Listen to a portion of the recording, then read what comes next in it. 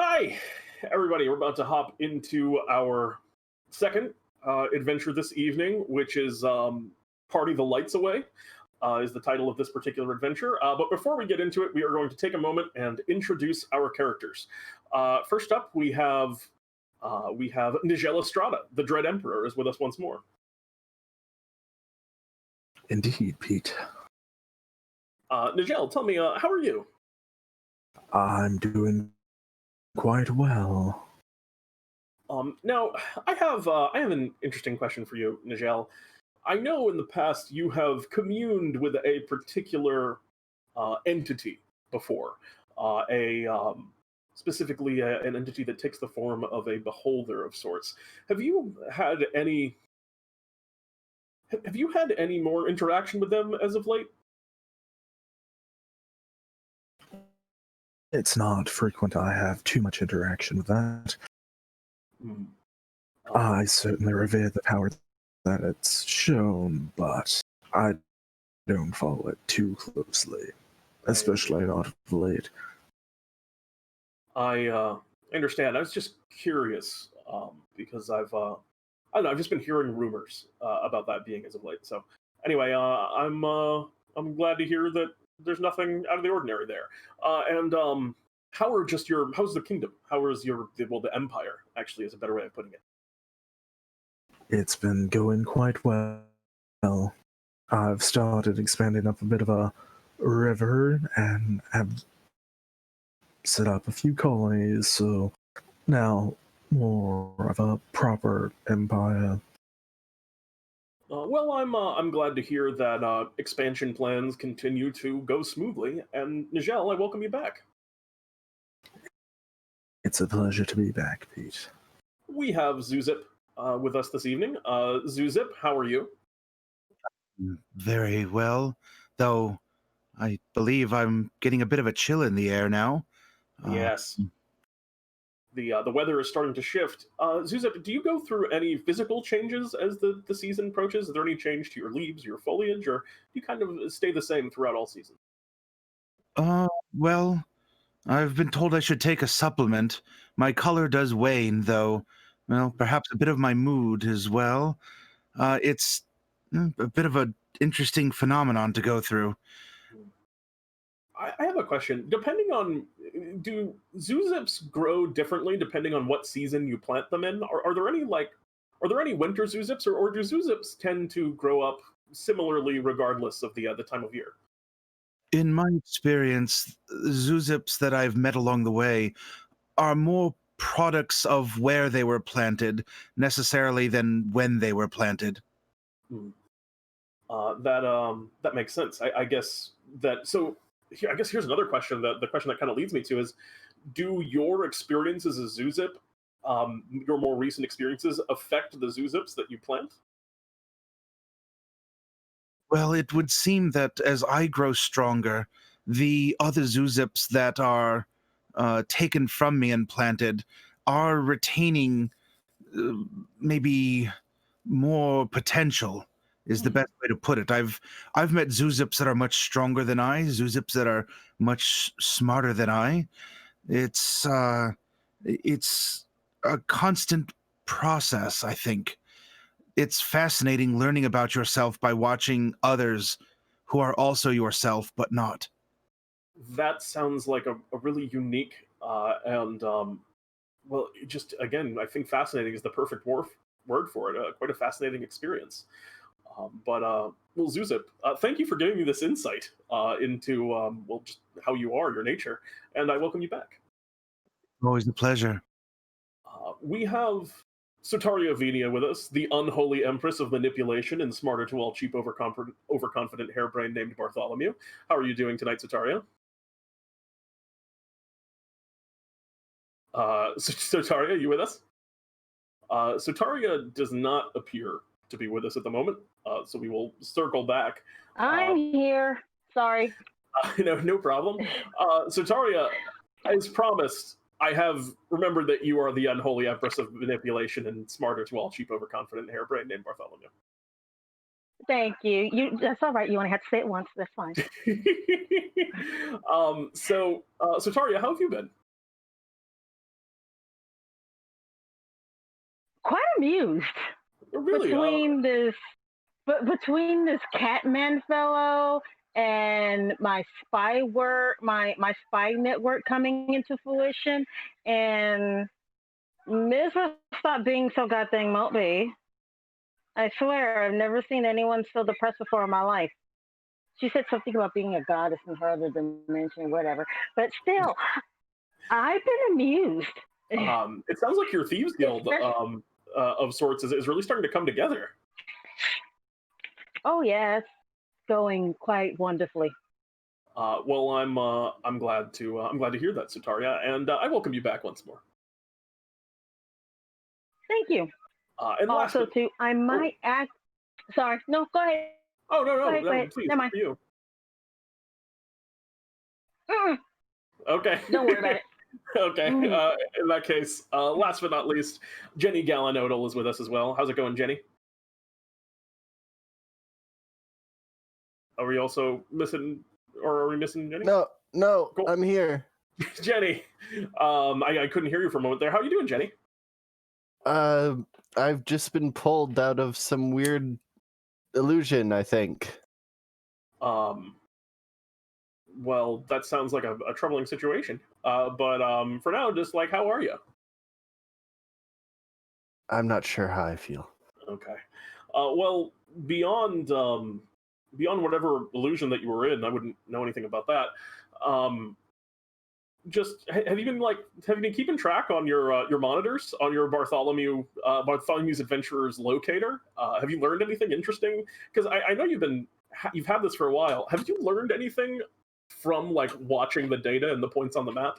Yes, so I know that most of the Galanodels are good. Roger is a little sus. We might have to vote him out. Yes. Well, I like that you have been. I like that you've been keeping such a vigilant eye and looking out for maybe anyone who's not who they say they are. Yeah. Yeah, of course. Any fakes? Yeah. You could even use a synonym for that I chose randomly was maybe imposters. Welcome back, Jenny. It's good to see you again. And we find ourselves in Bartholomew's shop as you come into our adventure, and Bartholomew greets the four of you as you come in. Greetings, adventurers. How are the four of you today? Very good. Yes, I have a request for the four of you. I'm glad that you're all here. Should be a pretty interesting one. Apparently, there has been something of an issue over at the Academy of Light. Have any of you met Victorious before? The name doesn't ring a bell. Yes, he's a paladin over there. He's actually my nephew. I try not to give him special treatment, but he is my nephew. And over there at the Academy of Light, he threw something of a rager, he called it, and things have gotten pretty out of hand. And he really needs some help, toning things down a little bit before any of the authorities show up. So why don't you, put on all of your rave gear and party attire, and I'll get you sent over to the Sacred Vale. Specifically, the Academy of Light, of course. There is a teleportation circle there. Any other questions before I send the four of you upon your way? Are they going to remove me from the facility as they did when I tried to originally apply to be a paladin? Yes, absolutely. You'll be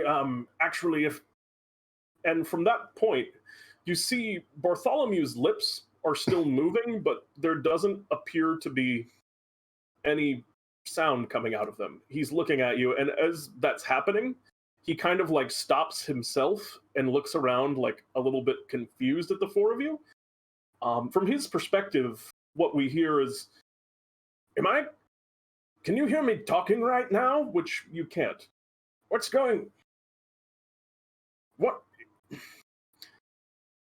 Are you okay, old man? He's just kind of like mouthing and no sound is coming out. You see him begin to casting like a detect magic spell as he just begins kind of like drawing his hands through the air, and he's just looking around a little bit confused. And, yeah. Judging by that, it's not a silence. And the room Can we hear each other? You can hear each other. You just can't hear Bartholomew. And you're noticing now at the corners of your vision, Bartholomew's eyes drift there as well. You're seeing that the walls, around you are starting to almost bleed. And the space is becoming just this pale, just perfect white color that's being revealed behind it, just white void. And as the walls kind of drip more and more, Bartholomew's kind of looking around confused, and as he's kind of looking around at this point, almost getting a little bit panicked, the words that you see him mouthing as he also kind of fades into just this whiteness are, it looks like this shouldn't be happening, is what it looks like he's saying as he's looking around confused. And then Bartholomew drips away and just bleeds into this whiteness until you're just standing in a white void.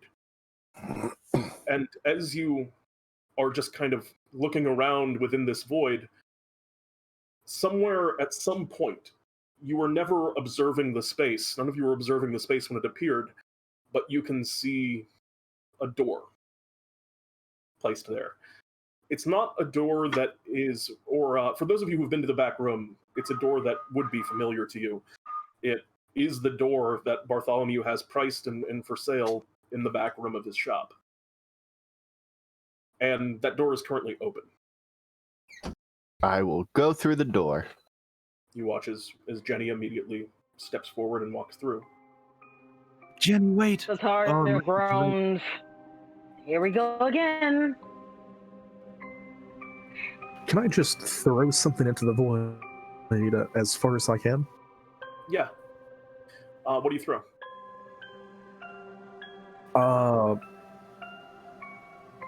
A silver piece.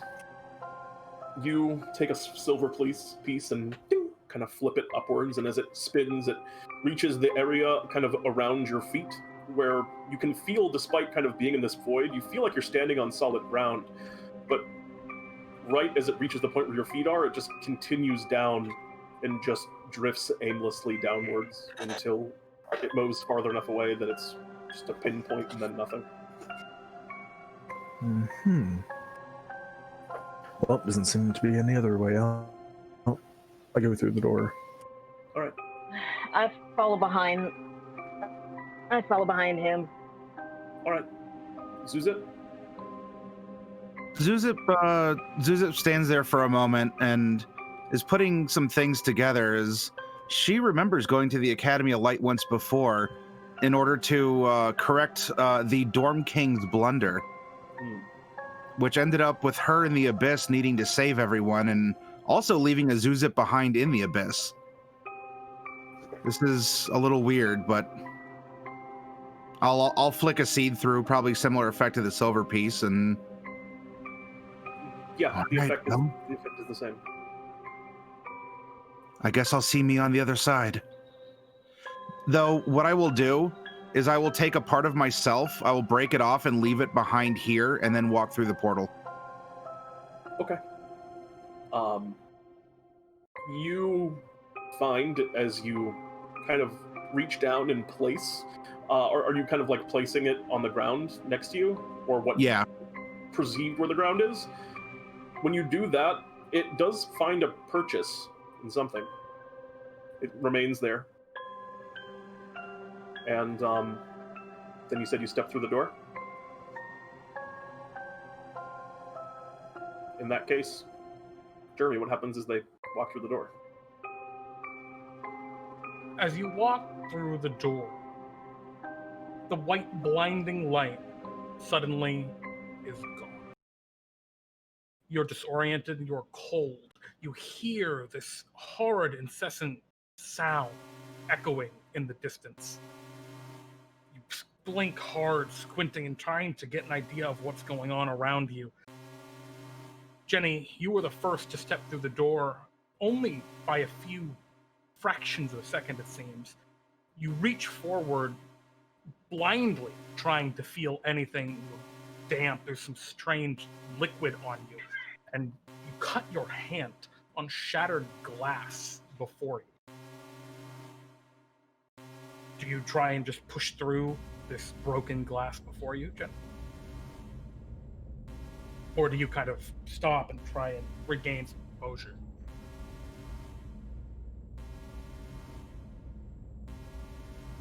Jenny, you're on the muted.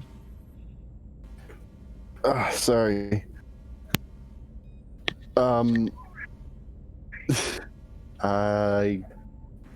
Do I see any of the other adventurers?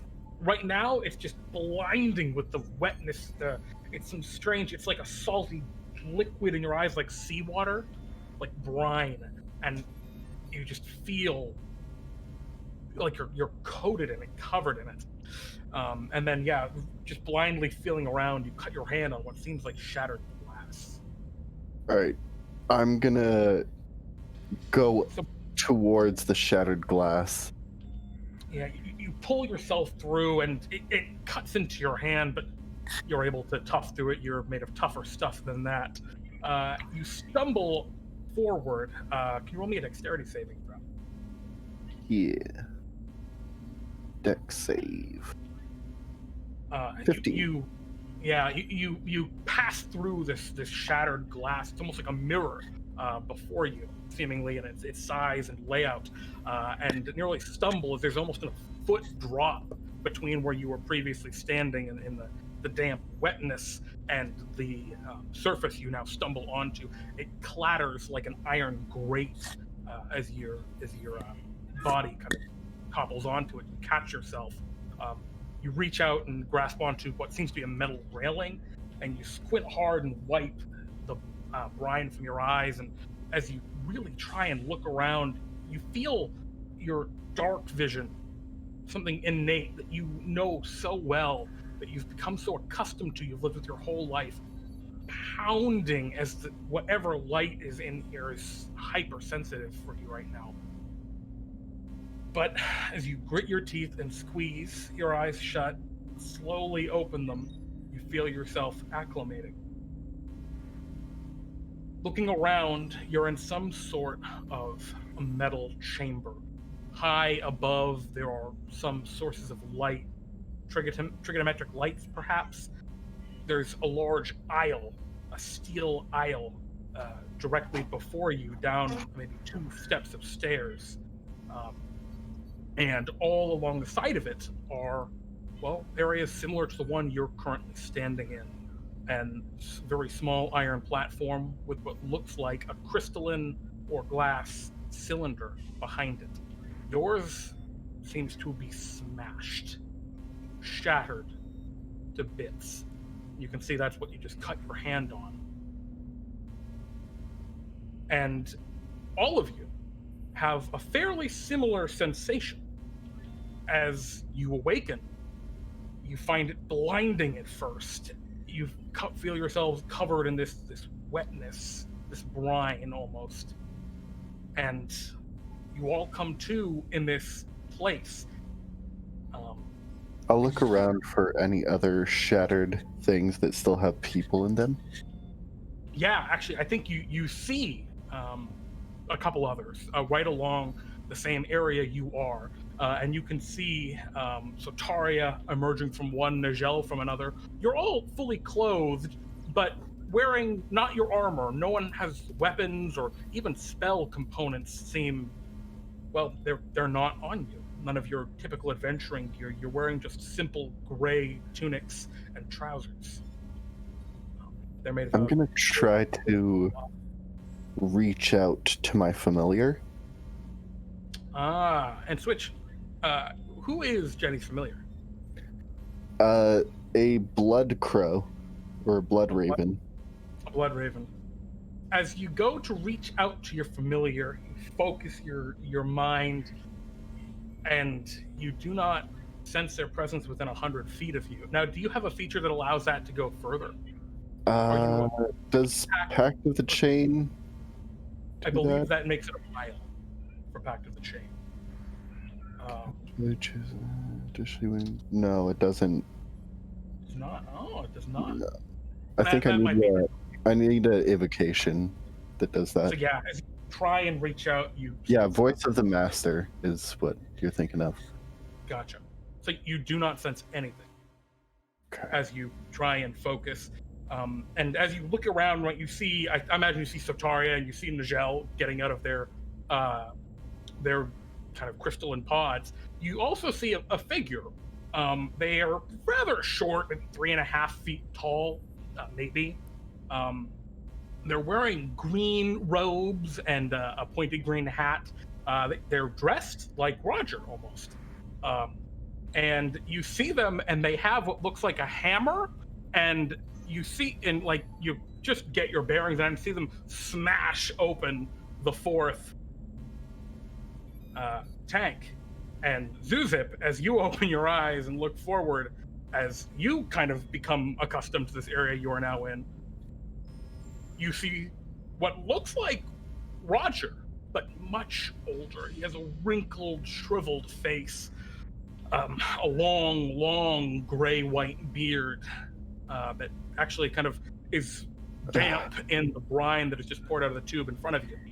And yeah, all of you see this kind of scene as you kind of... Roger?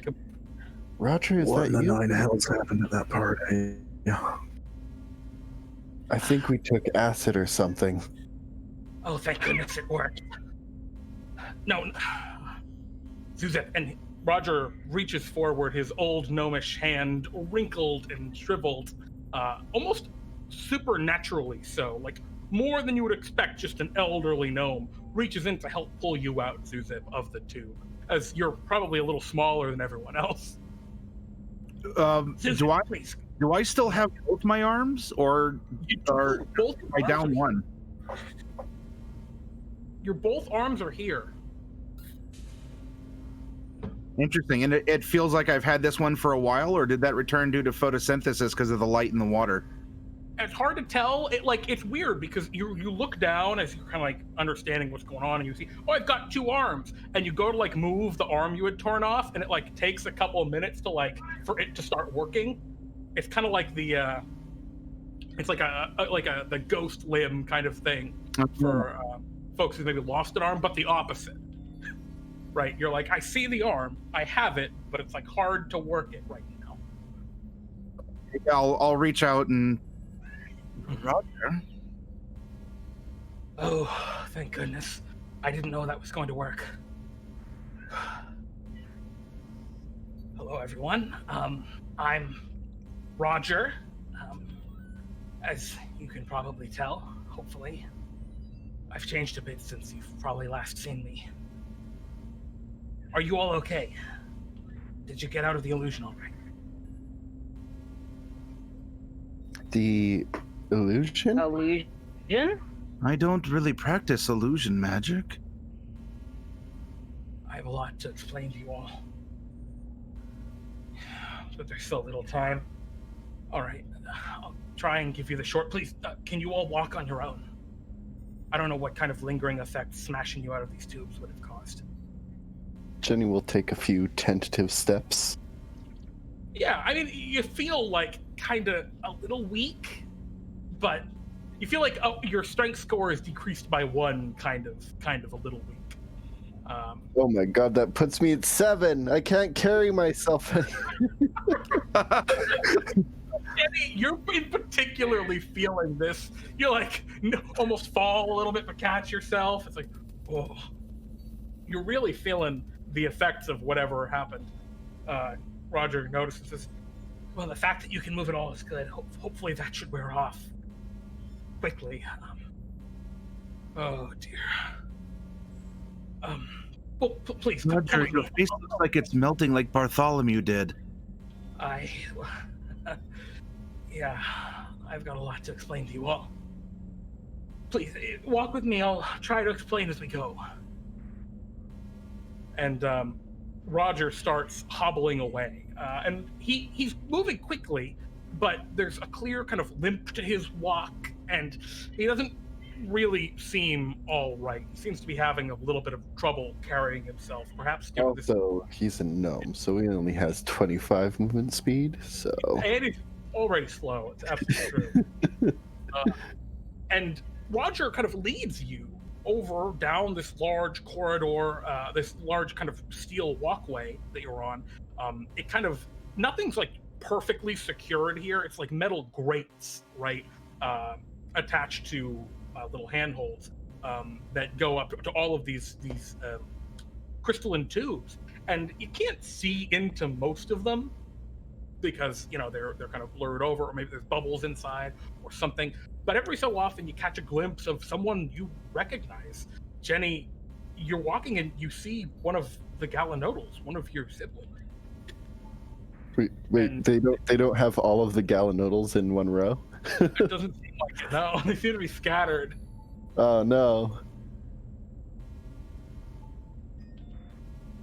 You ignore that though and you just keep going? Yeah. Okay. Yeah, okay. Yeah, so you ignore whatever. Freddy's fine.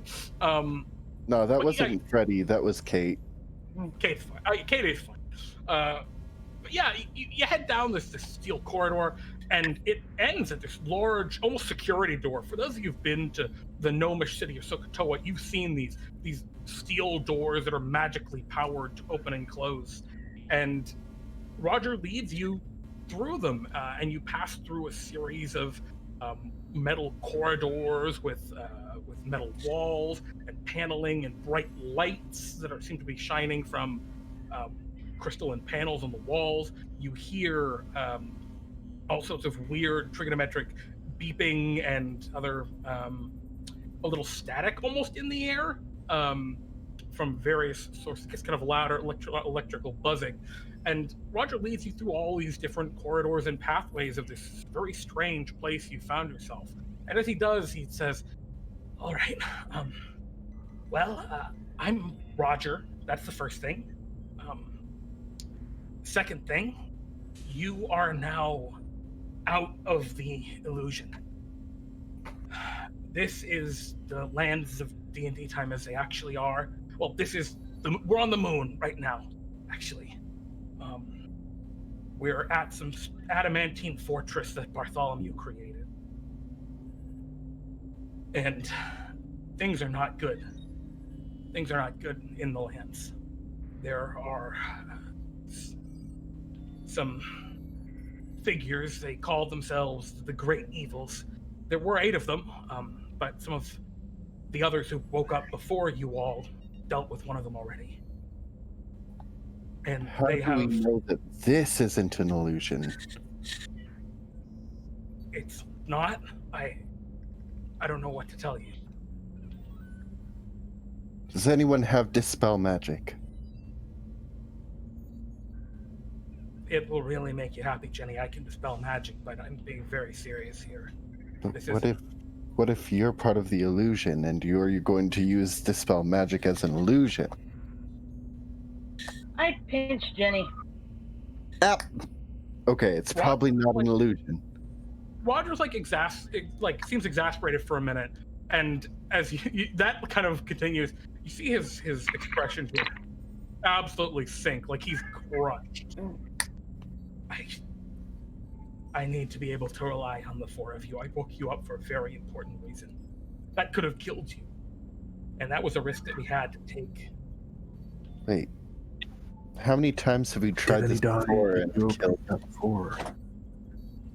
What was that, Nijel? Oh, I was basically asking the same thing.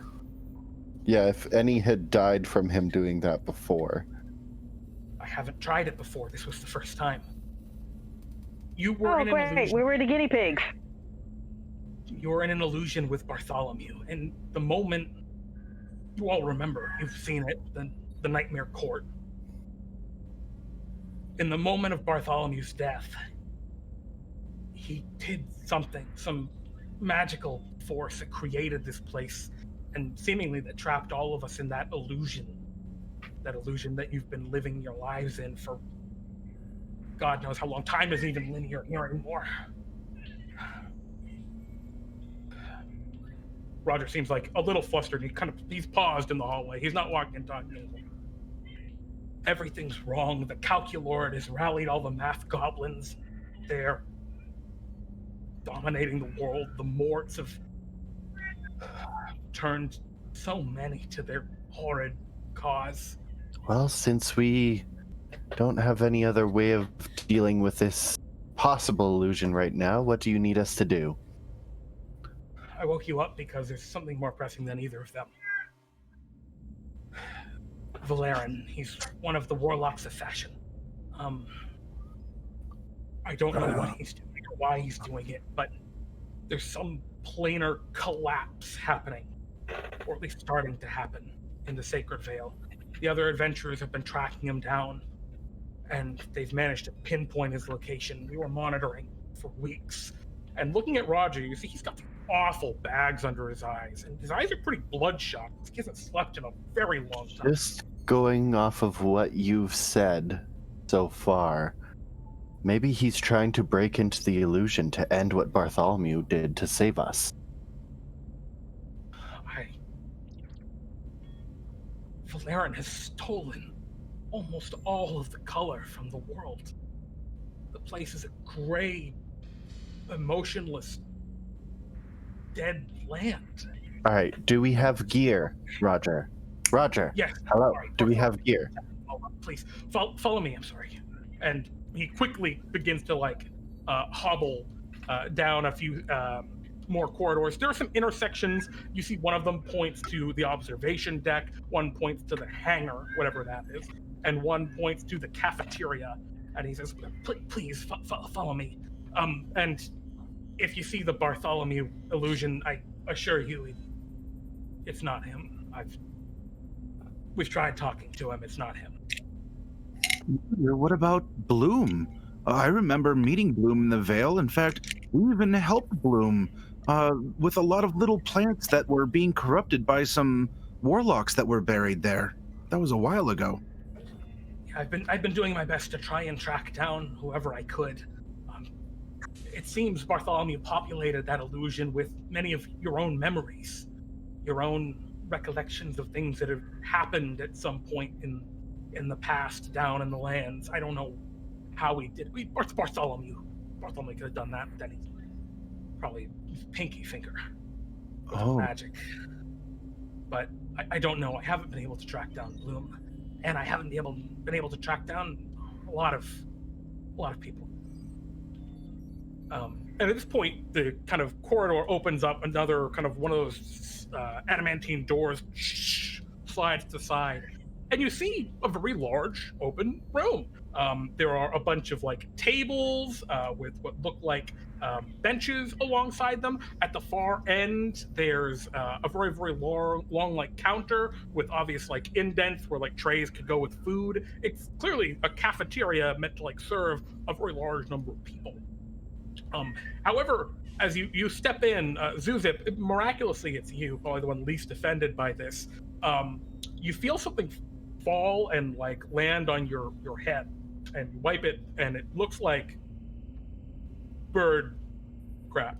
And you look up, and you see there are some birds up in the rafters of this room that are just fluttering around, and they seem to have built nests out of forks and other utensils and things up there. And yeah, there's just a bunch of birds living in the rafters. And, at least the cafeteria has decent food. Sorry about I that. absorbed that stuff as a plant, so. Yeah. Oh, right. Switch brought those back after one of the expeditions. Oh, Jenny, Switch is out, by the way. Your sister. Yeah, I expected as much. Switch was always the favorite. Well, you were a close second, apparently. Anyway, over here. Yeah, then get me the helping. Roger leads you over to a weird glowing panel on the wall. And the panel it's black, but there's still a glow to it, it's backlit, and there's this green image of Bartholomew's face. And Roger says, this is I don't know, every time someone's walked up to this, Bartholomew said some stuff, a thing is opened and all their gear has come out. So apparently he has it stored away somewhere. And who would like to approach the panel first? I'm going. All right, Sotaria, you walk right up to the panel, and as you do, you feel there's like a sudden flash of light from the panel for just like an instant, and then you hear Bartholomew's voice kind of speak out. Ah, Sotaria, good to see you. Welcome to the moon base. And then, would you like to retrieve gear? Yes. The cadence is totally off. It seems somewhat wrong for Bartholomew. It doesn't really sound much like his voice. But, yeah, as you say, yeah, identity verified. Yeah, And it doesn't sound like Pete at all. Yeah, weird. A little like panel slides up next to the screen, and you see just a heap of stuff. All of your equipment, your gear, your armor. It's all just heaped there. Roger says, This is terribly weird. And I kind of don't like it, but fine. I know. I assume to each of you go up to the thing and retrieve your gear in a similar way. Yep. Indeed. Cool. Roger, Jenny kind of like looks around further into the place that has the heap. And it's like, I'm guessing that Switch already has the grab bag. Oh, if they didn't bring it with them on their recent trip, I think they were trying to collect some birds. They thought it would cheer me up, I think. Okay. So Switch isn't here, is that correct? Switch is down on the planet, I guess is the term, yeah. Okay. Where does she keep the grab bag? I'll show you all to the locker room shortly. I don't know why it's a locker room. We could have been so much more efficient with it. But yeah, yes, like this thing kind of like points at the terminal that has Bartholomew. Bartholomew works in mysterious ways. And yeah, Roger proceeds to, as you all kind of gear up, I imagine, like you get your stuff back on, you kind of reattune to your equipment.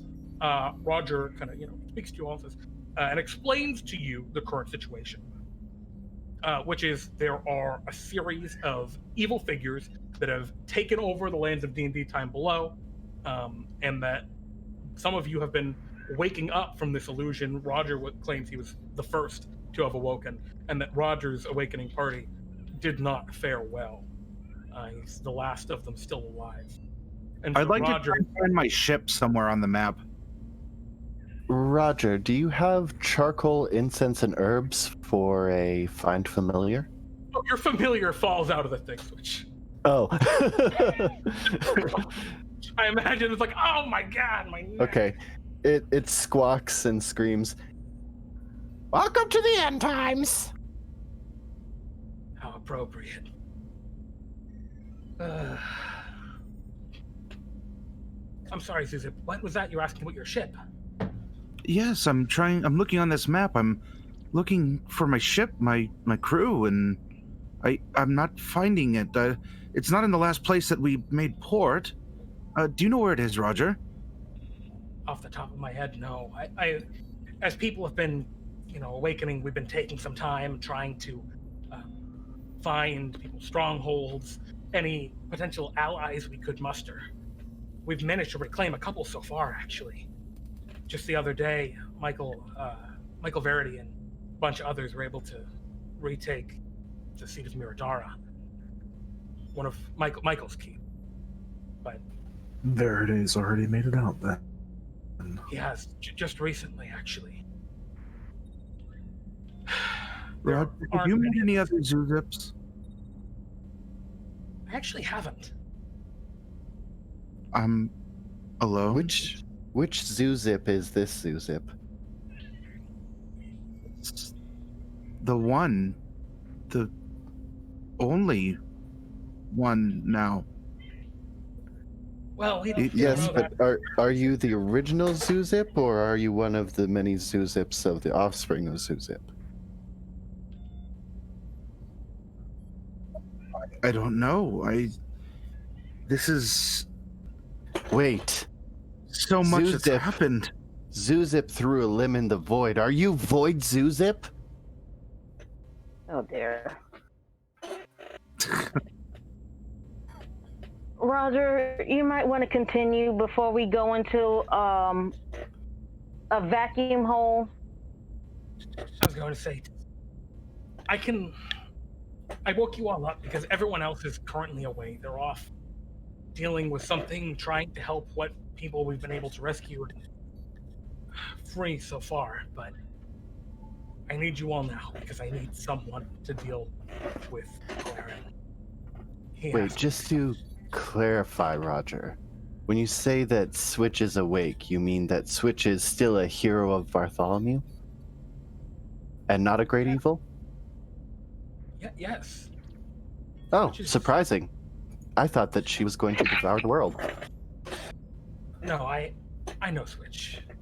Switch, I'm sure you do too. But I was very sus of Switch. She was going to be the next person I voted out. You vote people out of your family? I'm sorry. No, out of the airlock. What? Anyway. Yeah. Does anyone have any other last questions I can answer? How are we going to get from here to there? Kind of like points at a window nearby. Well, there actually haven't been any windows. So No windows? Oh, okay. No. Then yeah. It would have been on the far end of the cafeteria, and it's a very. Would Jenny have walked over to like look out the window? Yeah. Jenny, as you like would approach the window, and I imagine Roger would follow after you with everyone else kind of in tow for a glimpse. You see a horrifying sight outside. You see the lands of DnDTime as well from the moon, which is a really strange sight. It's not like a circular sphere. It's a strange convex plane, but that's unrelated. That's the horrifying part is you see what should be beautiful, white crested mountains and green forests, rolling golden plains, but you don't. You just see horrible swatches of empty gray landscape. The mountains, which should be so majestic, covered with their icy white caps, are just another muted shade of gray amidst everything else, as much of the color has been sapped from the world. And in the few places where there still is color, it radiates an almost sickening green as your eyes trail over behind it to the green sun beginning to rise, or what seems like a green sun at first. And as you try not to stare too directly into it, you see what was the golden sun, but what looks like horrible green tentacle-like rays starting to grasp around it, as though some large, infinitely large eldritch being was trying to consume it from the other side. It's disorienting and fundamentally disturbing to witness, and after a moment, you have to look away, and at another glimpse back, it seems to just be a green-tinted sun. When you're saying that it's like a convex plane, do you mean like it looks like a contact lens? Yeah, it's a convex plane. Oh, okay. Yeah, it looks like, yeah, exactly. Except it's square. A square contact lens. Okay. Yeah. Yep. That would be painful. I'm glad we've cleared that up. That's what the plane looks like. And yeah, Roger kind of grimaces as you look out the window. It's gonna be a lot of work getting this place fixed up, but this has already gone so far. Yes, especially with that kind of political statement. And if you all can deal with Vlaryn today, maybe we can restore the color to this place, give people something to look to with hope. I'm not sure if it would be worse or better with this color. I don't know either. All I know is their despair is what fuels that antediluvian thing. What if we restore the color and there's just like an entire city side worth of just blood everywhere? That'd be real bad. I That don't would know. be really Jeff- bad. Yes, Roger. What? Roger says that, but then looks toward everyone else. Like, do you guys have anything more less like joking to say? As he looks like a little flustered. Jenny is very heavy on the gallows humor. Yeah. I'm waiting for you to tell us what you want us to do because, frankly, standing around doing nothing is, frankly, not what I do best. Well, Roger wants And us to also- deal with one of the warlocks. Then point the way and let's go kill him. All right. Oh, right. I almost fell trapped to the Galanodel weakness monologue. Yeah, I'm surprised you let it go on so long. And in fact, you kind of enticed him. Right now, I'm the one goofing. And Roger begins to lead the way through this station. Do any of you have any questions for him as you kind of head towards what he calls the hangar? Or Jenny has many monologues to do. Yes. I'm sliding on No, the Jenny. linen sweater that Bartholomew knitted for me for solstice, going through my things, and I noticed that I still that I have here my accursed Lance Silverblood doll. yeah, I kind of give it a little smile because I'm trying to look for some kind of positivity or a friend, because right now I seem to be the only one of me, and that's actually kind of crushing for Zewxip. Despite being so independent, it's actually she wants to be with a lot of other people. And is there like a little gleam, a little glimmer, or anything with my little doll? I think like your little doll was kind of like you grabbed all your stuff in your arms and you've kind of been just following along as Roger's been leading you down these hallways. You've probably fallen a little bit toward the back of the pack because you're going through the stuff as you walk. And you move in one thing, you move another, and you see the doll, and it's like you see the bottom half of it sticking out, maybe under the sweater. And you go and you move the sweater aside, and what you saw this doll, you expected this joy and this comfort of like, oh well, Lance, and it is Lance. It's a spitting image of Lance, just like him, except the eyes are bright green. It's almost like a flashlight of green light just emanating from its eyes.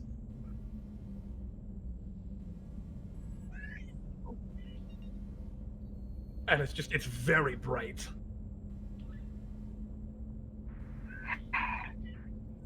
Do you cover it up, or do you what do you want to do with it?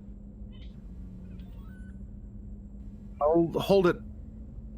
I'll stuff it back under my mineral shirt for right now. Mm-hmm. Okay, you pop it back under. Yeah, you just cover it back up. And it's weird. It's like as soon as you cover up the face of it, it's like, oh, it's like it feels comforting just immediately again. But as soon as you can see its face, it just almost dread kind of wells up inside it. Very uncomfortable dread, which is kind of the hallmark of the Green Sun as an organization and as an entity. But I thought they made good health inspectors for the milk and honey down in Central City, but yeah, well, that's fair. Actually, you've had pretty good experience with the Green Sun. Maybe this is a very unusual. Maybe it's even hard to read what your feelings are. Like, yes, you feel that dread looking at it, but maybe it's almost like a confused dread for you, Zewxip. I feel, for a natural being, I feel very unnatural. For someone who creates many more of myself and loves being around people and my crew, I feel so isolated, and it's just a weird mix all at once. Does anyone else have any questions as Roger kind of guides you through the place?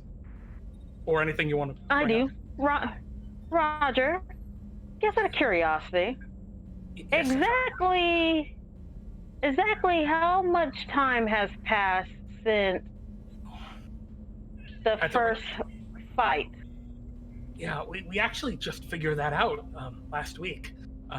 We've been trying to understand. I woke up about a year ago out of the spheres, or maybe it's a year and a half now. I don't know. Oh, my head hurts trying to remember it. So you don't have an exact date, huh? Okay, Well, never mind. Everywhere. The Calculord broke time. In certain parts of the world, it's been, years, decades. In Miradara, the home of Michael and them, it was 50 years had passed. Whereas Selkris, when she got back to her keep, it had only been about a year. Time seems to be acting differently in different parts of the world, and I think it has to do with the Calculord's influence. There must be one true timeline, but I just don't know it. When you guys figure that out, let me know. I will. I'm willing to break a certain device if need be. I'd be really careful about that, Sotaria. Well, playing with too much. I said I'm willing to. I didn't say I was going to. Roger's like, oh no. Roger is definitely concerned by the Chronos Melody box, but says no more. Nijel, did you have any questions or comments? So, our mission isn't some fucking with time and going back to save Bartholomew. No, actually, we've even been to Bartholomew's tomb, and while we found a sarcophagus, it's actually up in the base here. We can't get into it. We can't, censor or scan into it. It seems to be thick with lead or anti-magic something. I don't know what it is. Maybe his soul is trapped somewhere. I just don't know.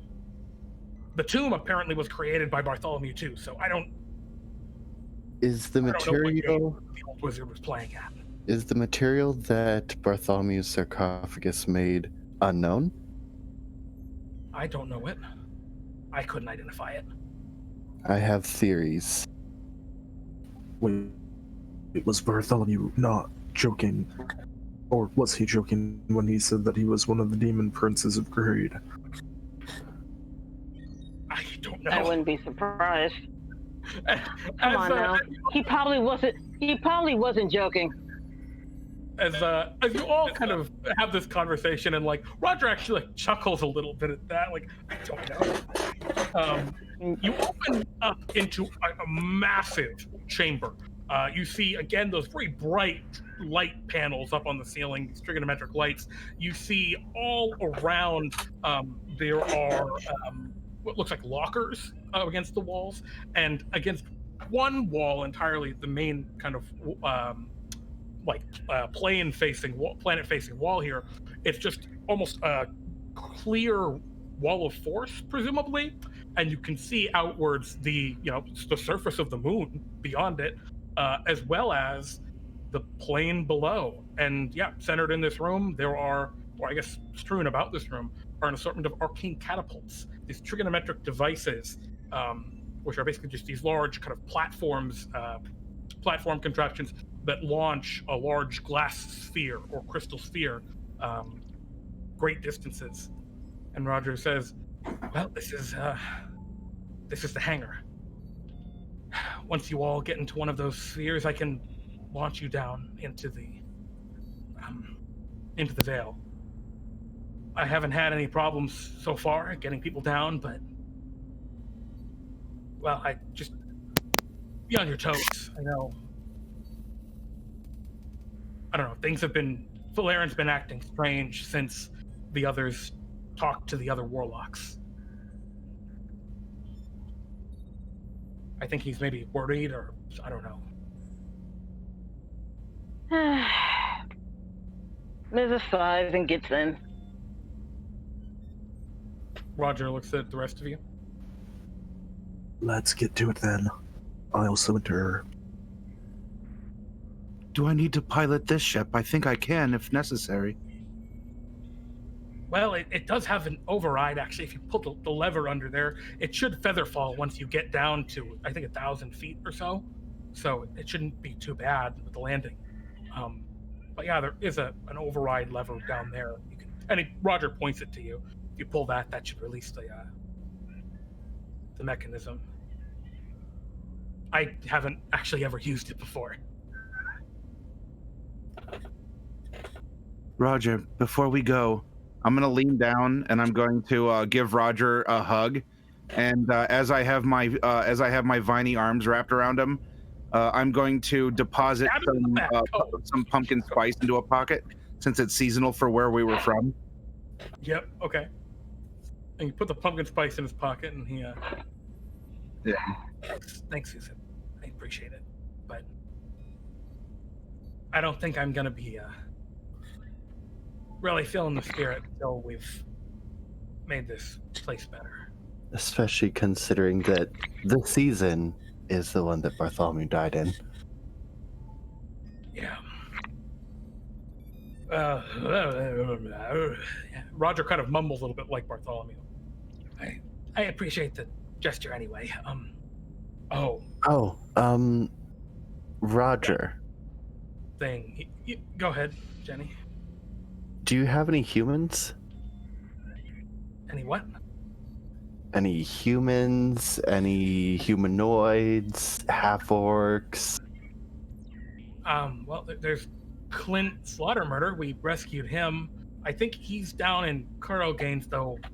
They're experimenting on Morts, trying to come up with a more No. way of converting them. I'm thinking red shirts. Do we have any red shirts?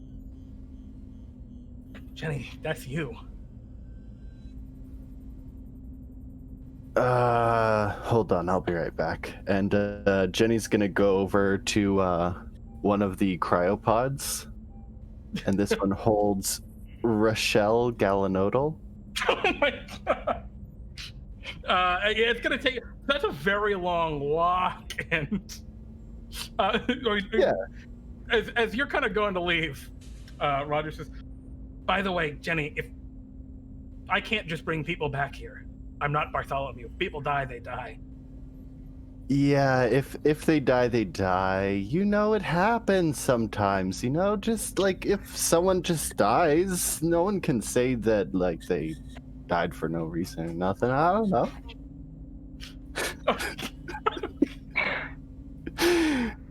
And Jenny's gonna take out other characters. Jenny's gonna take out the Frankenblade and stab it straight through the pod into Rochelle's face. And the Frankenblade just deflects off the pod. Oh no! Oh no! Roger, do you have a hammer that hammer that you were using earlier? Oh, yeah, I don't think we're gonna be able to get that one. Roger. Looks over at Nijel. Do you have anything to possibly ring her in, or Look, we can do this easier. What? Do you have any souls, Roger? Never do you have mind. Any souls around? Never mind. Well, okay, I'll tell you this much. Roger walks over to Jenny. Okay. Walks over to Jenny with some rope, ties her up, and drags her back to the pod. Roger, like, where'd you go, Jenny? And you get dragged back in the pod.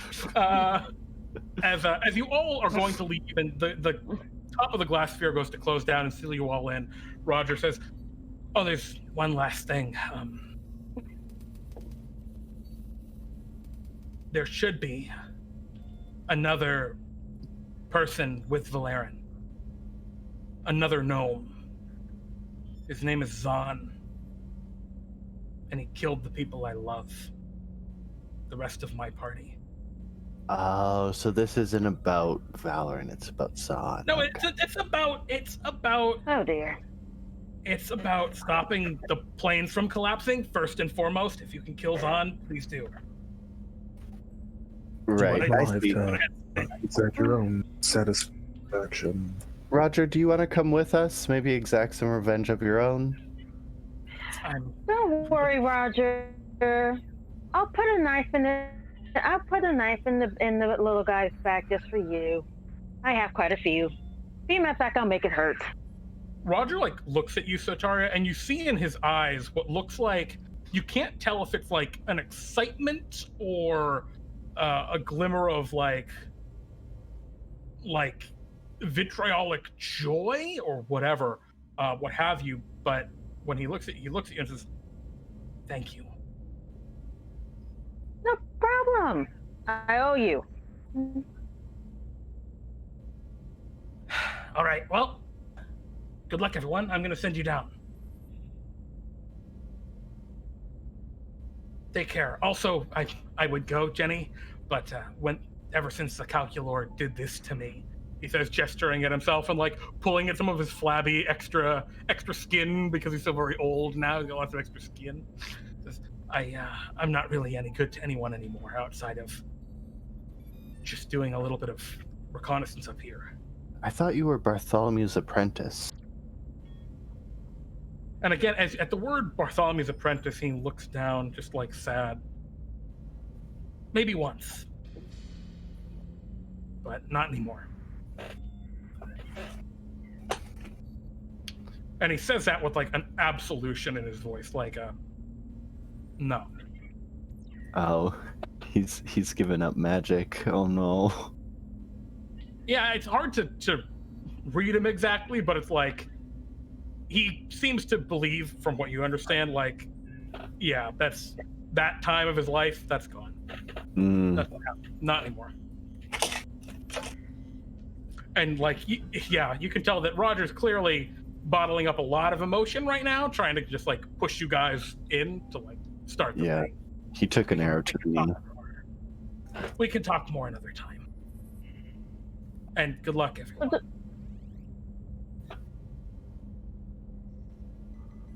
Sorry, Sotaria, you were saying something. Can I pull the trigger and send you all? Sotaria's debating on gagging Jenny or not. So as you're sitting there like, do I need to gag Jenny? The kind of glass sphere closes down. Roger says, all right, good luck. And whoop, pulls a lever, and you feel yourself rocketing toward that invisible wall of force. You go right through it, hurtle through space for a few seconds, and start crash until this bright red light begins to just consume the area around the sphere that you're in. You don't feel too much in the way of G-forces in these arcane catapults, miraculously, otherwise you'd be dead. But as you begin hurtling down through the atmosphere, eventually you can see the clouds and this almost sickening green skyline above them, this green reflection above the clouds, and you crash through them, begin to go down toward the lands below you. You can see it's like raining a little bit around you, and it's weird because you're following, faster than the rain is. And as you're going down, you can see the land. The featherfall begins to engage. You begin to slow down, and then a bright streak of rainbow lights flies up toward you and smashes into the side of the arcane sphere, and you begin to crash. Can you untie me now? I would like you all to actually roll for initiative. As you're crashing in your arcane. Been untied, Jenny. Oh, I've been untied? Yeah, ever since you got in there, I untied you. Okay. All right. So Zewxip. Nah. Okay. Nah, Zewxip doesn't go first. I mean. Oh shit. Looks like you also don't go first. All right. I would like all of you to roll me a dexterity saving throw, as suddenly it slowed down immensely into like a very soft, almost like controlled landing. But ever since you were hit by that, what looked like beam of rainbow, you started to wildly topple and spin out of control. All right, Zewxip and Jenny, you and Nijel actually. Oh, I'm sorry. Gets +4. Nigel's aura. Everyone gets +4. Nigel's aura keeps Jenny like up and about, but Zewxip, yourself, and Nijel, funny enough, are just toppling head over heels. This thing spins wildly. It seems the gravity stabilization is all gone, and yeah, you were just crashing toward the forest below. The weirdly gray forest below. So Sotaria, you're the first to go. You, I imagine, had buckled up. Probably the only person to have buckled up in this thing. As everyone else is kind of getting tossed around you. What do you want to do? You're hurtling. Is there a way that I can grab? Am I close to where the control panel is? Yeah, I think everyone is fairly close to it, just from your current awareness, like current kind of situation. Can I kind of try and steer this ship or try and gain some control and stabilize the ship, if possible? Well, the controls aren't out currently. No one has pulled the lever. Well, in that case, I don't think there's nothing much I can do except for either, because I'm not a mage. I mean, do you want to try and help one of your friends, like regain their footing? Okay, in that case, I'm gonna try and grab Zewxip. Okay. Because if I stabilize them, they should be able to hopefully grab the other two. I hope. Okay. So well, you reach out. I'm good, is what Jeremy said with the plus. Jenny is okay. It's just you and Jenny that are okay right now, Sotaria. But you reach out to go grab Zewxip. Can you roll me?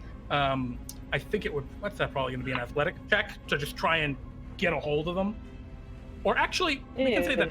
We can say it's just helping Zewxip to get a grip. So you use your action to help Zewxip. And then Jenny, it's your move. You're also not toppling. What would you like to do? I am going to. Is there like an eject door, like a door thing that just pops out of this thing? There are a couple of levers in here. You've never used all the things in the arcane catapult before. Maybe one of them would eject the top half of the sphere. Is there like pictures over the levers or anything like that? Nothing labeled. The Trigonomes aren't super good at that. About that, it seems. Or really, Bartholomew, who conjured the place, wasn't very good about it. He was like, I know where everything is. Then, since I don't know what the levers do yet, I'm going to look around to see if there are parachutes inside this thing. Ah, excellent. Okay, roll me, and I guess, what do you think that is? Investigation check to dig around? Sure, or perception. Yeah, perception's fine too, whichever you prefer. Yeah. You're digging around, looking for stuff. You can't find anything. Who packs a backpack full of spoons? A backpack full of spoons. All right. So that's one failure for you guys on this crashing skill challenge. We're on to the next in the initiative. It's Zewxip. Zewxip, you are toppling head over heel. In order to do anything, you need to get yourself back on track. Acrobatic. I'm sorry, or you could try and do something with disadvantage as an option. But yeah, acrobatics would get yourself, or athletics could kind of reorient. Since helping them, they get advantage on the check, right? Yeah, well, Sotaria is giving you advantage on this check because Sotaria is helping you out. So, yeah, that would be either one, athletics or acrobatics. Oh no, Sotaria. Oh well, you have advantage because of Sotaria. Oh no! Sotaria, you reach out and grab Zewxip, and like what you think is a finger comes off of Zewxip. Zewxip's planty arm, as Zewxip, you feel something snap. It happens. And you continue to just topple around helplessly. I'm sorry. All right, that's not a failure though, because that wasn't trying to actually get yourself out or help you guys in a meaningful way. That was just reorienting. All right, Nijel, what do you want to do? You are currently also toppling around. What do you want to do? I'll see about stabilizing myself first. Okay. Oh no! You continue to topple around, unable to regain your footing. I imagine you kind of like kick your legs out, push your arms up, but you're just unable to brace against anything. It's just a little too large in here. And maybe I grabbed onto a strap that I thought was one of the seat belts, but it was the bag that Jenny threw over her shoulder, and I have no purchase to it. Exactly. The Galanodel grab bag slams into you. No, the bag full of spoons, not the Galanodel grab bag. A bag full of spoons slams into you. Why do you have a bag full of spoons? Well, now the spoons are flying everywhere inside. They're a hazard. Just kidding. Sotaria, your move. Oh, actually, end of the round, you have a second failure. Okay. As you are crashing toward the ground. What do you want to do, Sotaria? All right. I guess I am going to see if there's some parachutes or something in here. Hopefully there is. Okay, so you're just like, all right. Thank you. Zewxip, I'm gonna do what Jenny was doing. Yeah, you're looking around, and sure enough, you managed to find tucked under the seats. There appear to be parachutes. So you're able to grab those. That is one success toward a safe landing. I imagine you put yours on, right? It's like a backpack. Yeah. It's easy. So you're the only one. I basically tell everyone else, like, hey, look underneath your seats. Or try to reach underneath your seats. Alrighty. Jenny, your move. What to do? I'm gonna grab the parachute, obviously. Yep, you automatically succeed that because Sotaria told you where it is. And you're not disoriented. Do we know how many failures we have before the thing? Because we have 2 out of X, right? Yeah, you started just above the cloud, or just basically at cloud levels where this descent started. And now you're maybe halfway there, give or take, halfway to the ground, hurtling toward it. Okay. So, I mean, you're not there yet, but... Yeah. Then I'm going to give advantage to Zewxip and hope that Zewxip gives advantage to Nijel so that we can all do something next round, yeah. All right, Zewxip, it's your turn. Would you like to try and take an action while flipping around? You'd have disadvantage on it normally, but Jenny's giving you help, so just be normal. Or you could try and stabilize yourself with advantage. It's acrobatics or athletics, right? Cast spell or something. I don't know what you got. Yeah, either works. Yeah, I need to try and stabilize myself to see if I can...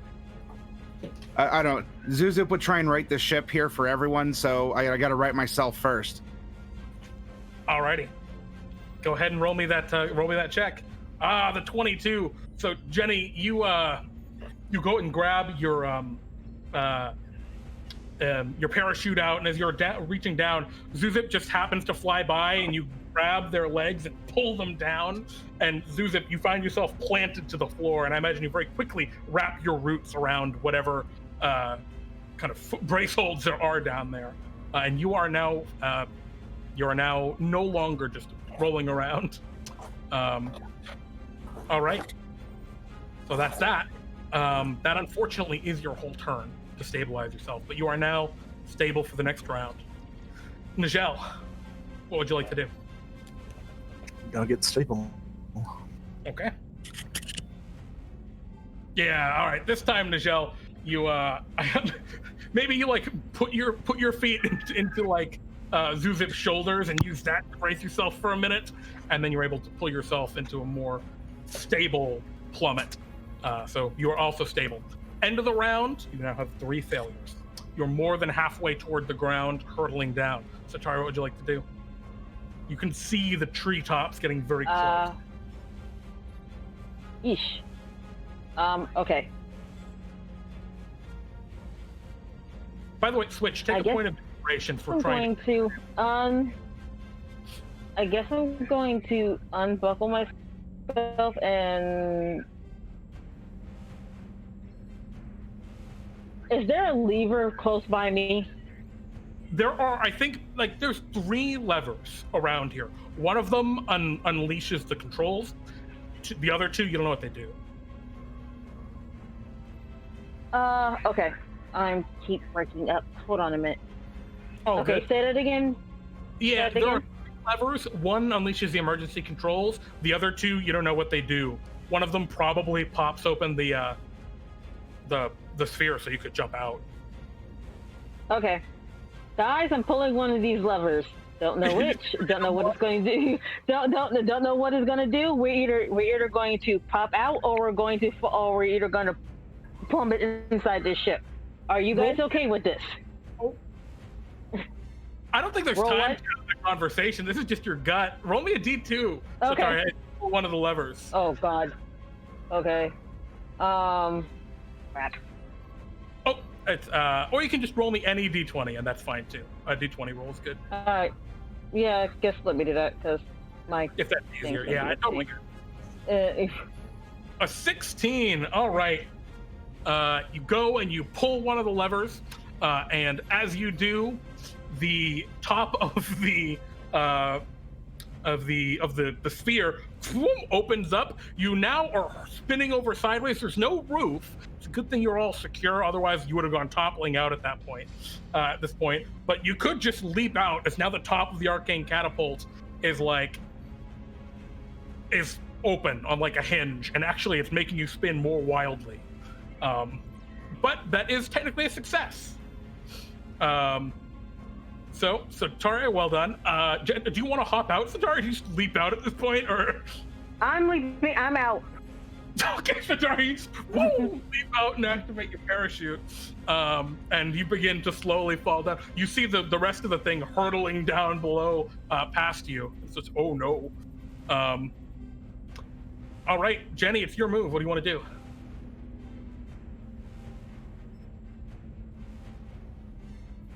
Jenny, I think you might be the muted.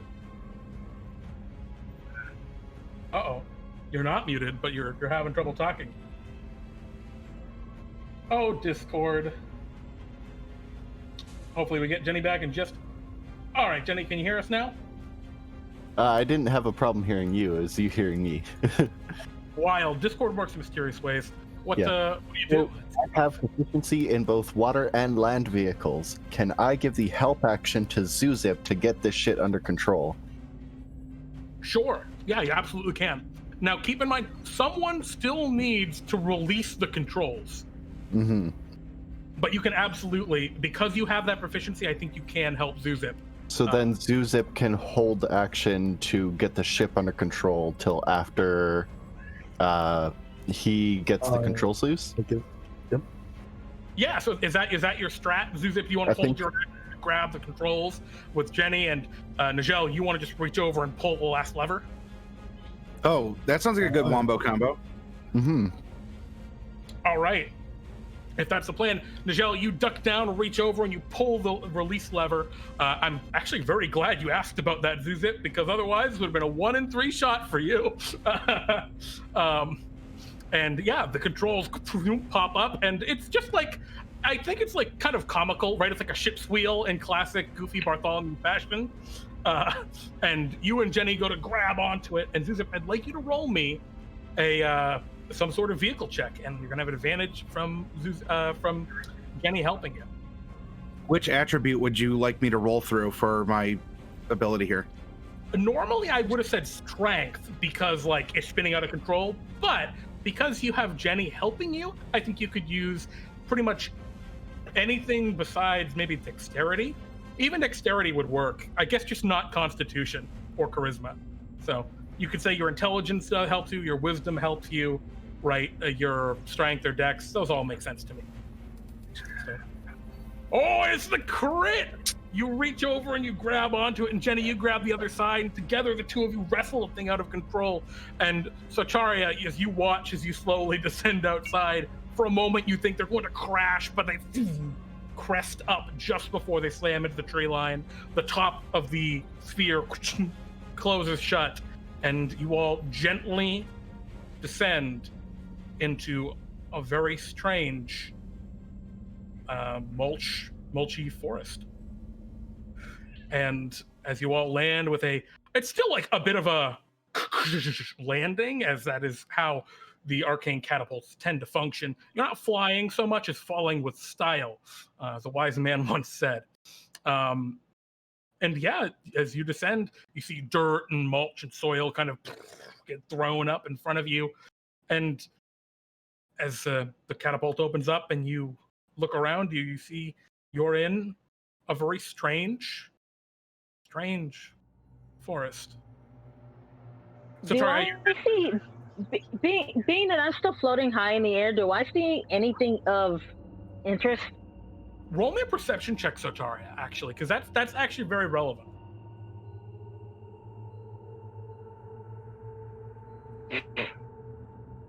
You're looking around and nothing. Actually, you know what I think you see, and you don't get any more detail than this, but you can see off in the distance, well, a gray-scaled forest. But from the direction you think that beam of rainbow came from, you see what looks like brilliant luminosity, some bright, shining, gleaming light. And more than just light, it's colors, so many colors that it almost all blends together into this one brilliant white. And what direction is that in? You know the the direction relative to where you're about to land, I think. Okay, so it's not too far. In other words, if we take a straight shot, we'll get there. Yeah. 20 minutes, okay. Maybe half an hour walk. My familiar wakes up at this point and squawks. Truly, truly, I say to you, you will see the heavens opened and the angels of God ascending and descending on the Son of Man.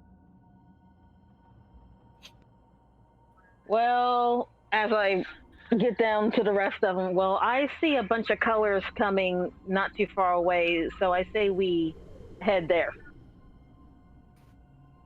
Let's get moving quickly. They're going to be coming the direction of the crash site. Well, I'm agreeing with that. As you take your first steps out of the pod, you're in this forest. It's like mostly a pine forest here in this part of the Sacred Vale.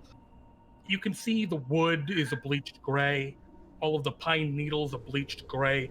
The mulch and everything upon the ground and surface of this place, bleached gray. The shrubberies covered with bleached gray berries.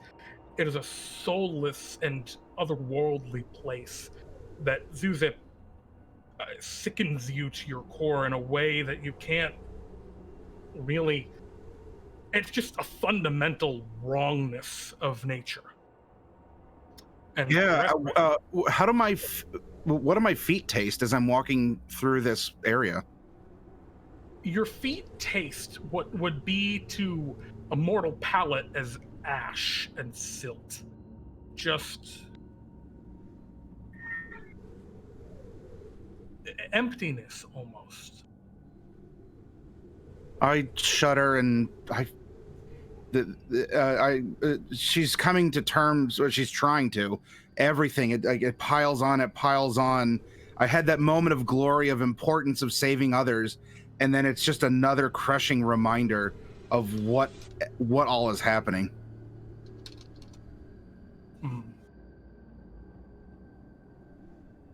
All right. And so the four of you begin to trek through the forest, led by Sotaria, who got at least a glimpse of the general direction to head. You're walking for a relatively short time before you come to a break in the trees, a little clearing almost. It's not nearly where you're looking to. It seems like maybe it's just a natural break in the tree line. And as you do, you feel this additional strangeness, this sickness, as you look up and you see the green sun beating down upon you. You can't see any of the signs of the eldritch being that you caught a glimpse of before, but you can feel its presence staring down at you greedily, hungrily. And I'd like each of you to actually roll me a Pete, is it a charisma or a wisdom saving throw? I actually have forgotten. Be a DC 20 wisdom saving throw. Over those plus 4s. Yep.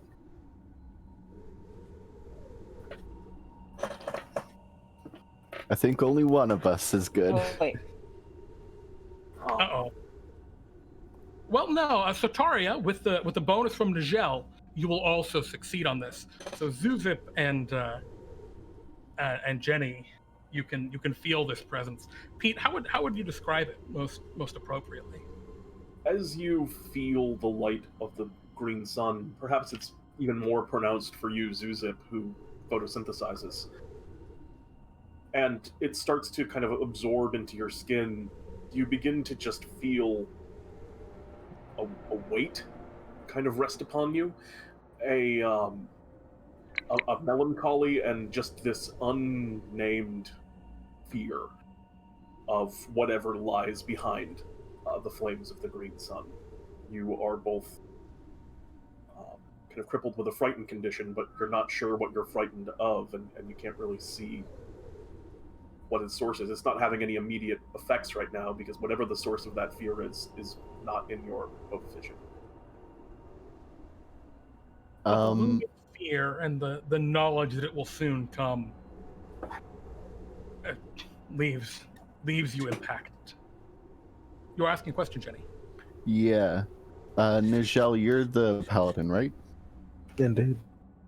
What Jenny, that's- subclass paladin are you? Conquest. Okay. Zewxip crumples and probably throws up a little bit in her toes. What does it look when Zewxip throws up? Because Zewxip, you're a flower person. Yeah, my feet are oozing. Can we skip this? Yeah, we can leave. I will say, your vomit is the only thing of color besides, of course, the lot of you and the equipment you're wearing here, and it stands out in an uncomfortable way. You keep walking. We're gonna go past the bio. That's fine. I wasn't getting any more detailed, but she is in such a crushing state right now. I do have a question about this fear. At level 10, paladins get Aura of Courage. Does it cut through the immunity to the frightened condition? Yes, it does. So, yeah, and you don't have the frightened condition. I'm sorry, you do, but the source of your fear is not currently in sight. And yeah, it absolutely would cut through. It's not quite Far more powerful. fear, it's despair. Maybe. A feeling, Nijel, I imagine you're so used to importing on others. But yeah, you keep walking and you keep walking. And it's strange. It's an empty forest. There's not a bird tweeting or chirping. There's not a deer frolicking. There's not even a bug crawling amidst the mulchy floor. And after a relatively short time, now you're probably, sorry, you'd guess you can't be more than 5 minutes out from the area you saw previously. You see something that isn't just bleached gray forest. You see, well, it's still gray, but you see a mass up in front, up ahead of you, just in amongst the trees. It is fairly large, maybe the size of a horse, and it's just kind of lying on the ground. Asleep, perhaps? But it's directly in your path.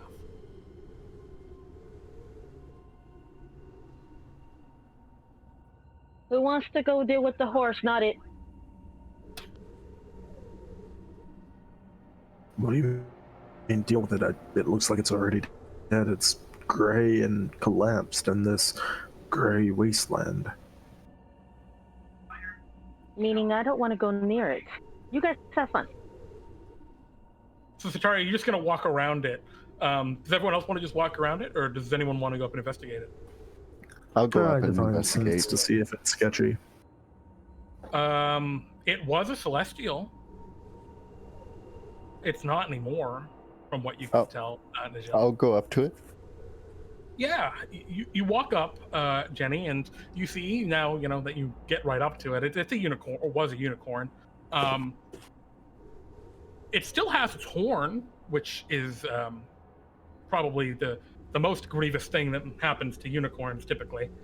But you can see it looks like the neck of this creature has been completely just cut open. And as you look at it, it looks like it is shriveled inside. There are little splotches of what looks like, or like there's a big pool of what looks like blood around it. What the blood is also gray, just a gray liquid. The shriveling insides, does it look to be the work of necrotic energy? Yeah, it absolutely does. Jenny, can you roll me an Arcana check? Mm-hmm. Yeah, this looks like the work of some strange version of like the blight spell. Like all of the blood has been pulled from this creature, and you see it just in a huge puddle, just where it seems to have fallen.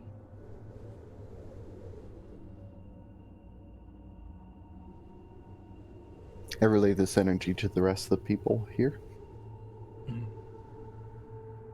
So how do we go about harvesting that horn? Well, first you have to, and I'm going to go into detail. Okay. Can I have help while I do those details? Yeah, I'll give you the help action. I do Really those easy. details to extract a dead unicorn's horn. I imagine there's a lot of like smashing and crashing and but you get a unicorn horn. There's maybe a little bit of bone stuck on the end of it. It's horrible, and you feel, despite yourself, feel somewhat guilty, like a supernatural celestial guilt. Well, this will either be a really fucked up cursed item for a dead unicorn, or a really useful component for whoever's back at the base. Indeed. I'm leaning toward cursed item.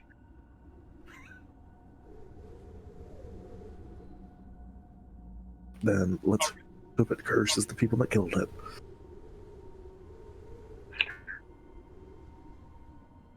After the last few minutes of walking, you find yourself coming towards where you believe you saw that light, Sotaria. And the rest of you all begin to kind of see it. You see, it looks like a light at first, but it's not. It's just the color is, well, coming back as you get closer. You see maybe a bush where not every berry has had the color pulled from it. A small red berry visible amidst the gray.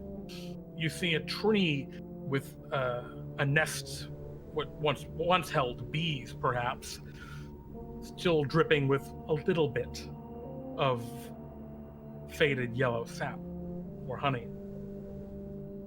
And yeah, you can just keep walking forward if you'd like, or is what's your game plan here? This seems to be kind of the direction you're going. Or keep an eye out for any humanoids in the area. Yeah. This is a weird place to find.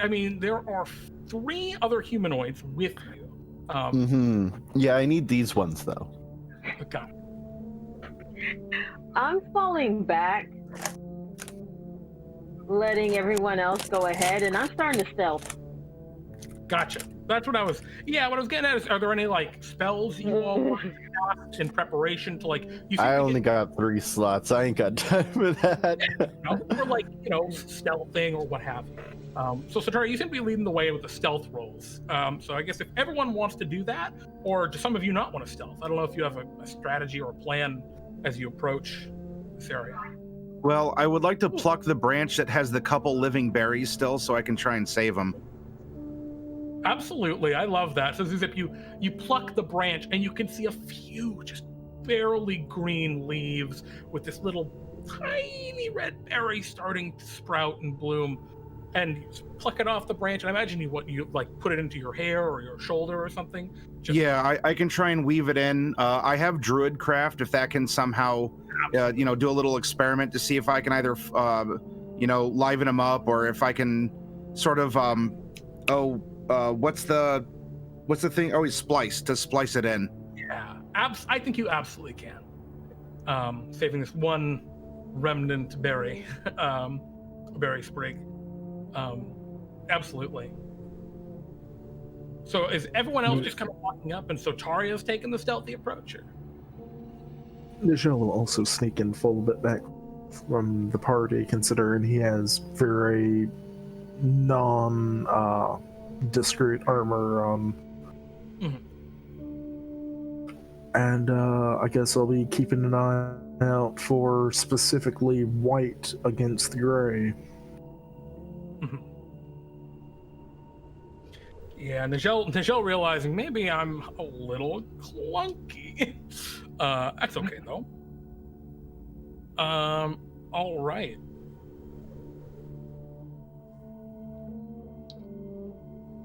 Jenny also a little slow. All right. And Zewxip, are you trying to be sneaky? No. As wise as that would be, I think she's way too distracted by this little red glimmer of hope, and is kind of leading her in her despair.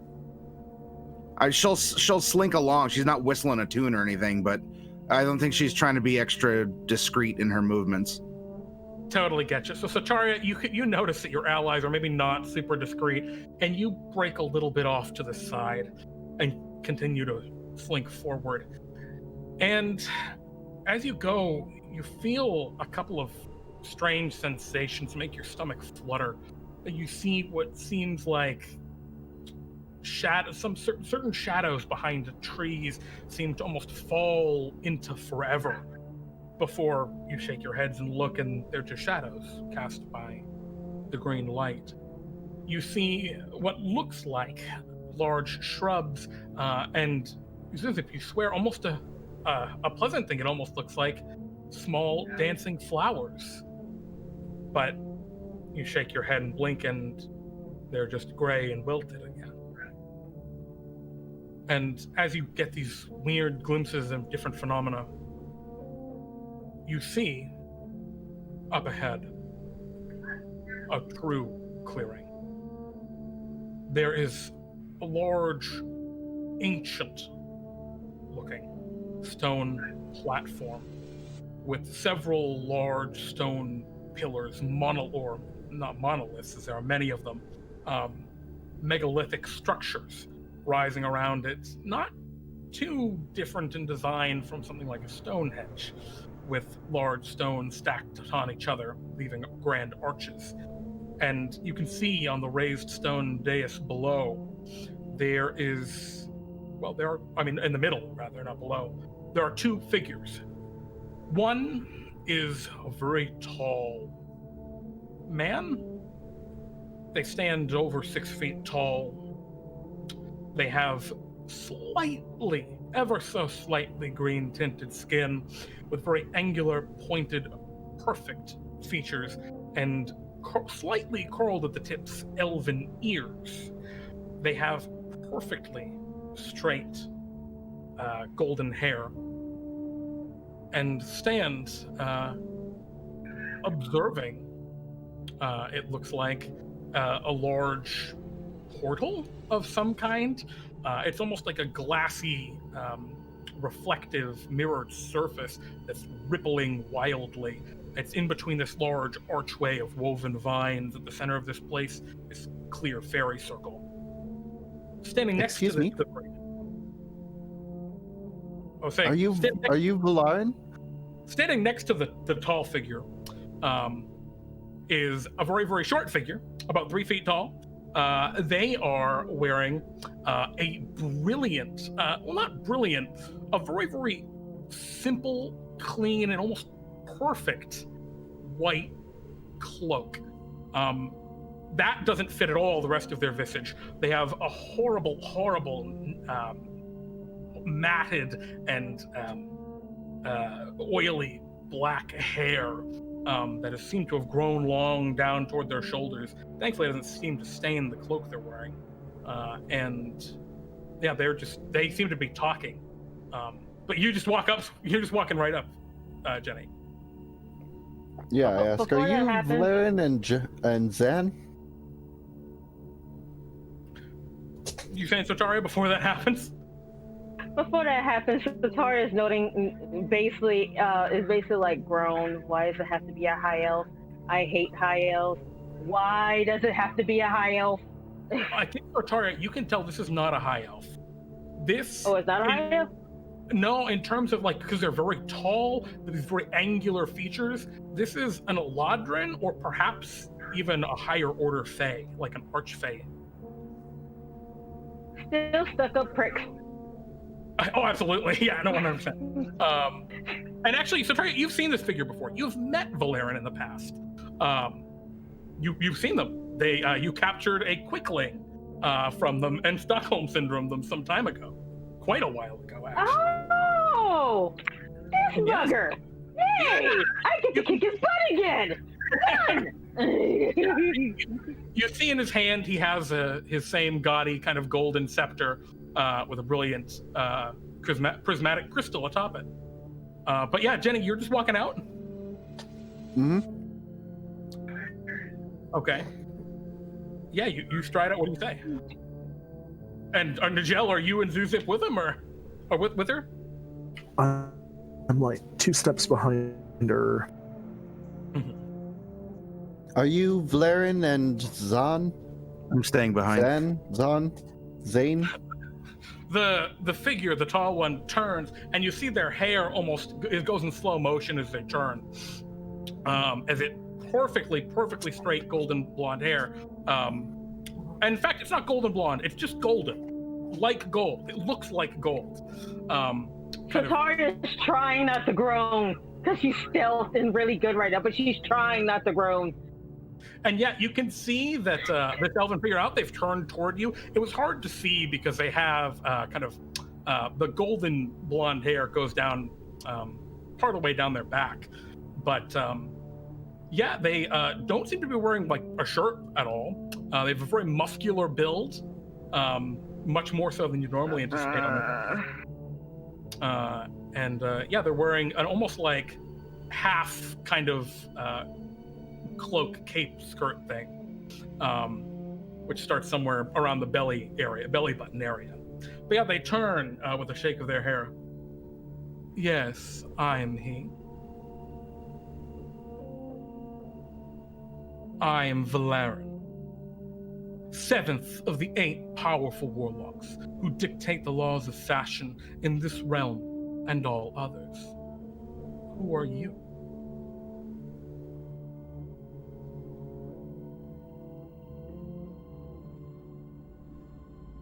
Kind of raises an eyebrow at you. And what are you doing here? I lightly poke Jenny to buy time and wait for Switch to reconnect. Looks like bad time for the Discord to kick Switch out. All right, well, this is awkward. They're online. Yeah, do they know that they lost connection? They were offline a second ago and just got back online, but aren't in any of the calls, so I'm not sure. Classic Discord. Well, what about the rest of you? Is Jenny is too well, in that case, Sotaria literally is basically getting PTSD flashbacks from the last time she had to fight this idiot, because he was so flamboyant, and she's like, oh, I want to kill him again, and this time he's going to stay dead, because literally everything he does is bugging her so bad, and she just remembers that last fight because he was like, how oppressively bad. Because he was like, oh, everyone must dress this way, and he was so like, look at my muscles, look at how beautiful I am, and Sotaria is like, oh, I really, really, really want to kill him. And possibly, take that that lovely golden locks and lily, basically just scalp his whole entire head. Basically, there's a lot of murder going on in her head right now. So Tara's like, oh man, he's got gold hair now. I can take that. Okay. All right. Well, it looks like we're having trouble with Jenny. Hopefully we get Jenny back. Yeah, what about the... Oh, actually, I guess I'll describe the other figure. The other figure, the gnome, it seems, turns to face you with a vicious grimace on their face. And you can see as they snarl, turning in your direction, they have two very long fangs that kind of poke down this very short gnomish figure. They also have, it was hard to see it because the cloak was so brilliant that they're wearing, or so simple and plain that they're wearing, rather. They do have a little, kind of tattered black mantle that they wear around the neck. But yeah, they turn and snarl at you. You must be the adventurers. You settled for Roger. Does that mantle have a certain crest or something on it by any chance? No, not really. There's nothing. I mean, what are you looking for in particular? Just wondering if it had a raven on it. I don't think so. I don't think it has anything in particular that would identify it in such a way. It's just a tattered kind of, mantle thing they have. Okay. Just their attire. And yeah, through their snarling teeth, you can see their lips are kind of, their gums are bleeding a little bit, and they snarl. I'm going to enjoy killing you. Wait, why is that? One among the Warlocks of fashion. You're wearing tattoos, little one. Yeah, the gnome kind of goes to walk forward. Vlaryn holds out a hand, and the gnome stops. Don't let him get to you, Zahn. Your style is your own. And Zahn, again snarls. The only style I need is killing Roger, the traitor. Isn't having a style of your own just the fashion equivalent of they work in mysterious ways?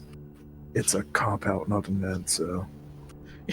Vlaryn, but they do work in mysterious ways, as does all fashion. So, and he kind of turns away from you. He's not looking at you anymore. He gestures toward the strange, almost mercurial portal that is rippling, almost like boiling mercury, between the twisted arches of vines. I'm glad that there'll be at least someone here to witness my most fabulous achievement yet. I mean, besides you, Zahn, of course, you're great company. And kind of looks over her shoulder toward the rest of you and gives a little smirk.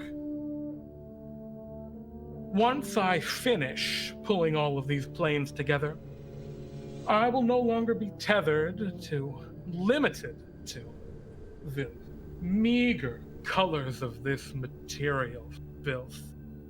There are so many more colors and fashions. Fabulous things that belong to me that are deservingly my own. And the planes that lie beyond this. Switch, welcome back. He's monologuing and looking away from you all currently. Like a dick. There's a few things I'd like to do. Please, yeah, Zewxip, go ahead. I'd like to go up to each of my allies and give them a bun out of the helpful hand basket. Just as he monologues, you hand out some biscuits to people. Yeah. So my three allies each have an extra 5 hit points, and I would also like to give each of them an item drawn from the Welcome's Taking Cornucopia, which I'll let them choose which ability they'd like to have enhance ability used. So y'all are just standing there, just eating baked goods as you listen to this this dude just monologue? Is what I'm hearing. It's not quite like eating popcorn, but Of course, a little bit. Oh my goodness, Switch, you all right, my dude? Oh boy. but I mean, the welcome's taking cornucopia. Each of you choose one ability, and it has the enhance ability spell on it. Pete, if you wouldn't mind jumping down with Switch so they can test out their mic a little bit. Okay, yeah, you're easily able to do that. I think. I mean, Nijel, do you anything, or just listen to a monologue for a bit? I listen to a monologue, make the comments when I can, and munch this bun given to me by the plant. It's scrumptious. Yeah, I mean, does anyone want to do anything? So, Taria, are you just continuing to observe? I'm literally waiting for the most perfect time to take a shot at this idiot. I have my bow out, and I'm literally waiting. Guess for the perfect timing to literally go. You're just waiting for someone to start it. I'm gonna cast fly on everyone. Well, okay, so you cast fly on everyone. Vlaryn continues to monologue. The most brilliant colors from Mount Celestia, the blood of a unicorn. Yeah, I'll put Hexblade's curse on him. As soon as you try and curse him, he stops, turns. His hair, again, brilliantly golden, almost flowing in slow motion. Oh, that was rude. Your curse does not seem to take hold. My Hexblade's curse, my class ability? Yeah. Oh boy. My whole build is fucked. As you do that, Vlaryn looks down towards Zahn and just kind of nods. I suppose if you must kill them, now is as good a time as any. Soon the stars will open. I shoot at Zog as soon as he moves. I shoot at him. At Zahn? At the gnome? Yeah. As soon as the gnome moves, I shoot at him. The gnome again smiles with their vampiric maw and says, "Oh, I hope Roger likes you," and goes to charge forward toward you. But as that happens, Sotaria, you fire. Please take your shot at this. Shot's already taken. All right. 23. With that shot, does that hit him? That does hit him. So you got that much going for you. And yeah, that. All right. 12 points of piercing damage. I don't get sneak attack on that, do I? I don't think I do. Oh, I do? Oh, nice. Sweet. Take that. If she's unseen, can we have that fish crit? Or crit fish? Absolutely. I don't think they are. Actually, I don't think either of them are aware you're here, which is wild. Because Vlaryn is aware of a lot of things here. Because he is that pompous, and the reason why I decided to stay away from you guys. Again, pompous windbag. Okay. Go ahead and take your second shot. Let's see if you get the crit. Oh. Oops. And this is way going to be for music.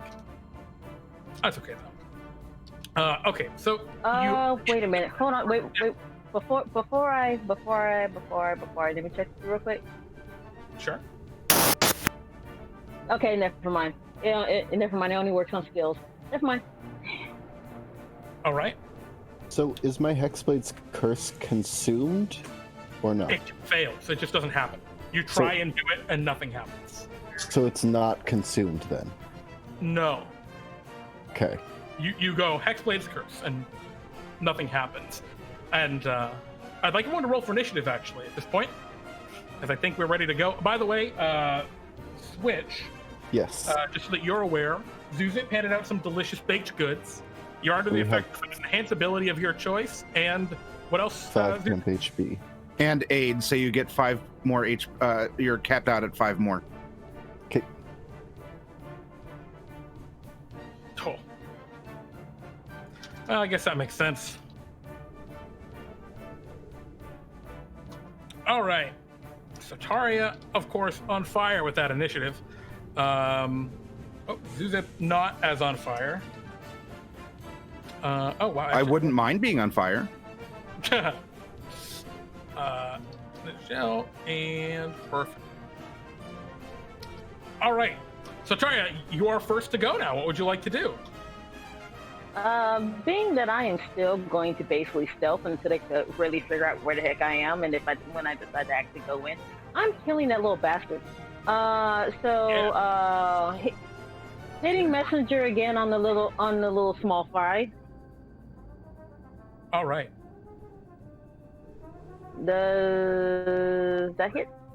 15 will not hit. You go and you pull back the arrow, and the first one, as you struck him, it landed hit him right in the neck almost, kind of sinking in toward the shoulder, and it hit him with a force. The gnome twisted around and was thrown backwards by the force of your shot.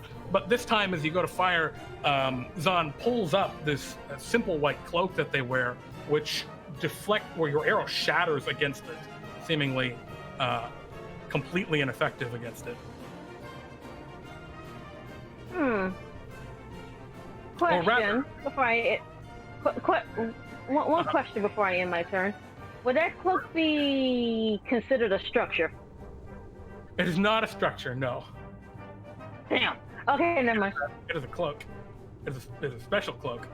All right. We go to Nijel. Nijel, what would you like to do? You're about 20 feet from Vlaryn. He's up on the stone thing ahead of you. Okay, I'll run up and attack at Vlaryn. Okay. Leaves on to the others. Cool. Actually, how far away is Zahn from Vlaryn? He has not acted yet, so he's just about 5 feet ahead of him. He's 15 feet from you, up ahead. Okay, then in that case, I will go up and put myself between the two of them and activate Necrotic Shroud. I assume they're both immune to fear, otherwise charisma save. Okay. Let me see. Zahn is not immune to fear. But Zahn is immune to fear currently, actually. Sorry. You cast your Necrotic Shroud, it whirls up around you, and Vlaryn kind of... Again, he's just looking over his shoulder at you. He's got his arms crossed. Huh. Is that all you have? Where's the pizzazz? Where's the style? I flex my skeletal wings and make more of the, fell black down kind of sprinkle down about. Okay, in that case, Vlaryn goes, and now I need him to roll a, what is this saving throw? Charisma? Charisma. He gets a 27. That succeeds. All right. Is there anything else you'd like to do? Zahn, however, seemed unaffected by it. Yeah, I will bonus action spiritual weapon and conjure it right beside me and have it swing its on. 27. Right. That will hit, absolutely. And he's got that effect right now. Oh my goodness, this is going to be a lot of braining on my part. All right, 9 points. 9 points. Yeah, absolutely connects. The spiritual weapon slashes into Zahn, who grimaces. And he says to you, you don't understand. And that's all he does. Understand enough. Ooh, I like it. All right. Is that the end of your turn, Nijel? That does it. All right. That actually goes to Zahn's turn, and Zahn says, No, you don't yet. And Zahn is going to leap up at you, and you see for just a moment that simple white cloak almost seems to kind of shimmer and change colors as he starts his turn, and he's going to leap up to you and going to claw at you with what you can now see are kind of these overgrown, gnarled fingernail claws. That'll be a 28. Oh yeah, that. Zahn will not deal damage to you with that, and will instead go to bite you, which only rolls an 11. That misses. All right. So Zahn will then try and bite you a second time with their third attack. This time a 23. Does that actually hit you? Oh, still coming at me? Yeah, because he's going to grab it, so he's going to try and bite you. Yeah, that'll actually hit. Okay, so that's going to be 8 points of piercing damage and then another 12 necrotic as this vampire gnome leaps up like onto your chest and starts biting into your neck. All right, so yeah, and then 12 necrotic damage, which I think you have as an Asimov, right? Oh yeah. So he actually only regains 6 hit points from that. All right. Oh, and also, how does this work? Okay. You also can see Zahn healing, almost as though he has a natural healing factor. Is that at the start or end of his turn? It's at the start of his turn, it looks like. Okay. Not that it particularly matters. It does, for me. It's all narrative. All right. We're next in the initiative. Zewxip, what would you like to do? Your friend has a tiny vampire gnome on his chest, and Vlaryn's just kind of laughing as he watches what's going on, seemingly amused. My weary and shriveled eye simulants gaze around, and I think, what would that old man have me do? What would I do? How can I overcome this? This has got to be another challenge. And I'm thinking, and I want to reach into my pocket-like pocket, and I want to pull out a mysterious key. And I want to throw the key at Vlaryn. Huh? Interesting, okay. Do you want me to make some kind of an attack, or...? What is this mysterious key? I'm interested now. One moment. I guess first question, what is the mysterious key? Second, probably more important question, what is your intended... You're throwing a mystery key at him. Interesting. What's your intended outcome here? Or you're just trying to figure out a puzzle? Well, we do have a warlock that we're dealing with, as well as a planar portal. I have a key. I have a key for a lock, whether that's a war or otherwise, or this big door. So if I throw the key, I'm presuming this is what Bartholomew would want me to do. I'm going to throw this key that I got last Halloween at the warlock and see if anything happens. Roll me and a throw and attack roll, which is just a strength-based attack.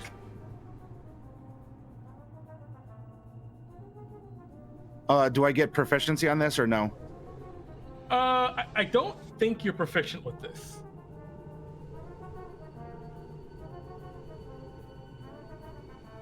Well, you hit him with it. It hits him square in the chest. What's your strength modifier is 0? Correct. All right. The key flies through the air and hits him in the chest, and it nicks him a little bit. He looks down, and there's like a little bit of brilliant red blood through his ever so slightly green skin. He looks down. Well, now I'm upset. You've wounded me. It does not seem to have any additional effect, but it did do some amount of damage to it. unfortunately. Does he unlock though? No, I rolled. It was a 5% chance it didn't work.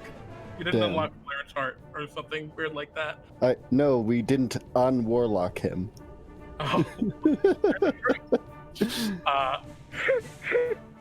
All right. Is there anything else that you'd like to do? I have the fly spell on. Yeah, Jenny, you cast fly on everyone, right? Yep, everyone but me. Okay. Actually, you would not have been able to see Sotaria beforehand. So. Then everyone but Sotaria. Yeah, I was gonna say. Which is perfectly fine. You can hit me later.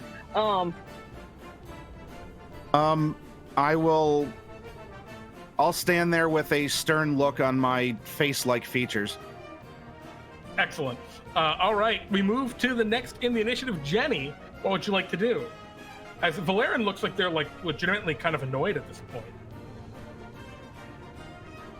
I'm going to try to Hexblade's curse Zahn. So I'm going to look at them and say, fine, then you shall be the one to die first, gnome. All right, your Hexblade's curse goes and affects Zahn. It is on Zahn. Is that correct? Yep. Great. Mhm. Then I'm going to... guess I just agonizing blast him. Yeah, I make finger guns and I go, die! Okay. Go ahead and take your shot.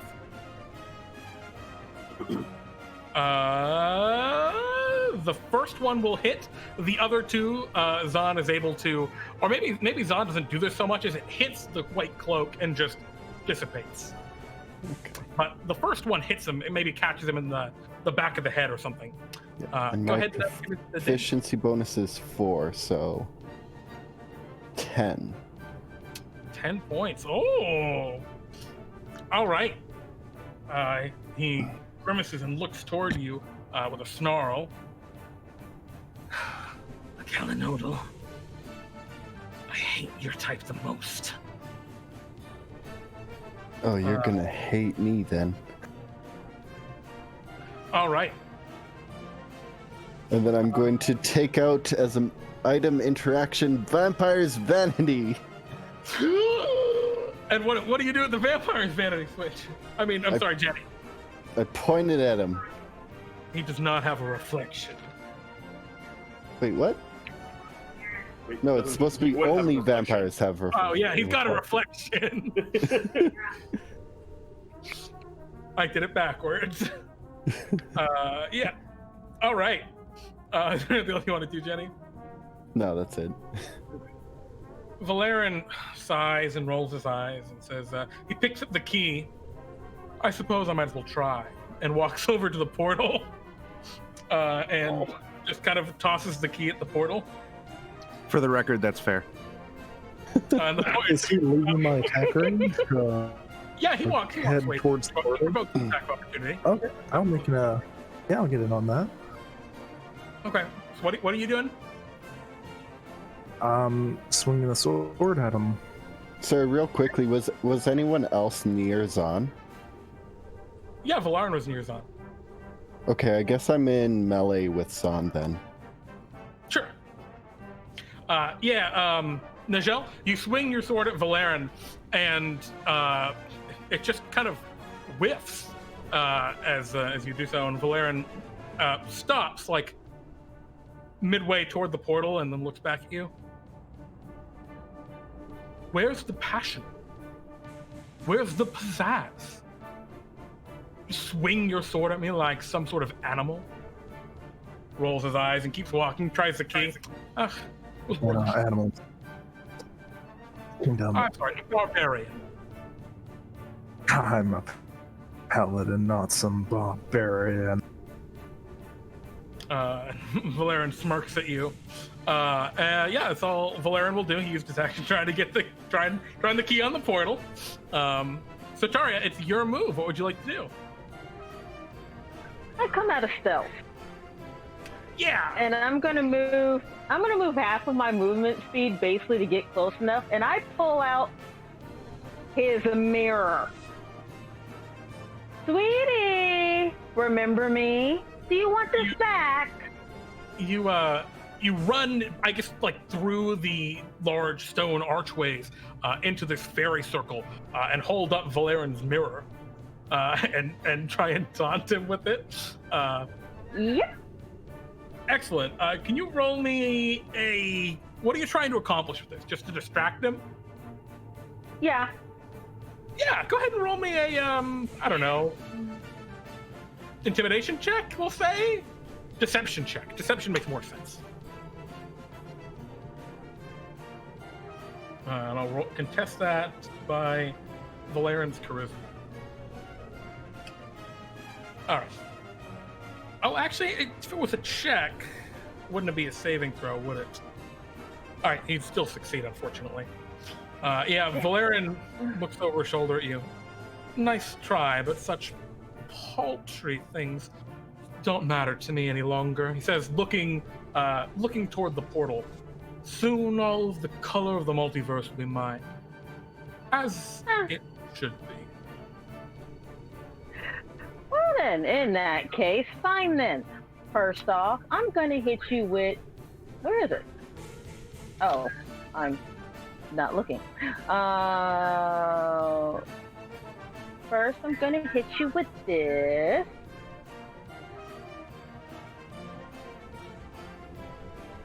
All right, so you what exactly are you doing here? I'm hitting him with Desert Wind. All right, you swing Desert Wind at him. Nothing seems to happen. It like would hit him, but he just parries it with an arm. What is wrong with all of you? None of you have any style. No style, huh? I'm a little annoyed at this point.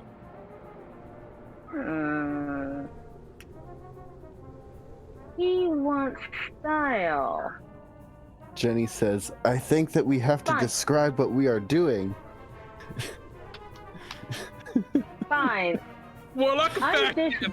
Vlaryn is immune to damage and magical effects that lack pizzazz. We've got it switched. I disengage and I go back to where Nijel is. All right, you Oh my double- god, Rip. we just insta-killed Vlaryn, guys. He misspelled pizzazz. That's the way to spell pizzazz. Where's the I? Correct spelling of Where- pizzazz. Where's the I? You don't need an I in Pizzazz. It's Yes, you do. No, you don't. both. It's a real word. It's an informal variant. Anyway, Vlaryn's a warlock of fashion. He can define it how he pleases. All right. Did he get it signed up and permit from Hold on. the This Warlock of casual Warlock of fashion who is narcissistic is gonna leave the I out of pizzazz? Really? It's He's Really? style for himself. Anyway, at this point, however, Vlaryn is like kind of irritated, and as you say that, Jenny, seemingly understanding in this weird third person, Weird. they're yeah, that also it does not approve of Vlaryn spelling pizzazz. The layer does something at this point. Initiative count 20.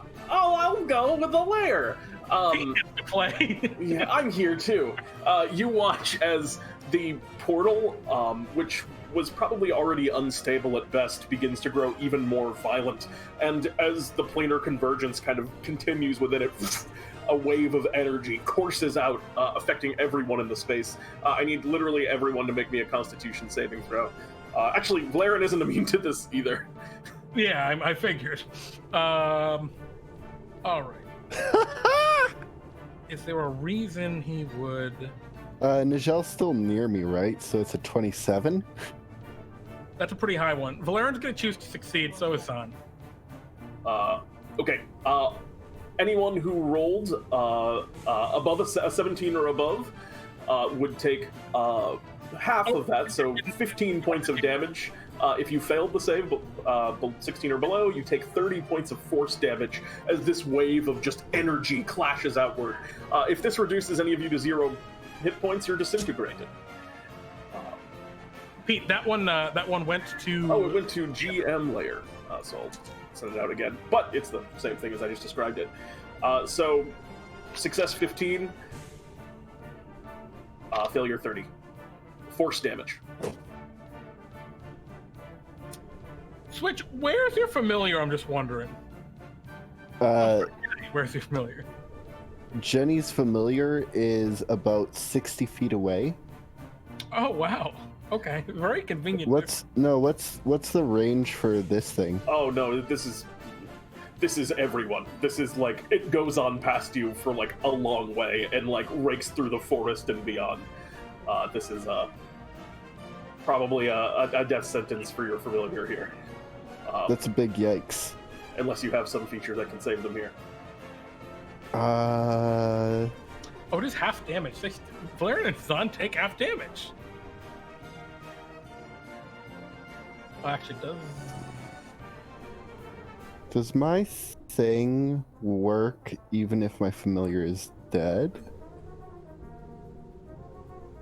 I'm not sure. Actually, Zahn does not take damage.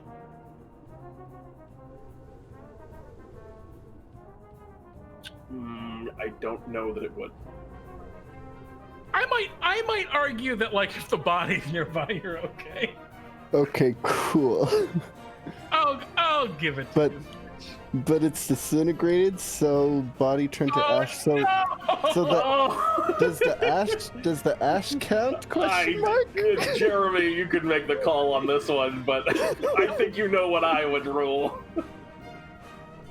How many hit points does your familiar have, Switch? I think all familiars have less than 10, right?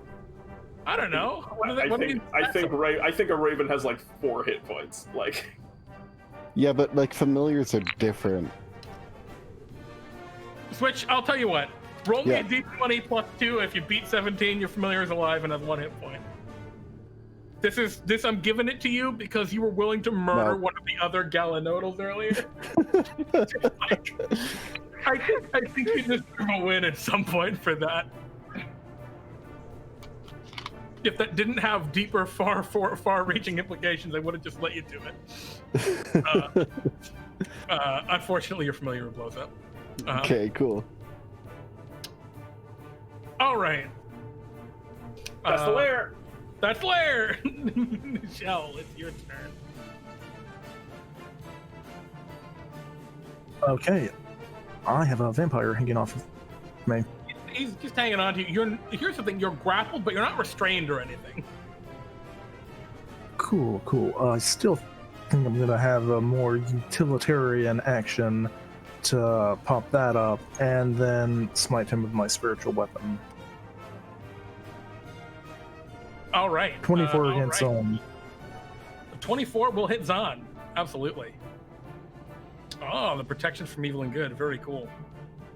Then you hit Zahn. Unfortunately, it does nothing to Zahn. As you swing and you hit him, it doesn't seem to be the shenaniganery of Vlaryn just kind of ignoring things this time. Instead, as your spiritual weapon strikes Zahn, you see the cloak that Zahn wears shimmer slightly in a way that you saw it do at the start of Zahn's turn. And the spiritual weapon just does not seem to impact it. Mm-hmm. Is there anything else you'd like to do? That's all I got. That's action, bonus action. Does the radiant go through? No.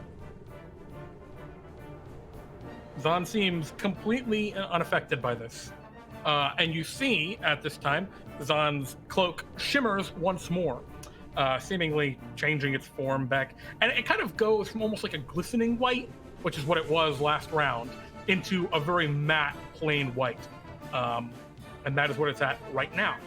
And Zahn will take 2 bite attacks, because I guess he could unarmed strike you again, but then he'd risk not having you grappled. I'm curious. So neither the Force nor the Radiant went through? No, sir. Wait, does that cloak look familiar?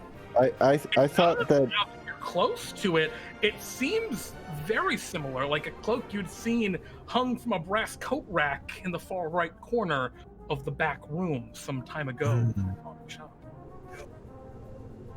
At first, I thought that if it had been hit by a certain damage type, it would be immune to that damage until hit by something else, but I don't think that's it. Well, you're starting I think to just has it once around, choose that it doesn't deal damage. Well, again, it shimmers at the start of this turn, turning back to its matte kind of state. And Zahn is going to attempt to bite you twice. Nijel. He goes chomp chomp. 17 and 24. Does he have disadvantage? Both of those have disadvantage.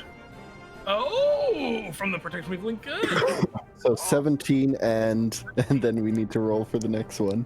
Okay. 15. Yeah. So That's nice. just chomping down, trying to get at you, and grimaces. Sorry, son. I've been drinking my holy water and Flintstones gummies. I hate gummies. And that's how you know he's evil. All right. That's the end of Zahn's turn. We move to the next in the initiative, Zewxip. Or Zewxip, if you want to say it weird.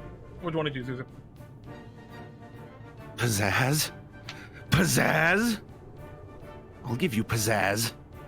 And I'm going to uncharacteristically just quiver, but this time not from being sick or tired or sick and tired. I'm going to quiver, and the berry that I wove into my hair will glow, and you see small flames begin to spurt out from between my kind of wrapped petals and vines that make up my snapdragon body. Mm-hmm. As a bonus action, I'm going to use my Wand of the One. And, pardon, remembering this little berry that clung on for dear life, I'm choosing Blossomer Friendship. And, give me 1 second here.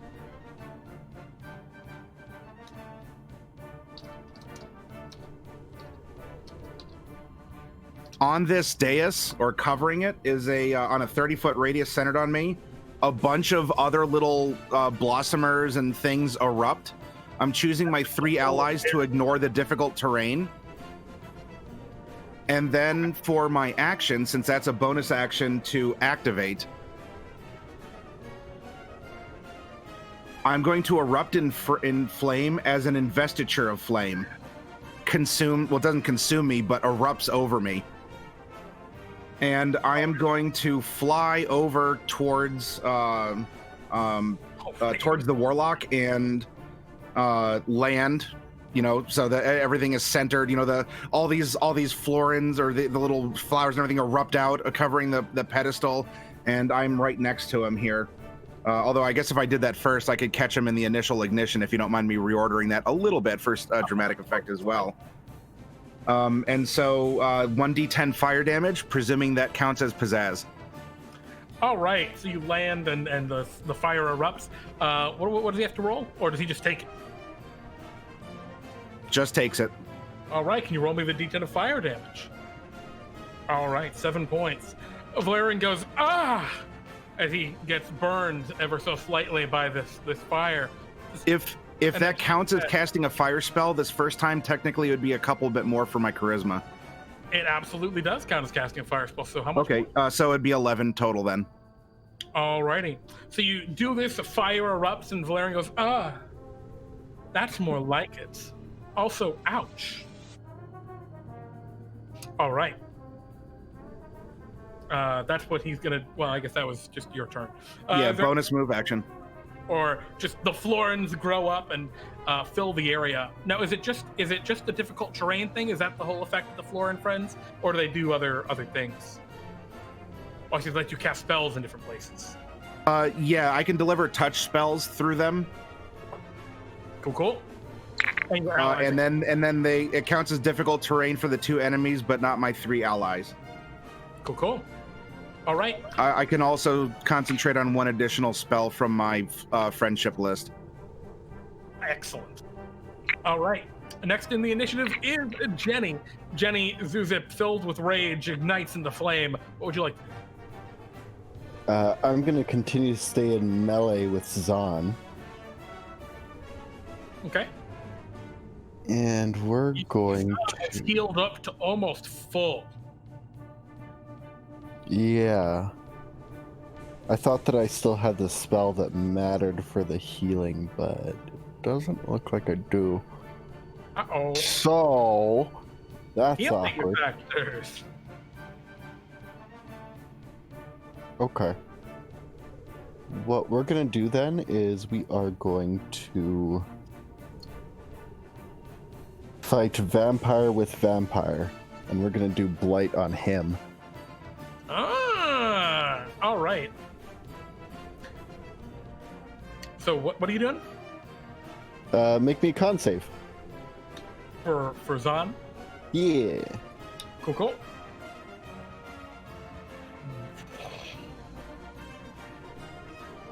Lucky roll on his part.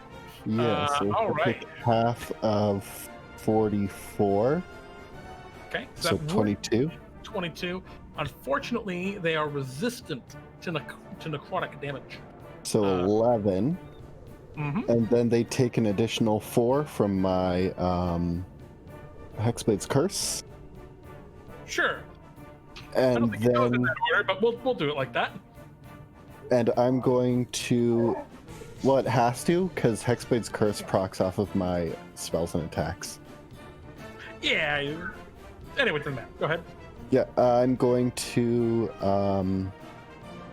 bonus action say, am I getting into your head? And maddening hex. Oh. And what is this? For another 5 psychic damage. Okay. And no, he doesn't get to save or anything. It's just every turn I'm going to be doing 5. Tick, tick, tick. Tick, tick, tick. All right. Zahn goes, "Ah, you don't understand. He will betray you just like he betrayed us. Just like he betrayed me." And that's what Zahn will do? Actually, that's just your turn. All right. Yep. At the end of your turn, Jenny? I'm going to stay within melee. Cool. Vlaryn will stop, shake his golden hair, which again, it almost goes in slow motion. Oh, the whole tone of this it's getting a little boring. And he just kind of he takes his scepter, a golden scepter crested with this brilliant prismatic crystal that seems to almost pulse and shimmer with different colors, just shakes it a little bit and some brilliant color flies about the area. And he says, maybe lighten the tone a little. Felt like I was too much of a bad guy a moment ago. All right, so he's gonna do that. And then he will take his Scepter of Colors and look at you, Zewxip, and say, don't hit me again. And he's going to swing his Scepter of Colors at you, critically failing. All right, Zewxip, you, I guess, duck out of the way, or? Maybe he swung at a heat mirage. Oh, perhaps. All right, that'll be Valerion's round. Sotaria, it's your move. Sotaria groans loudly. Fine. You want to play? We'll play. First off, she takes off her hood and she takes off her jacket.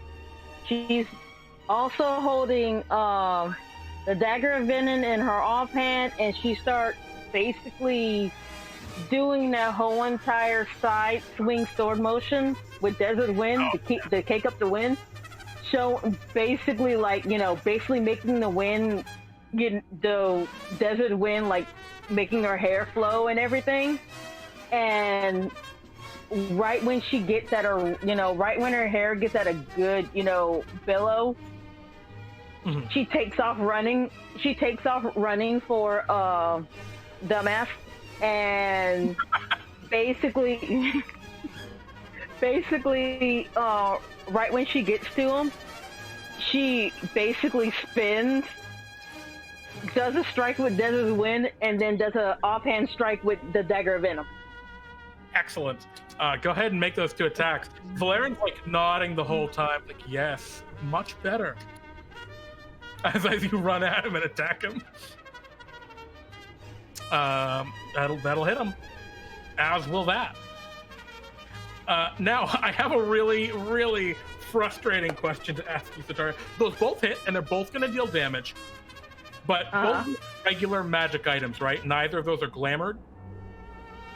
Both of the regular damage, yeah. Both of these are regular.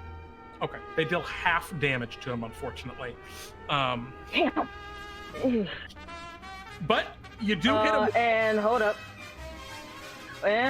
We still got sneak attack. That feels so which bad. only hits him with 1. That feels so bad because we aren't allowed to glamour magic items. You have glamored magic items, some of you. That being said... No, we aren't allowed to glamour existing magic items. Oh, I know, right? It's a powerful use of the glamored items. Like Jenny's. Anyway, for 11... No, Jenny's Frankenblade is not a glamored item. Oh. Alright, well that's still the Frankenblade. points of damage after the fact on Vlaryn. He goes, that one really hurt. Kind of. Oh, and I disengage. Just crunches up his face at you, like frustratedly. Actually, as you attack him, Vlaryn will then make a petulant rebuke at you, and will swing their Scepter of Colors, which will miss you because they can't roll higher than a 2 on that attack. And yeah, you disengage and run off. Yep. All right. Next in the initiative is a Lair. Lair? Boys? Seemingly as Vlaryn kind of makes this shift in mental attitude that they seem to have gone through, as if on cue, like they were waiting for this, all of a sudden appearing in the air, you can see 1, 2, 3, 4, 5, 6, 7, 8 pixies appear behind Vlaryn, all of them kind of dressed in matching outfits that look like they were designed by Vlaryn, and they start kind of flying in patterns around him, as it seems that Vlaryn's entourage of backup dancers has appeared. And those 8 pixies are going to go ahead and cast some spells. Lance, one of them is going to dispel magic on your protection from evil and good. That was cast at the lowest level, correct? Oh, Pete, real quick. Yes. As I was standing on this like druidic summoning circle, as the pixies summon into existence, are they within 5 feet of me?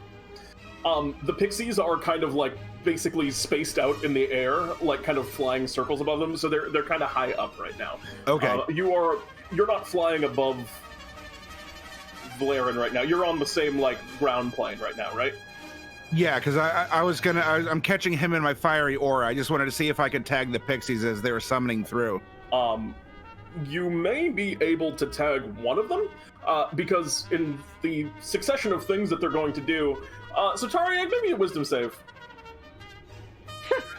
Oh boy. Might be bad. Throw me another one. Good. That's 2 pixies down. Throw me another one. We love pixies. Oh, no, Wait, no. Hold it. Will a 13 clear? A 13 would clear, but... Keep in mind that you have an jet giving you a +4 as well. Also, too, but I also have relevant talent. Oh, wait. But Dang, it doesn't count. Never mind, it doesn't count. It doesn't count. I was going to say if it would get you through the crit fail. Okay, it doesn't count. Never mind. It doesn't count. That's That's 3... for ability checks, not saving throws. That's 3 pixies acting so far. Sotaria, as that pixie flies over you, you become a very fashionable rabbit, as that particular pixie casts the polymorph spell upon you. Zewxip, 1 pixie flies down. You see 2 pixies fly down, one of them kind of tapping Vlaryn, one of them tapping Zon. And one's going to cast invisibility on Vlaryn and Zahn, respectively. But what happens as Yeah, Vlaryn says, "You imbecile! Now they can't see me," and will use Petulant Rebuke to attack the pixie. that pixie dies. Never mind, Zewxip, as it kind of flies near the flames, Vlaryn just reaches out and just murks that particular pixie. Zahn becomes invisible. That's 5 pixies. And Nijel, make me a wisdom saving throw.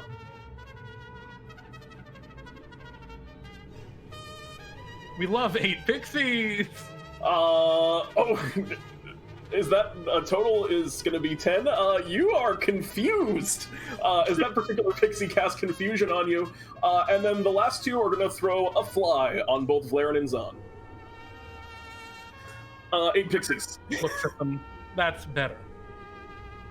And you see the 2 pixies that kind of cast the fly spells and not the invisibilities are kind of like, very nervous as they're backing away. And that's the pixie. That's lair action. There's also now 7 pixies that are just kind of flittering about in the sky above, doing various things. All right. Me, Dendare, and the vampire are all in the air, right? You... sorry, what are you asking? Me, Nijel, and vampire gnome, Zahn. Yes. We are all in the air.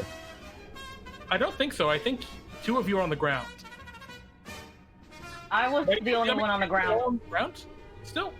Because we all have fly. I was the only one on the ground. Yeah.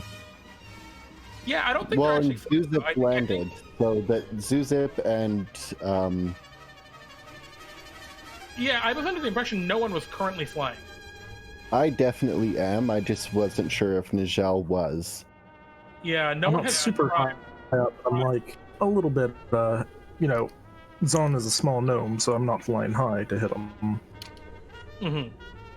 Well, Zahn's currently attached to you, so I didn't know if you had flown up while he was attached to you. I don't think you'd be able to. I don't think I can. Yeah. The little vampire gnome is enough to distract you. Nijel, I guess now it is your turn. I do nothing because confusion, and I rolled a 6. Oh no! The confusion befuddles you. Zahn will bite you, unfortunately. Bite! Which I think it misses and hits with... Oh, I rolled too many times. Apologies.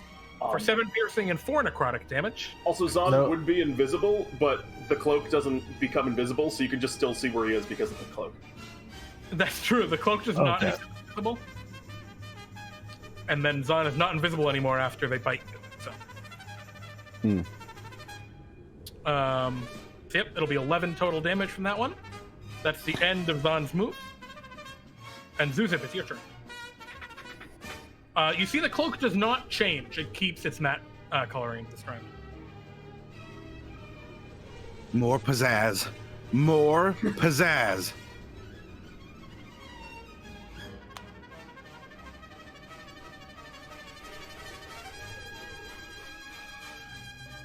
What are you doing with these minute So meteors? I am upcasting Melf's minute meteors. And so this is going to give me 10 meteors floating around me. Ooh. As a bonus action, as I am currently immune to fire, I'm going to slam 2 of them in the ground right where me and the Warlock are standing. All right. So what do I see? What's happening right here? Okay, I'm on fire. I can fly, so whatever. I'm like 6 inches off the ground, like not out of a square. I'm on fire. 10 meteors, as my action, start swirling around me. As a bonus action, 2 of them like vibrate, like flare up, and I'm slamming them into the ground because I'm not going to take the fire damage, and I want to make sure I'm consuming the Warlock in these meteors, flying, like streaking down and impacting. Alrighty. So he's going to need to make 2 dexterity saving throws. Alrighty. I will roll those for him. Zabap. All right, both of those will save. rolling pretty hot on those.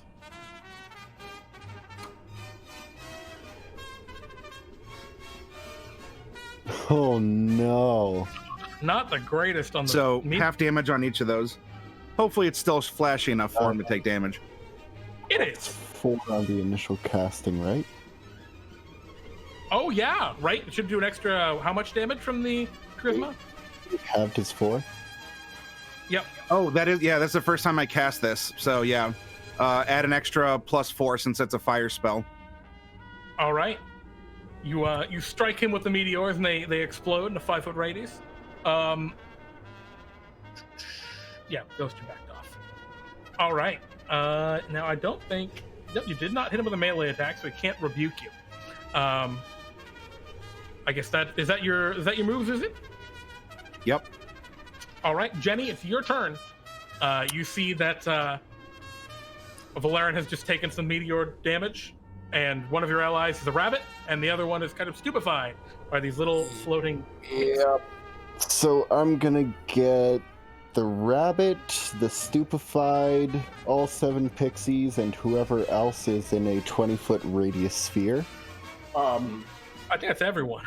The pixies are like intentionally flying above so that they would not be immediately adjacent to each other.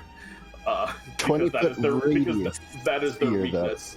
Though. Yeah, I know, but they have 30-foot fly speed, so they all kind of just fanned out. We had to fly from the portal to the people they were touching and then away, right? Confusion and polymorph are both ranged, but I think you could get basically any 3 of them that you wanted, since I didn't specify which way they flew, so I let you pick which ones you're targeting if you want to take out 3 of those. 20-foot radius? Yeah, they all fly in different directions, and they're doing backup dances in a circle in the sky, because their weakness is area of effect. But what if I want to get all of them? Find a bigger radius. I mean, okay, Pete, in theory, if Twitch just wanted to hit the pixies, and it didn't hit Zahn or anyone else, do you think they could do it? I think they're still too spread out. All 7? I mean, that's a... You could probably maybe get 5 if you didn't want to hit anyone on the ground.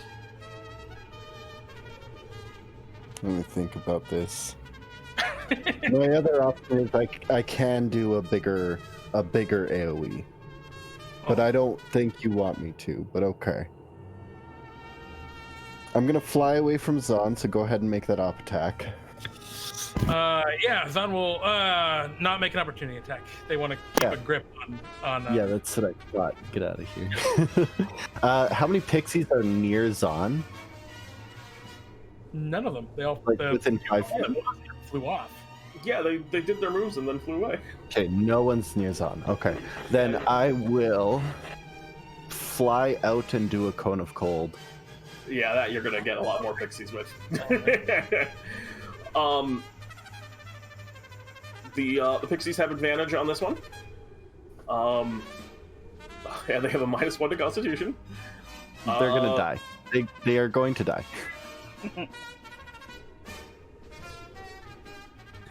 Oh, 2 of them save. 3 of them save, taking half damage. But after 38, yeah, okay, get him out of here. But unfortunately, you see that the pixies in the sky, you just watch little icicles as they fall and hit the ground, and then their wings shatter as just. And all of them, because their synchronized dancing was so well coordinated, all of them fall at the same time, essentially voguing in the same pose. Could I have also gotten Sotaria and Val? Well, when the pixies die, Sotaria becomes not a rabbit anymore because that pixie was concentrating on that spell. Right. But could I have gotten Val is the main question. Vlaryn? Yeah. I don't believe you could have done the cone, gotten all the pixies in Vlaryn. Even if you could, that was not a very pizzazz. That's also true. As all of the pixies fall down, Vlaryn. You don't think that the simultaneous dancing cone of cold freezing pixies was pizzazz? That's pizzazz for Vlaryn. The event was very cool. But you're I thought that Pete was pizzazzing me up here. All right. Pete's pizzazz doesn't hurt Vlaryn. That's ridiculous.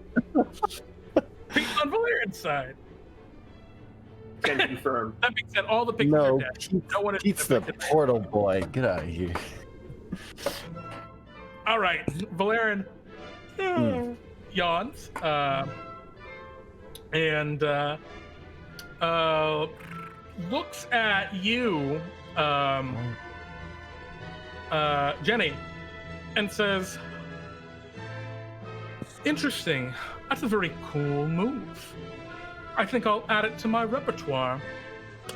And as they do, they just swing their scepter around, and I need you to roll me a charisma saving throw. Is this a spell? This is another magical effect. Okay. Or other magical effect, absolutely. Oh, you succeed! Ooh. You feel this icy cold kind of course through your veins as Vlaryn tries to steal the very essence of this magic from you as they attempt to dictate the laws of fashion. But apparently, Jenny's confident enough in themselves that they are able to resist this effect. Yeah. And Vlaryn looks at you, and you see for the first time so far this fight, they look like they're actually kind of irritated. I want that. I set my own trends, thank you. Sotaria, it's your move. Stop You're not trying ready. to copy my style. Sotaria is really annoyed. The fact of the matter that I got turned into a bunny, she is not happy. Very fancy. No. Hair done up like a poodle. Oh! Oh, that made it You're not so a rabbit anymore. I got him. Don't worry. I know I'm not a rabbit anymore, but still, the fact that he told me it was like a poodle that made it worse. Okay. Sotaria thinks, damn it, I might have to thank Jade later. You basically see Sotaria pull out some moves. This is like, she's definitely been hanging out with Jade too long. Mm-hmm. So she's pulling out dance moves. Basically, this is almost a. This is basically choreographed of. Dang it. Basically, Lady Gaga and Ariana Grande's "Rain on Me" type deal, and basically she's moving forward.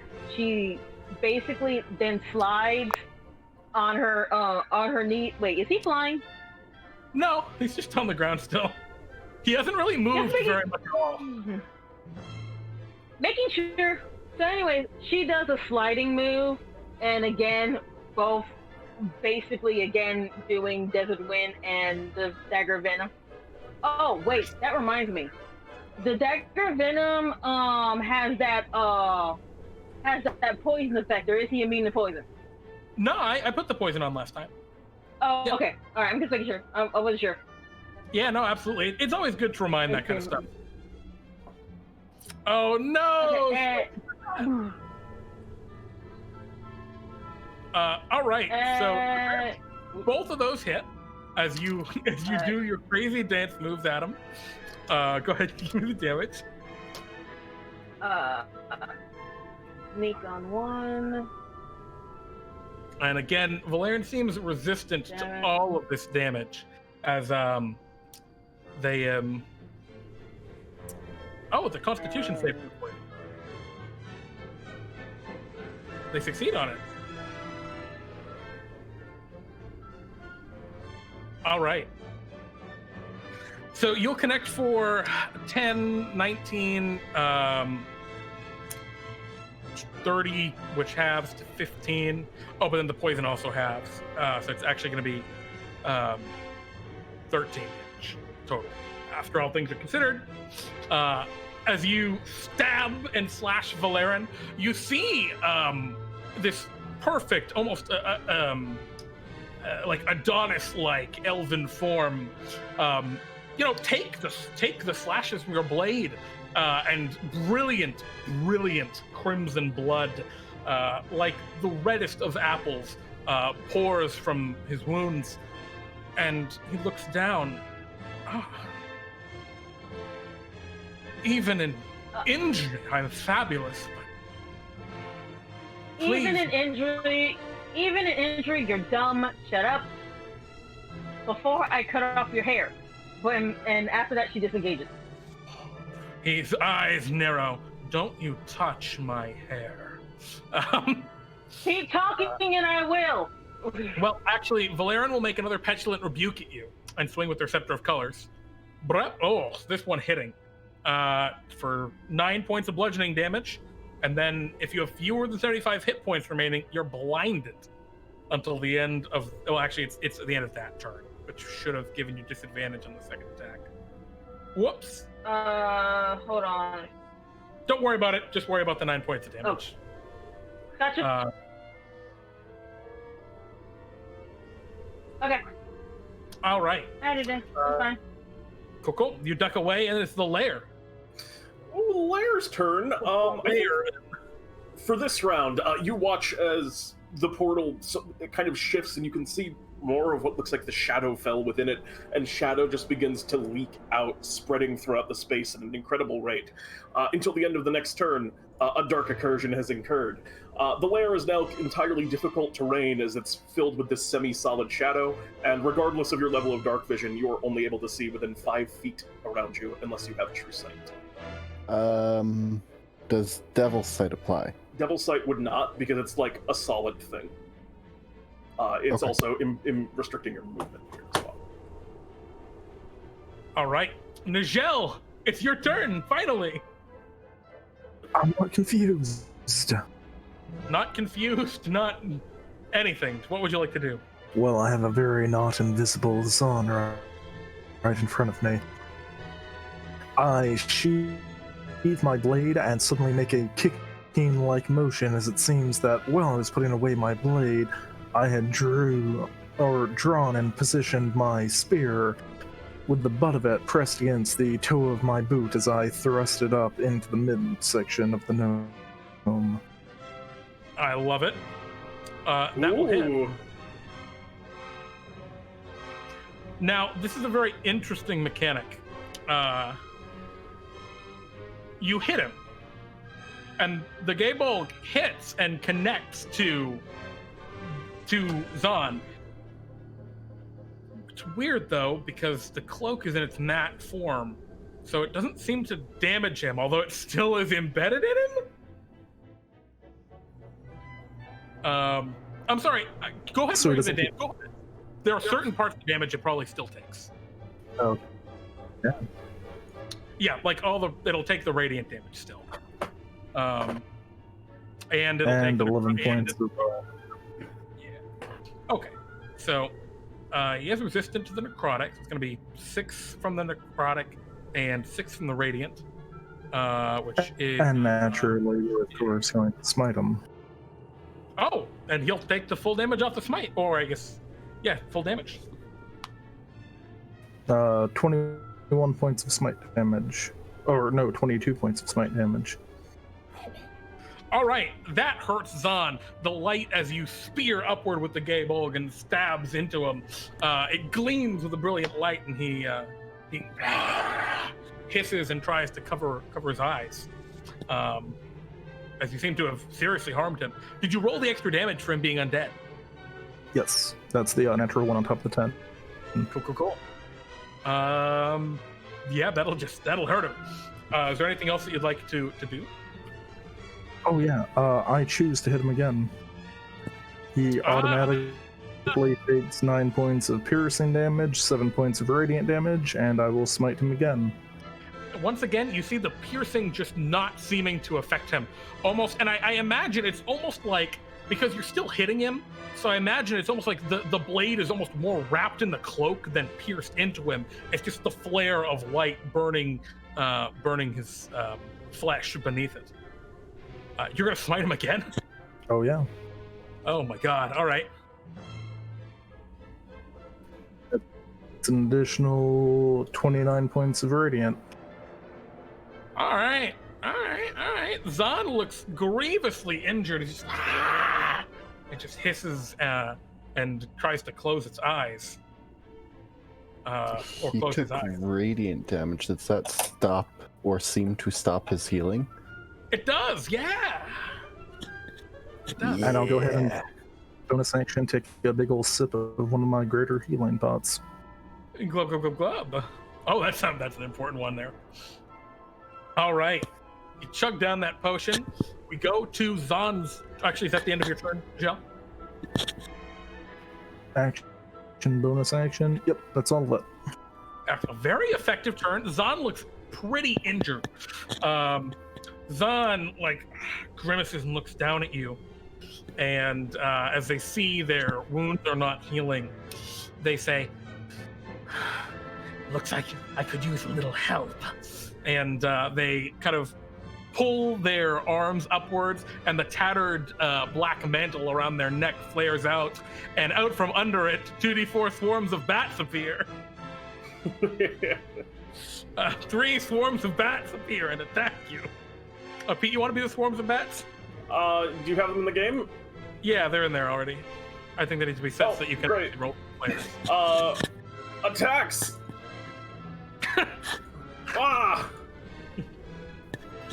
Oh my god, one of that's actually hit. 8 points of damage. And, yes, my children! Zahn yells, and then goes to bite you again. Because that's Zahn's one dance move. Bite! Oh, 28 to hit this time. Oh. And I imagine you're still looking totally fine. And then 13 on the second attack. Oh no, I'm blooded. Oh, you're pretty injured. Zahn has just been he's just ripping into your neck just over and over. I imagine it's a pretty serious injury there at this point. There's lots of blood spurting out and not a good sight. All right. That's Zahn's move. Zewxip, it's your turn. It's very dark. The spotlight's on us. It is you and me. And I think that we should dance. I'm going to float 5 feet off the ground, so I'm not provoking an attack of opportunity, but I want to put some flair into this. And by flare, I'm going to lift 5 feet off the ground, throw 2 Melf's minute meteors at him, and then I'm going to, for my action, use Firebolt. So I need 2 dex saves for the Melfs. And who are you attacking with this? Vlaryn. Excellent. And yeah, but you're within 5 feet of him right now, right? Because correct. Yeah, I'm 5 feet diagonally up from him. All right. Unless that somehow would take him out of sight. Otherwise, no, I'm on fire, and we're. Did he take D10 from his last turn? No. So can you roll me that as well?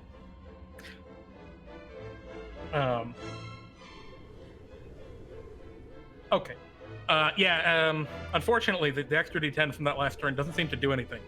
Just seems like it's maybe lacking the passion that Vlaryn wants. But your other meteors are totally fine. I'll roll his dex saves. He only gets 1 dex save, right? There's 2 meteors. Yeah, but I think it's still just 1 save. Oh. No. Really? It's 2. Wow, I didn't know that. Yeah, they're 2 separate. Because I can individually target them. Both will fail.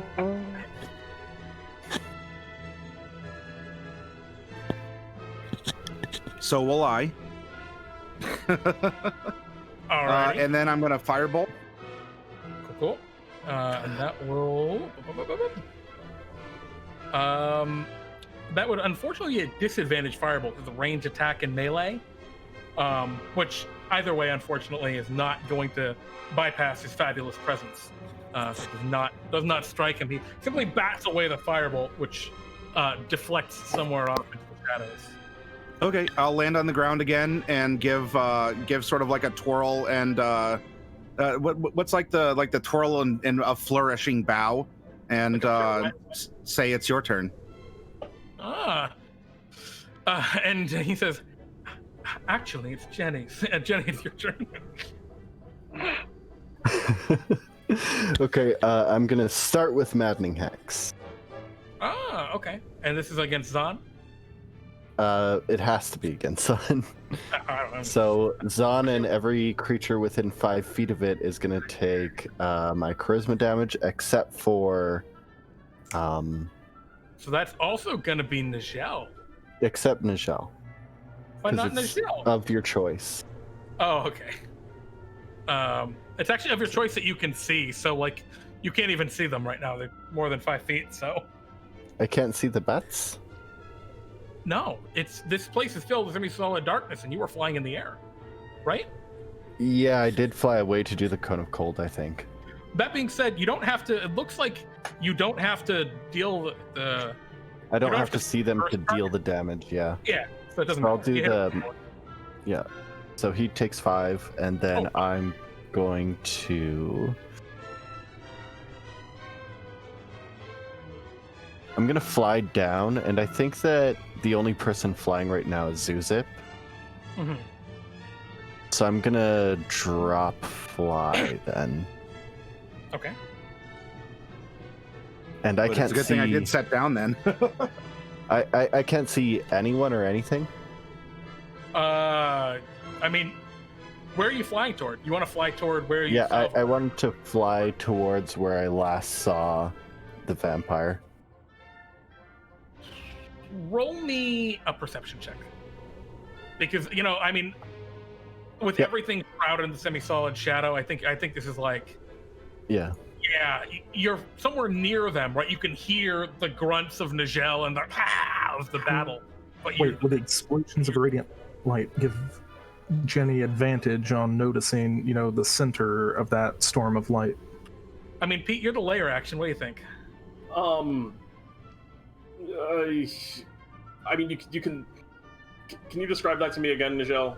So there's explosions of like the smites. I have generating- smited for over like You 50 can- points of radiant damage. The light does not pierce through the shadow. You can only see anything within 5 feet of you, so you wouldn't be able to see that. I think you can definitely have a general idea of the area. It doesn't dampen sound, so you'd have a general idea of like the area at least. I'll say that. Do you think he could fly to it? What's your? How far away were you? How high up had you flown originally? We've been pretty vague with directions. The and only issue is distance. that you're in difficult. Everything around you is difficult terrain. So, Jeremy, maybe you're ruling on whether or not you think it's in range or difficult terrain, but you could fly to it. To hit with the AoE, with the cone of cold, to get like a good angle on them. You're at least 30 feet away from where they are. And then it'd take you 60 feet to fly just to get back to where they were. Which is how much fly gives you. Yeah, well, I know, and I think Yeah. you're just a little off by the end of your movement. Is that 5%? Okay. Am I close enough to blast the area with another AoE? Oh, absolutely, 100%. That for sure. Okay, Now, then your allies are down there in that general area, so you gotta be careful. You're all very close to the portal still. careful. Oh, Oh, cool. that is careful. Oh, for these bats. All those bats, dude. Let's get these deck saves. Get those bats Vlaryn- out of here. They're all of them. Nice. What color? What color Because I do need to you get in on this too. So Jenny reaches deep into her person because this is an innate magic from her drow half, and you can see the coursing veins in Jenny's arms and hands as she draws upon the magic from her race to cast fairy fire on this area.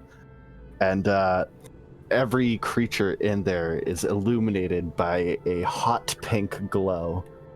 Vlaryn, Ooh. what happened? He chooses Uh, to fail. I think that with the darkness, it's like a neon, like that rave that was You're promised. saying that you're at the club. It's we Are are we at- synthwave now? Yeah, we're totally synthwave right now. Everyone's like highlighted pink, but like it's just like shadow people. and yeah, you hear from somewhere in the darkness. I like it. All right, yeah, I think everyone's got to roll this deck save though. Everyone but Jenny. Yeah, let me roll first. 'Kay. Zahn is on that mode, So Zon still guess. Don't forget Paladin auras. Don't forget what? Paladin auras. Paladin auras for Sotaria. Okay. Looks like. What's the DC, Jenny? DC is 17. Is it your spell save DC? Yeah. Well, for Drow specifically, I think that it is charisma as well. Okay, Yeah, cool. Drow magic is charisma. So Zewxip is the only one of you all who's illuminated by this. Everyone else is all the bad guys are. All the bad guys are Synthwave and Zewxip. Yeah, Zewxip is super cool. All right. Anything else you want to do, Jenny? I did my bonus action, my action. I think that I'm going to I'm gonna move closer to Zahn because he still hasn't attacked me. He's just been on Nijel all day. You've just been going after Nijel. Cool. All right. It's And Vlaryn's turn. Can I say like a quick? You know, it would be the ultimate edgy move. Saying that Nijel isn't worth your time in attacking me. Okay. Vlaryn's turn. Vlaryn looks down at you, Zewxip. You've attacked Vlaryn quite a few times. You've hurt him a little bit. And actually, you can see Vlaryn is bleeding quite a bit. He's bloodied, maybe would be a term.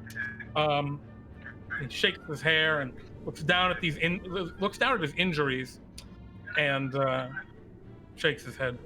No. This simply won't do. I guess I have to kill you after all. Zahn, if you would hurry things up. And Vlaryn will walk off into the darkness, provoking an attack of opportunity from you. Zewxip, if you'd like. Yeah. Actually, would he get an attack opportunity from all of us? Because he's been in the same. He has the mood, right?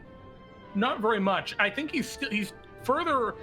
He's not quite near. I think he's 10 feet on the reach. Yeah, he's like 10 feet away from where Zahn and Zahn, Nijel, and Jenny. Yeah, exactly. So you're all very close to each other, but it's just not quite there. Are you still next to him, Sotaria? Or I thought you ducked off and ran off. I ducked off. Yeah. Okay, so yeah, you're not close enough for the attack of opportunity. And if you backed off, Zewxip, what happens here? What do you do? An attack of opportunity. Okay.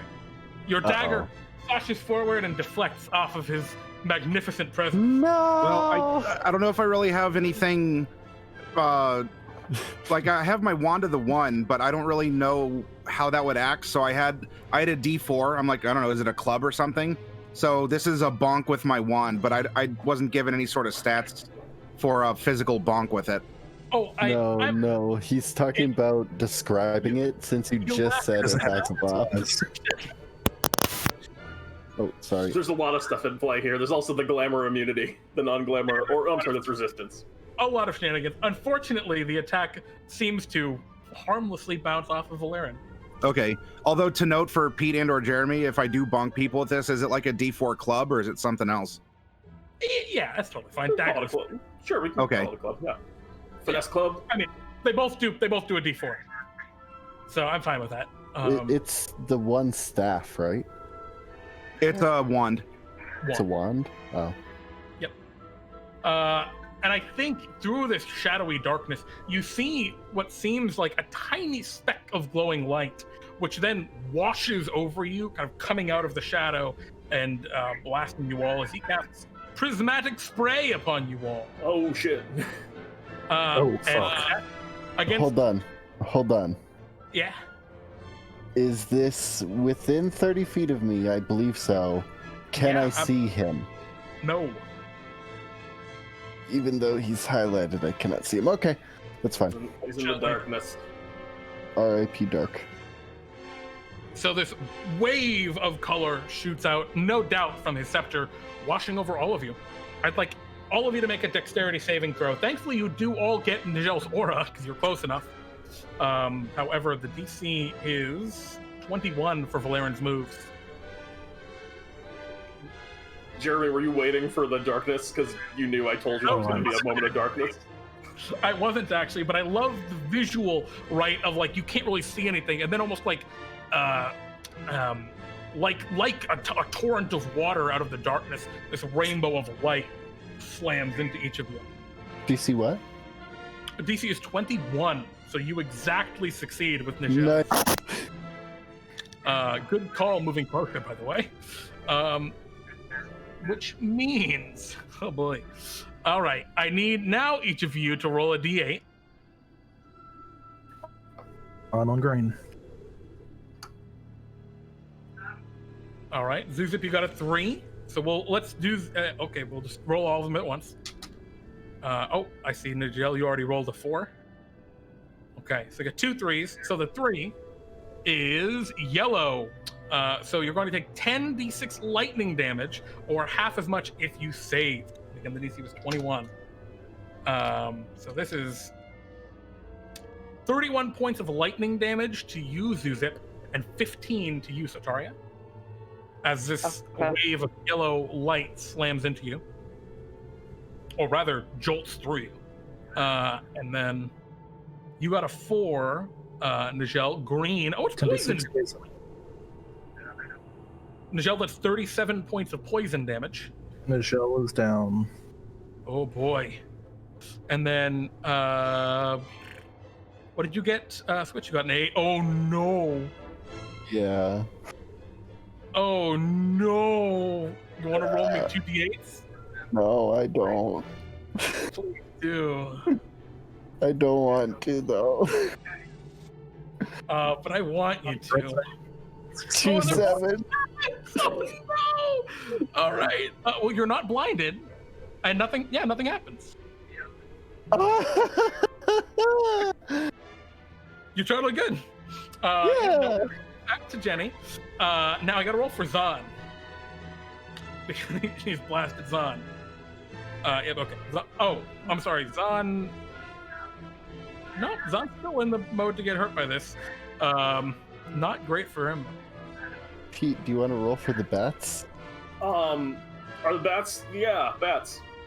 Oh no. So you need the 31 or 15 lightning. Oh ho ho.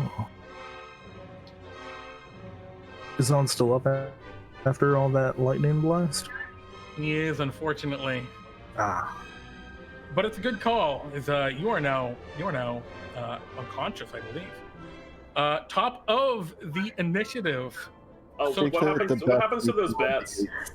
Oh, I rolled it from Vlaryn's lair, but the bats would have had the same bonus. All right. The first bat is like he's super. They're all dead. They all die. Goodbye, bats. Wait. The first one hits. Until they succeeded, they take 2 rays and blow up. They burst into fire blindness. No, I'm sorry, acid blindness. Apparently. Sorry, Sotaria, your move. One of my least favorite kinds of blindness. Okay. You are still shrouded in this darkness. Okay. I got a question. Mhm. I have the ring of X-ray vision. Oh shit! Ooh. Yeah, what Can about I it? see his? Can I see his ass? Tell me yes. Let me look at this. The ring of X-ray vision. It takes, unfortunately, an action to speak its command word. Usually, Pete, do you want to? You think we give it to him? You think we give it to her? Absolutely. I mean, they're solid substances. Okay. You use your X-ray Hey. vision. You can see your ally Nijel prone upon the ground, unconscious, presumably. Or at least you see their bones. You see Vlaryn just 10 feet away. Just walked a couple feet away. And yeah, you see everybody. So Nigel's dead, right? Nigel's unconscious. Okay. Nigel's unconscious. All right. In that case, It's that hard. crap. I can't do anything because I already used my action. Well, okay. All right. So I put on the ring of X-ray vision, speak the command word, which I'm not saying aloud, and I'm going to pop a greater healing potion because I kind of need to. Sounds good. Clip, clip, clip. So that's 14, and okay, and in that case, I'm going to move. How far? What's the area of this lovely piece of darkness? Everywhere. I mean, it just sprawls out. Kind of like all of the planar effects we've seen so far, they just permeate into the forests. Okay, so there's no getting out of it. Okay, all right. In that case, I'm gonna stay where I am then. Okay, and your bonus action was drinking the potion? Yes. Okay. Next in the order, we go to the lair. The lair. The shadow dissipates as it finishes coursing out of the portal. And then, is Vlaryn feeling confident right now? Probably is, right? Yeah, I mean, seeing Nijel on the ground, Vlaryn smile turns into a little bit of a grin. Oh, how the mighty have fallen. I think it's time for a little bit of a fashion show. As each willing creature who wants to participate in the fashion show can make a charisma performance check. And then the creature that makes the highest check gains the following benefit, which is that anyone looking at them is considered blinded. Bam. Alrighty. That's pretty good. Yeah. I'm making this at advantage because of the enhanceability. Ooh. Ooh. Vlaryn just shakes his hair. Same. Eef. Wait, hold up. 15. Not gonna beat Vlaryn. And wait a minute. Wait, what's the advance ability? It's 15 plus. I mean, it'll be. How much was the advance? I mean, wait. Wait. It's advantage. Okay, so I can roll again. In that case, Not gonna beat him. still not gonna beat him. Okay, never mind. Great. Now I'm blinded. Only if you're looking directly at Vlaryn. Only if you look at Vlaryn. You could avert your gaze on the disadvantage without being blinded. In that case, wait. Okay, I misunderstood that. Why in the world would I be looking at that pain in the neck right now? Nope.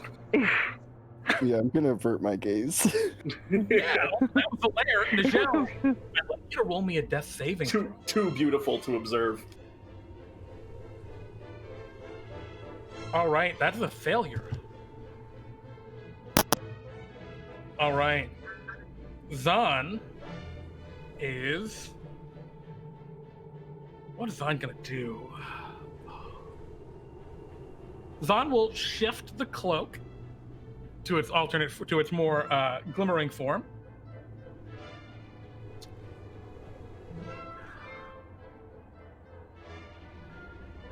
And will look down at the body of Nijel and hold a bladed hand to Nigel's throat. Or not a blade, like a clawed hand. And look toward...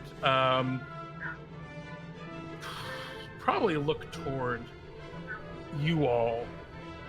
Look toward, I guess, Jenny specifically. Or just look generally about to all of you, and we'll say, one wrong move, and I'll end him. All right. Ready to action. Zewxip, it's your move. Zahn does not heal that round. He's looking really beat up. Zahn's looking kind of beat up. He's not looking like on the brink of death, but he's definitely injured.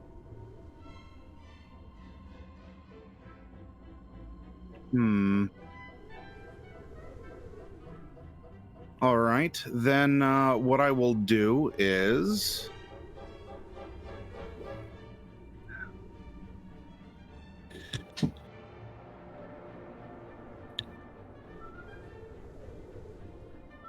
All right, I will fly to a favorable angle for what I'm hoping to be able to do here. Sure. I won't be able to maintain concentration on it, but I'm going to use this spell once, and also force a disadvantage on the save. Okay. You're going. And to I want to try and blow him away. blow him off. All right. All right. I will roll that strength saving throw for him, and he's disadvantage upon it.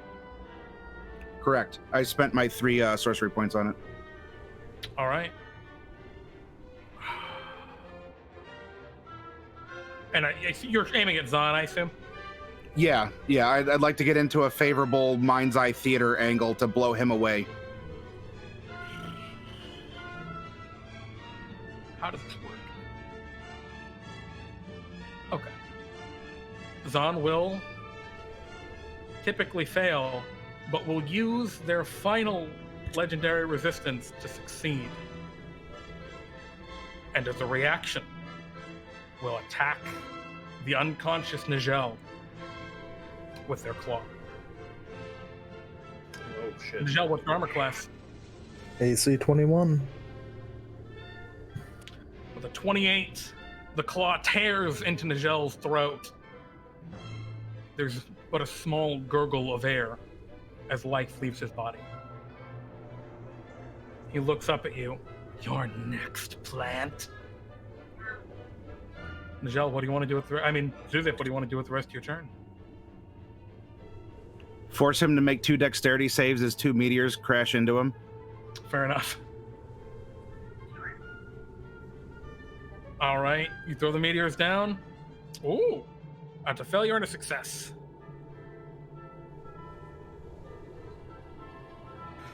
Oh dear, this is getting scary now. I've got the shakes. The meteors explode, further damaging the now fallen body of Nijel. And Zahn's still up. Very injured, but up. Is that the end of your turn, Zewxip? Yes. Jenny, it's your move. Gonna bonus action get into his head again. All right. Still kicking. And as a reaction, Michelle's soul belongs to me. Oh, shit. Oh, wait. What? All right, you're going to use Soul Cage to trap the soul of Nijel in a little silver cage. Where does this cage fall? Is it like on your belt? Yeah, it's attached to my belt. All right. A dark moment as this void of darkness, this shadow almost, pulls from the body of Nijel into this tiny silver cage. Oh boy. So he took the 5 charisma damage, right? Or the 5 psychic damage? Yes, no? Yeah, he did. Okay, then he is weak to magic right now, so I am going to shoot them with agonizing blast. And Nijel, so there's a hissing whisper in Jenny's ear as their soul is captured. Yeah. Excellent. All right, go ahead. You're shooting Zahn with the agonizing blast. Yes. Go ahead and shoot it. That'll do it. Those will do it. Does Hexblade's Curse apply on each? Yes. Okay, so another... Is very good. 4, 8, 12 damage. Okay. And then... Unfortunately, it does no damage. As What does? bolts of magical energy strike the resplendent cloak. They don't seem to have any effect. Oh, I thought since he was in that form, he took magic damage. He is currently in the resplendent form, not the matte form. Okay, so the resplendent one I don't. Just My, one from your experience to give him what we will say is immunity to damage dealt by spells and other magical effects until the start of his next turn.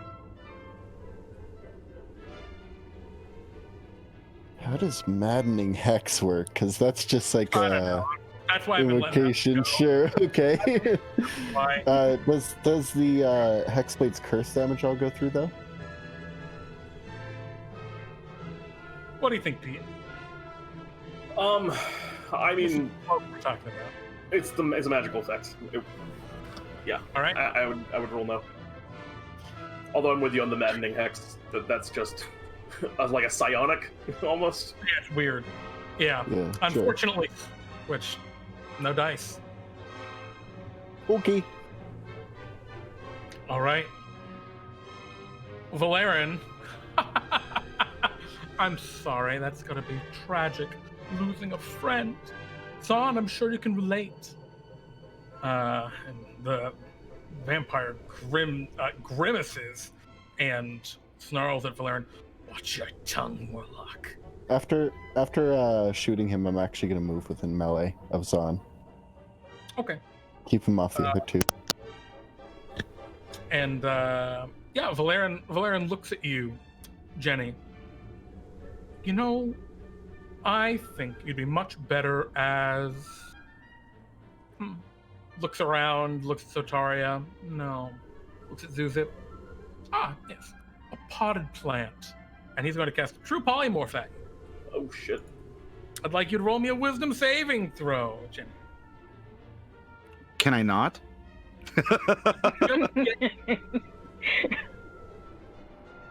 No, not at you, Zewxip. It's at Jenny. Oh, Whoa, we can't be having. No, we can't be having that. No, get out of here. Go ahead and roll your counterspell. I can only cast this at 5th level. Still got to roll. For 5th, he's casting it at higher than 5. It's true polymorph. True It polymorph. only has one level of casting. DC Yeah. equals 10, so I need to do a charisma check? It's a charisma check with the DC of 19. Okay. Then... You didn't take any cross-class into Bard, right? For No, I unfortunately not yet. That's actually what I was planning on doing. Now I have to do something else. Do I add my proficiency? Oh, I'm sorry. You don't even have the spell slot for the counterspell because you soul caged as your reaction. Soul Cage Oh, no, you got is it. Mystic Got it. Arcanum. It's not. Yep. Yeah. Uh, And Fairy Fire is a racial. Yeah, no, you're right. It doesn't matter. You've had your turn since then anyway. Sorry. Go ahead and try the counterspell. Okay. It does not That's have proficiency, it's just raw charisma. Unfortunately, your counterspell is unable to quench the true polymorph. I'd like you to roll that wisdom saving throw. Okay. Do I have advantage? No, I don't. Okay. Wisdom save. Oh my god. You become a small potted daisy. All right. Sotaria, it's your turn. Vlaryn turns toward you, Sotaria, and Zewxip. Oh boy. All right. Looking quite pleased with himself.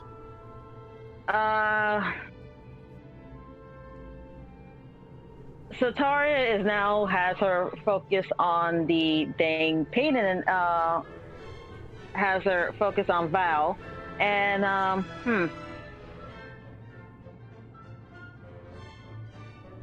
she thinks a moment and she's like, well, screw it. She starts dancing again. Okay. And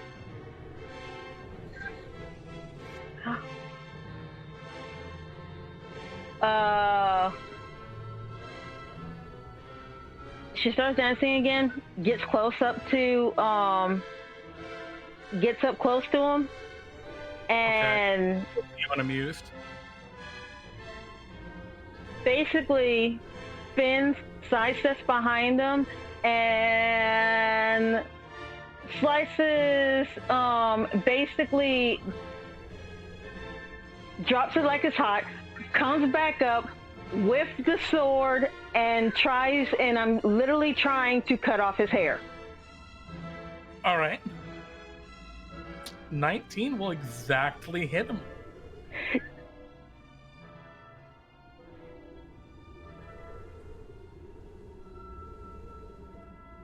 Now, he again is resistant to non-glamored damage. Or non-glamored attacks, rather. So it'd be 25 normally. Goes to 12. And And a con save. And just to make a little bit more insult to injury, I'm going to basically hit, spin again, dip down and hit his and aim for his Achilles tendons with dagger venom. Okay, go for it. And yep, again the 19 hits. Let me roll the Constitution save for the dagger of venom, which he will fail.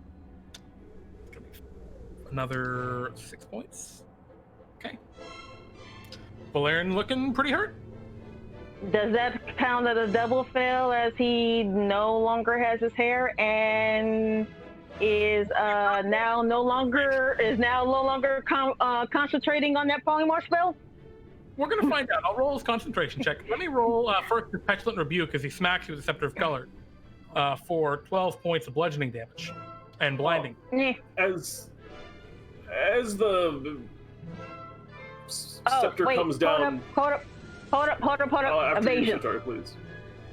Evasion. Evasion. Uncanny dodge. Uncanny dodge is one. Yeah, uncanny dodge. Yeah, that's the one uncanny. I'm sorry. Uncanny dodge. Sotaria, don't even sweat it.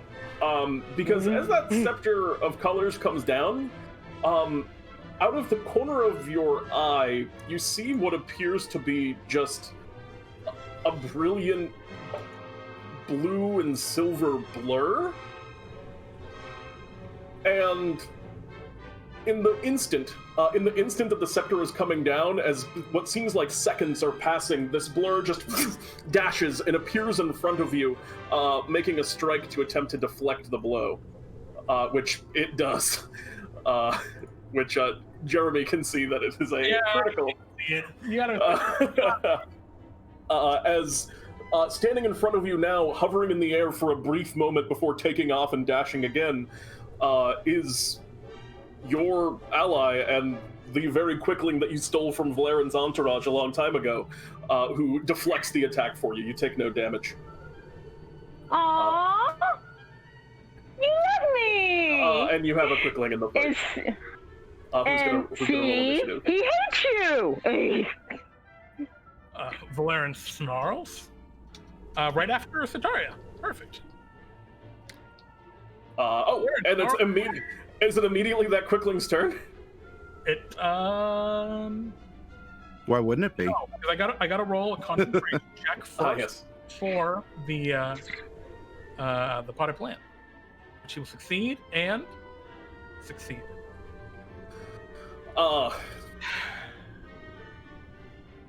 In that case, that quickling is going to levy a dagger. It kind of like twirls it. It twirls its like two daggers that it's holding in his hands really quickly. Looks up to you, Sotaria, and you hear it speak. You hear it kind of just speak one word very quickly. It just looks up at you, Sotaria, and yells, "Kill." Kill. Yes, kill. And you watch as it just unleashes a bevy of blows, striking 6 times in rapid succession. I think only, I'm sorry, 3 of which hit.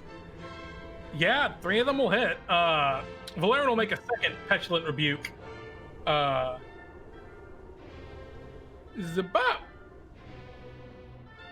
And will hit the quickling, but it has fewer than 88 hit points remaining, so it is blinded, so it'll have disadvantage. I'll reroll that 25 and 22 for its subsequent attacks. So it's a 17 and a 13, so unfortunately both of those miss. But the first one will absolutely hit Vlaryn for, what is it, 9 points of piercing damage, unglamored, so it's 4 points of piercing damage, but it will proc a concentration check. That's true. Oh my goodness. Alas, you're still a potted plant.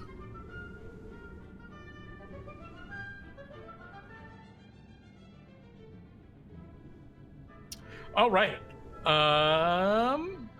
Is that the end of the quick link?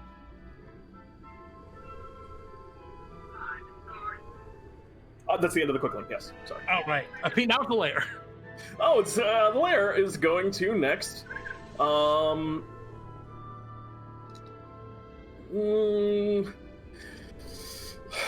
think that everyone really needs to strip down to just the look. As magical equipment is no longer functioning as anything other than just regular equipment. As Vlaryn just kind of like snaps his fingers and all of like the shimmer from your clothes remain if they're enchanted. They still look incredible and magical, but now they're just sort of fashion props in a sense. Is there anyone that's benefiting from the effects of equipment that is given by equipment right now? That depends if the effects that were already set in place by my Wand of the One are muted. They would be temporarily muted, which means I believe you have 2 concentrations up from that right now. Is that correct? Yes, however, I did not roll concentration checks after being hit by that lightning, so I want to do that now to see if I still have them anyway. Sure. Okay. And I was going to say, when you lose the additional help of the Vlaryn from your field, you would still get to keep 1 concentration. It wouldn't break both concentrations. Okay, I'll roll for Investiture of Flame first, and then Melf's Minute Meteors. Cool.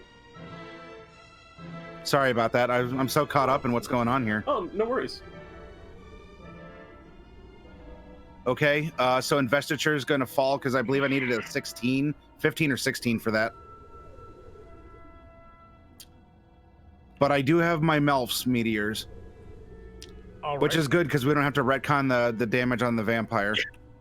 Well, we wouldn't retcon anyway. Yeah, with mistake in your favor, we keep. Unfortunately, Nijel is currently dead. Zahn heals at the start of his turn and keeps the cloak in its current form and runs toward you, Jenny. Oh, you're a potted plant. Runs toward you, Sotaria. Interesting note, the cable is still sticking out of him, but yeah, it will. Zahn will run toward you, this tiny little gnome with a big blade hanging out of it. Will run over and attempt to grapple you, Sotaria. Rolling a 24 to hit.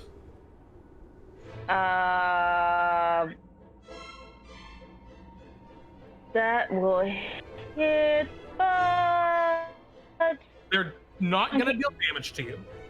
They are going to choose to grapple you. Okay. All right.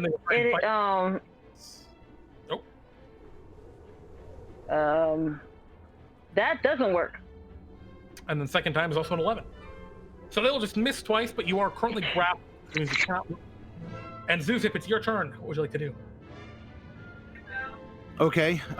Is there a favorable angle? Let's say, so magic stuff doesn't work, but spells presumably do, correct? Like I still have the meteors floating around me? Currently, yeah. Okay. If there's an angle where I could hit the Warlock and the Vampire, I'd like to move to it. Otherwise, I'm going to target the Warlock with a tidal wave. And I will force a disadvantage on the saves or singular save. Would you like to describe your tidal wave? Yep, 1 second. Let me account for my sorcery so I don't make a mistake.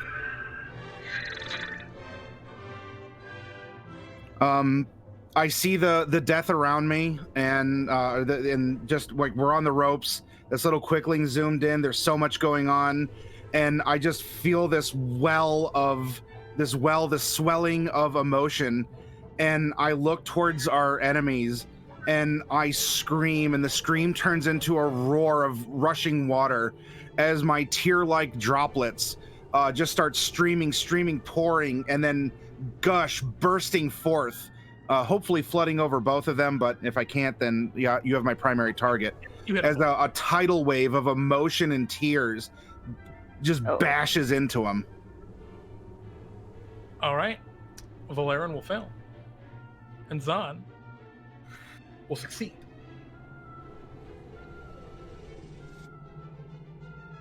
Oh. Vlaryn is struck by your tidal wave, and as that happens, he falls backwards, and actually, he's knocked prone, correct? And is Yes. knocked prone. His hair scattered, not, of course, from his head, but all a mess and awry. And as he goes to stand, you can see that he's somewhat bruised and battered and is barely hanging on. You would have figured a creature hit by something like that would have died from the strike, would have been knocked unconscious or defeated. But as Vlaryn goes to stand back up, he shakes his hair, now dripping wet, not quite as fabulous looking as he was moments ago. Didn't I give him a really bad haircut? You did. His hair is badly cut on one side. And it's singed. Please. You lack the power, the finesse, the fabulosity to overcome me. And you feel somehow, in some way, Vlaryn has just overcome what would have been a killing blow. I would like to provide 2 more killing blows by 2 more minute meteors crashing into him. Absolutely. And what do you do with these? We're kind of narrative on my turn here. You know, he's washed out. He kind of gets up as whatever. He gives his little vainful monologue, and I look at him and my eyes smolder, and then I just say, "Sit down." He loses concentration on the potted plant, by the way. He fails, and then he succeeds in the second one. That being said, still, just like you've blasted him with those 2 strikes, just like you know with the water, he does not seem to go down.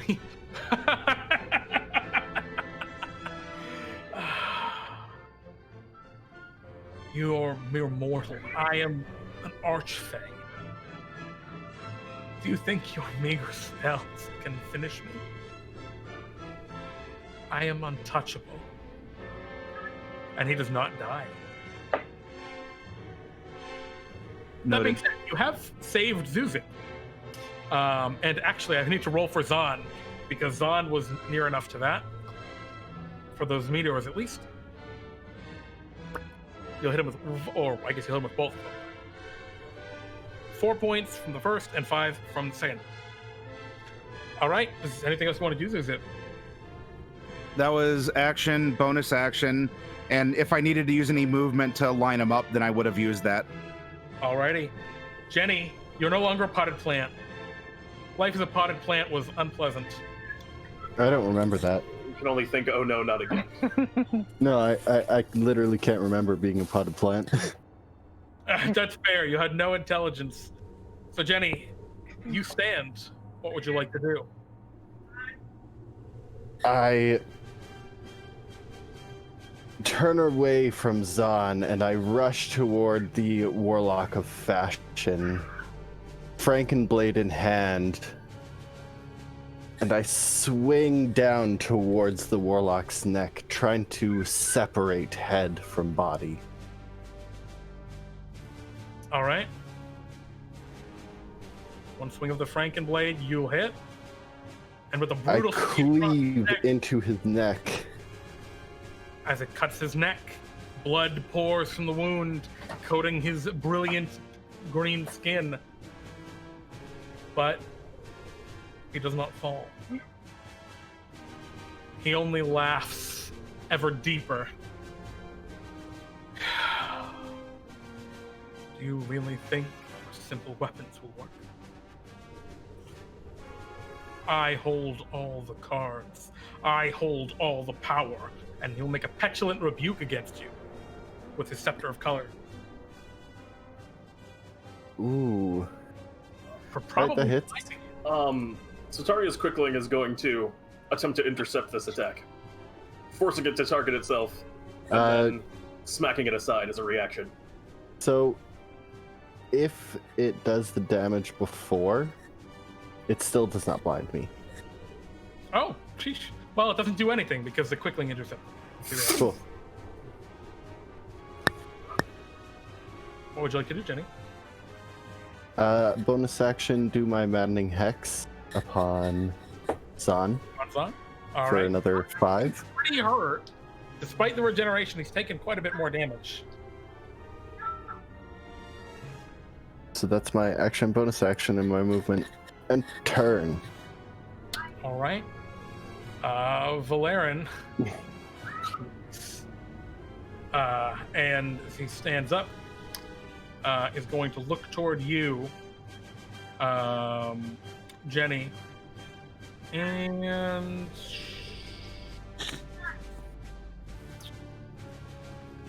no, not toward Jenny. We'll look toward Zewxip. What's he gonna do?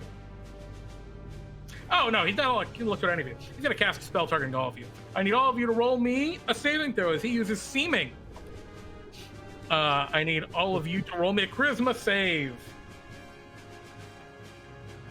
Ooh. Oof.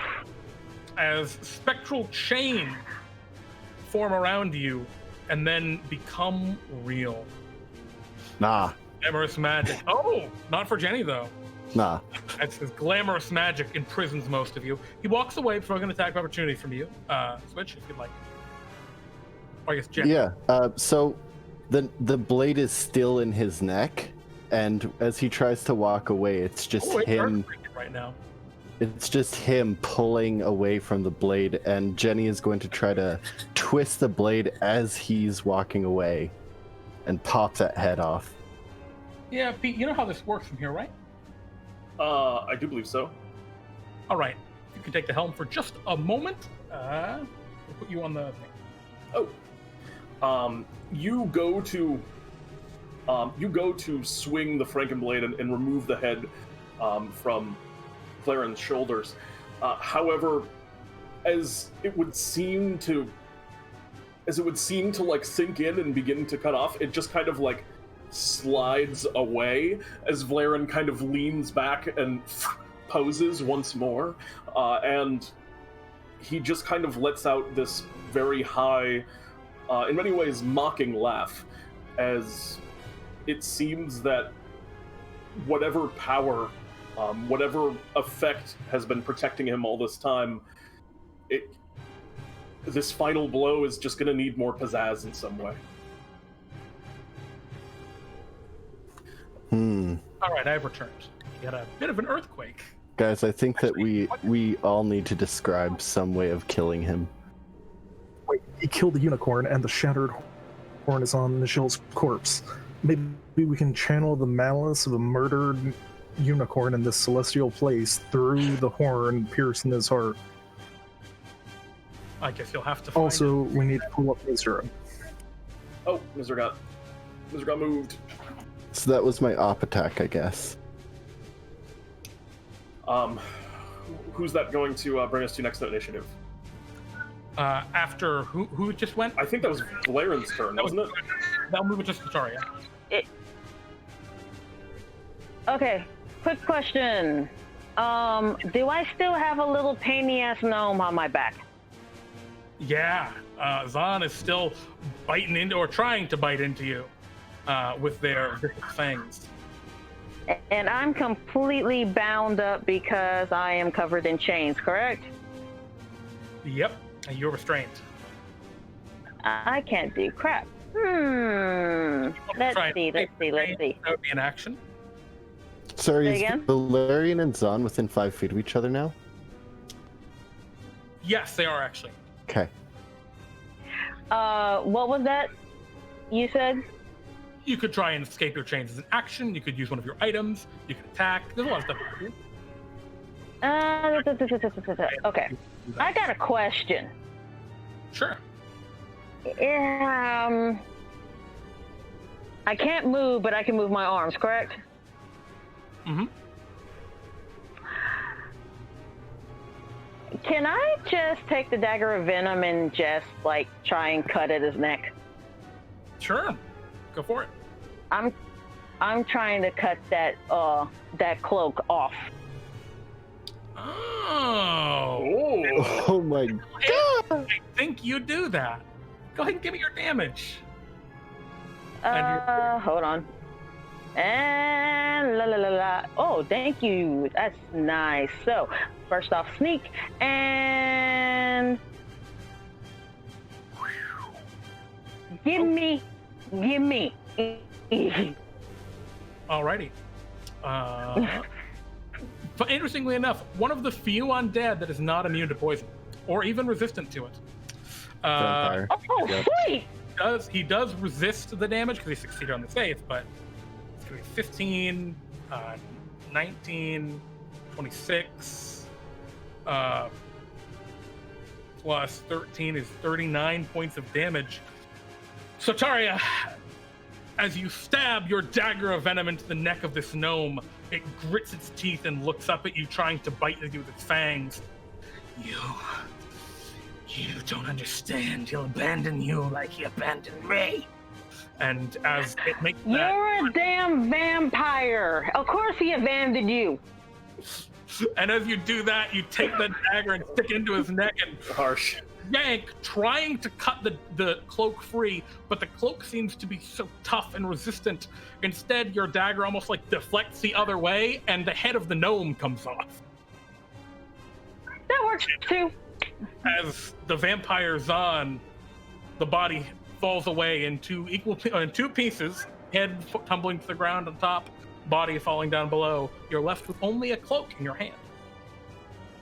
As you have dealt exactly as much damage as you needed to kill him. Oh shit, my Hexblade's curse procs.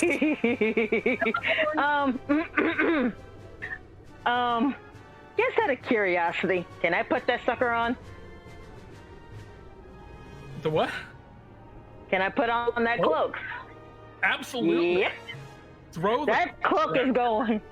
That cloak is going on. All right, now. You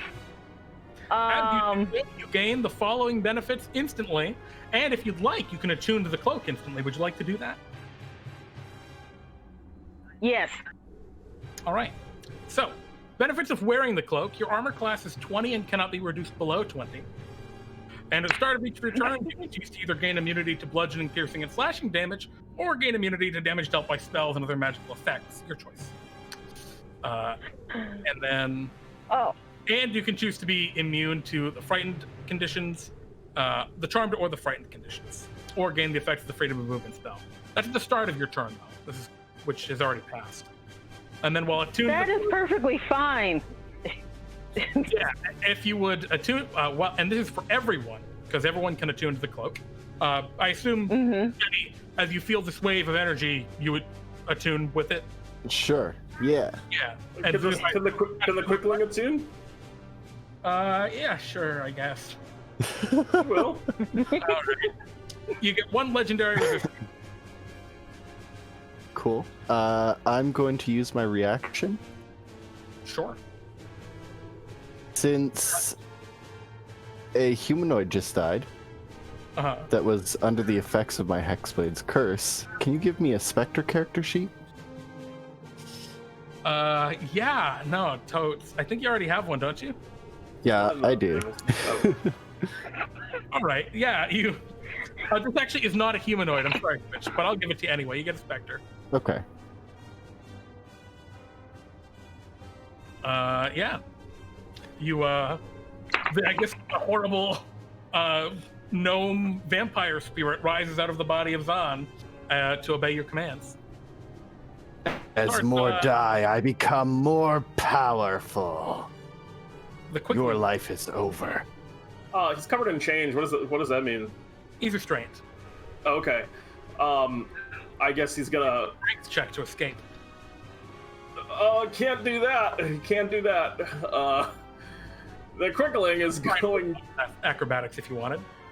Oh sure, we'll do that then. Not gonna do it. All right. You see, it's 21. That's his turn. Big rip. Wait, did he really fail in acrobatics? Yeah, you have plus 15 to acrobatics.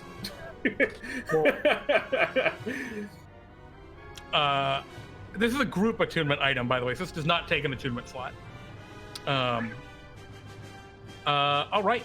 Then it is going to be... Jenny, we're just going to have the Spectre go after you on your turn to make it easy. Sure. Zewxip, what would you like to do? Couple questions to determine this. My Vlaryn field is back from my wand, yes? Yes, the effects of the layer have faded. And is Vlaryn standing in my field?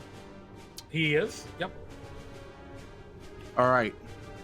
Zewxip is bound in illusory chains. I mean, for all she knows, she's in real shackles and chains. And she's going to huff and seethe a kind of a sappy drool forming around her mouth simulant parts. Is going to look up. I'm hamming this up too. Looking up at oh, go ahead. No, I said we love it. Okay. Looking at Vlaryn, and I'm gonna, as a bonus action, and if you're willing to stagger this, I'm gonna send one of the melfs at him. So, you know, Pew, I imagine he's gonna stand up though, right? Yeah. Wait, what does it matter? Yeah, you blasted him. Go ahead. Does he have like if you want banter or something, this is going somewhere. I'm gonna hit him with one of my two, but you know, I'm gonna seethe, I'm foaming. I send a minute meteor blast into him, but he's probably cocky and standing there. Yeah, he is. And the meteor explodes over him, and as the dust from it fades, are we going to keep trying that over and over again, or you want to just give up and die? I'm going to yell, and the second meteor will snap forward once more. Same effect, I imagine. While that is happening, I would like to send that little berry that was a part of my body, like while we're bantering and distracting with these meteors, I want to send that little berry that I've been nurturing or splicing through my Vlaryn field. And I want to deliver a touch spell to him as he's standing there, mocking and such. And I want this one little lone survivor red berry, as it's been creeping through my Vlaryn field to where he's standing, to deliver a spell after I say a couple things. Fine. I can't kill you, but I can render you forgotten and completely unseen and irrelevant. I want my little berry to deliver greater invisibility. And there's no save. There's no you can. And I make him fade. Yeah, Valeryn's just kind of standing there, arms crossed, and disappears. And how do you expect to do that? Says the invisible force. What have you done to me? Who? Where? You hear him like, oh, yeah, I'm still here. Where'd he go? Oh, The deed finally. is done. Let's collect Nijel and leave. Oh, okay. Zewxip, you sexy beast, you. That was awesome. All right. We start walking over to Nijel. Jenny?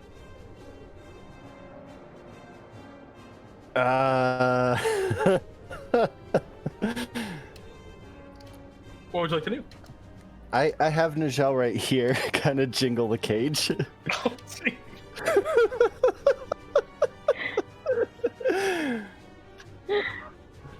And I guess I'll just You got Nijel for 8 hours. yeah, I have Nijel for 8 hours. We gotta go, guys. A very, very roundabout way of extending your revivify duration. I like it. I like it. Yeah. Okay, so you just grab Nijel and start leaving? Yeah. All right, Vlaryn from the invisibility says, where do you think you're going? I'm still converging the planes. Idiots. Wait. Oh yeah, we need to turn that off. Yeah, Valeryn's going to cast a second prismatic spray, blasting at you all. Actually, really just at Zewxip and Jenny. Okay. Yeah. The bright side is you've got the cloak. So if you'd like, you could legendary resistance it, but I still need you to roll those dice. Who needs the legendary resistance? Just That's win. Billy. What? DC 21. I'm. Oh yeah, he's unconscious. He can't give the +4. Just on the subject of who needs Weird, because actually the soul isn't unconscious, but the body, I think he's unconscious. I think he's incapacitated is the more accurate term. That is the correct term. You're right. Okay then. I will use my legendary resistance. Give me some D8s, you two. Oh no, Zewxip. Oh no. Roll me 2 more D8s. I didn't have time. Zewxip, you succeed, but you're going to take 2 blasts of lightning. Actually, is it 2 blasts or? Well, it was 2 rays or whatever, 2 beams. Yeah. Jeez. So you're gonna take 20 and then 13 lightning damage. Okay, so he has to succeed 2 DC 10 con saves for greater. Yes, for the greater invisibility. Vlaryn, well amused, well, clearly somewhat distracted, is very pissed. Jenny, can you roll me your D8? Oh no, I said I was gonna legendary resistance. Oh Yeah. wait, I still need to do the D8, right? Yeah, you got lucky last time. Yeah. So yours is poison damage. So Jenny, that's 17 poison damage. 2, 3, 4, 5, 6, 7. Okay. Sotaria, it's your move. Actually, Zewxip, you retain your legendary or your invisibility. Yes, though my Melf's minute meteors do drop because I can only concentrate on one of the 2 spells that I've been juggling. All right. Sotaria, what would you like to do? Okay, quick question. Are those chains still up? Or am I free? Oh shit! Yeah, I think you guys should have been chained up. That's fine. Yeah. Well, that's fine. I mean, that wouldn't have changed anything that happened that last turn. Yeah. So you're still chained. I'm still chained. Okay. It's not. Alright. That being So- said, at the start of your turn, you could use your cloak to gain the effects of freedom of movement and become unchained. All right then. In that case, is he still invisible? Even though I don't think it matters because I can still see through X-ray vision. See him So, you in can that see case, your X-ray. So, in that case, freedom of movement, please. Sure.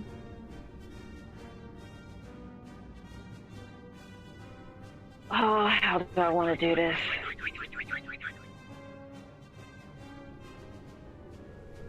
You feel I'm going to. Okay. power in the cloak you are wearing.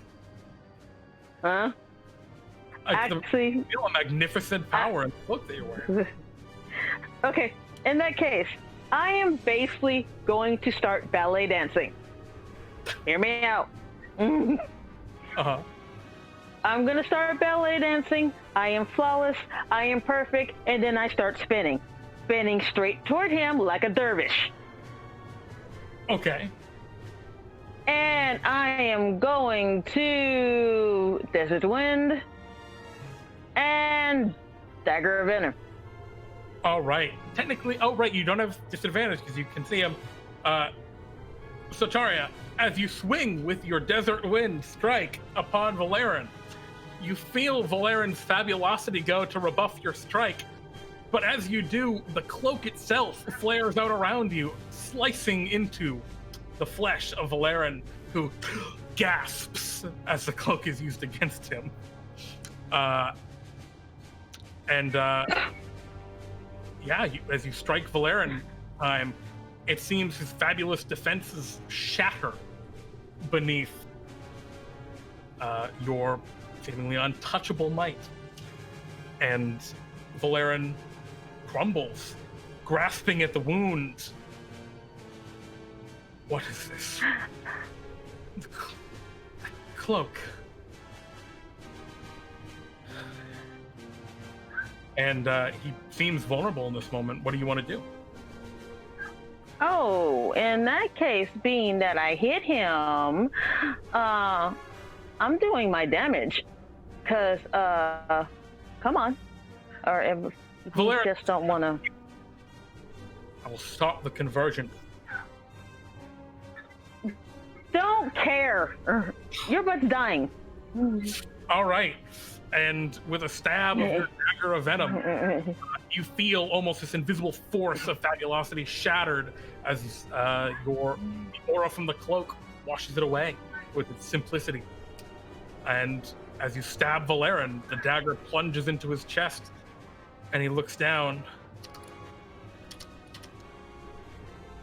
Oh. Simplicity. Who would have thought? And Vlaryn slumps to the ground, motionless and seemingly lifeless. I'm chopping off his head. Oh my god! And you just start to keep hacking at him? Okay. The chains fall away. So we still gotta deactivate this, we still gotta get rid of this machine, right? Yeah, you still see it's kind of like a portal almost of burbling mercury, of almost shining metal.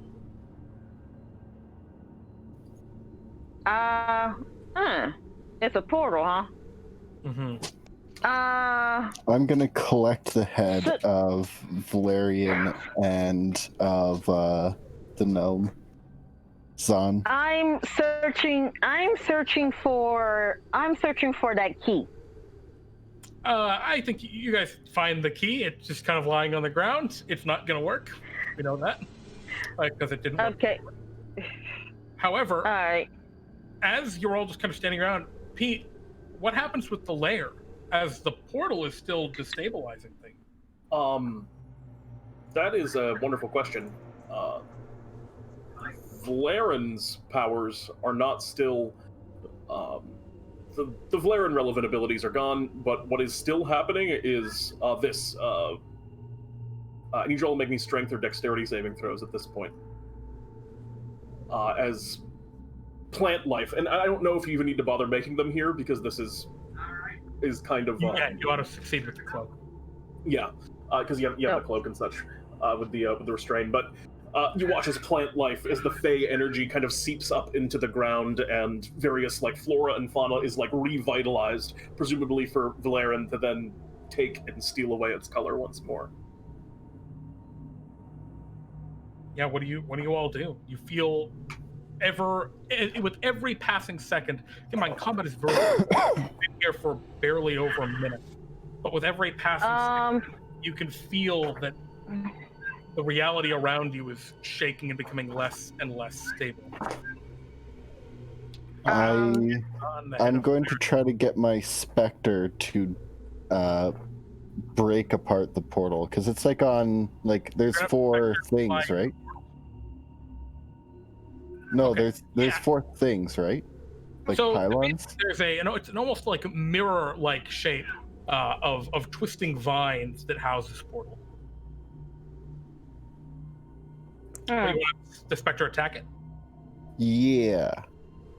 As the Spectre goes to attack the portal, rippling planar energy lashes out at it as it gets close. Can you roll for me a dexterity saving throw from the strength saving throw, I think. But we'll take that dex for now. You rolled well. It's going to take half of this. A couple quick questions due to this. If I still have my Florin fields up, how does that combat against the encroaching other plants, especially if my allies have immunity to the difficult terrain in my plants that travel with me? Yeah, I mean, narratively, you 4 or 3, sorry, Michelle, are protected by the cloak's power, its ongoing presence here. And that being said, you feel like the ground is quaking. You feel the convergence of the planes coming to. Something has to be stopped. Some way this portal has to be closed. So the portal does 19 what kind of damage? Force damage. Force. Okay, the Spectre dies. Okay. Sorry. Okay. I got a question. Where's that? I have the staff, right? Which staff? Vlaryn Scepter of Colors? Yeah, Vlaryn Scepter in the colors. It's just on the ground near his now headless body. Okay. All right. I'm going to walk toward the basically stand over the staff. Well, kneel over the staff. Mhm. Put on the gauntlets of destruction and punch All right. the staff. You're going to just try and smash the staff. Yeah. Basically thinking that the staff controls the portal, so destroying the staff should stop the portal. Is there anything you would like to specify specifically about, I'm going to put it here again, the cloak? Would you like to have the cloak in any of its various forms or anything before you do that? Or? Hold on.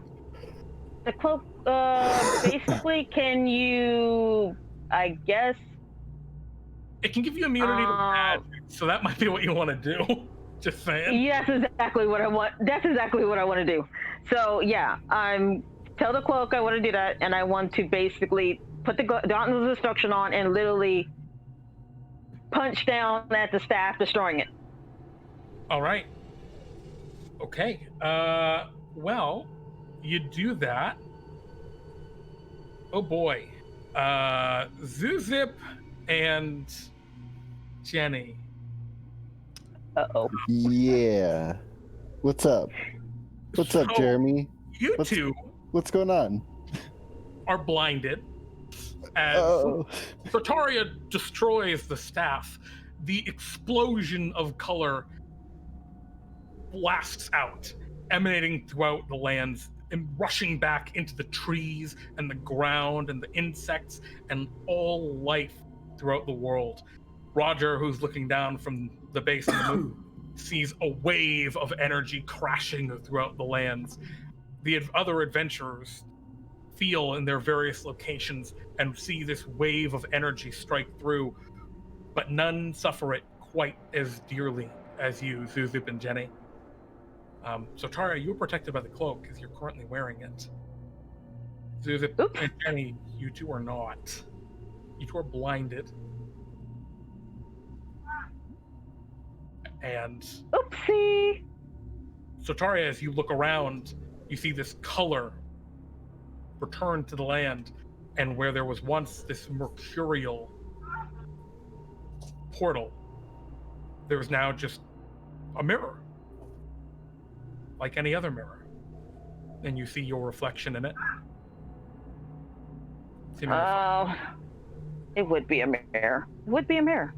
He has a dumb thing with mirrors. And as that happens, you feel a lightness on your shoulder, and you can see the sparkling cloak beginning to, looks like, disappear, decorporealize. You touch at it, and it feels like almost dust, glittering dust in your hand, sparkling and twinkling in a way that you've never, well, maybe you have witnessed it.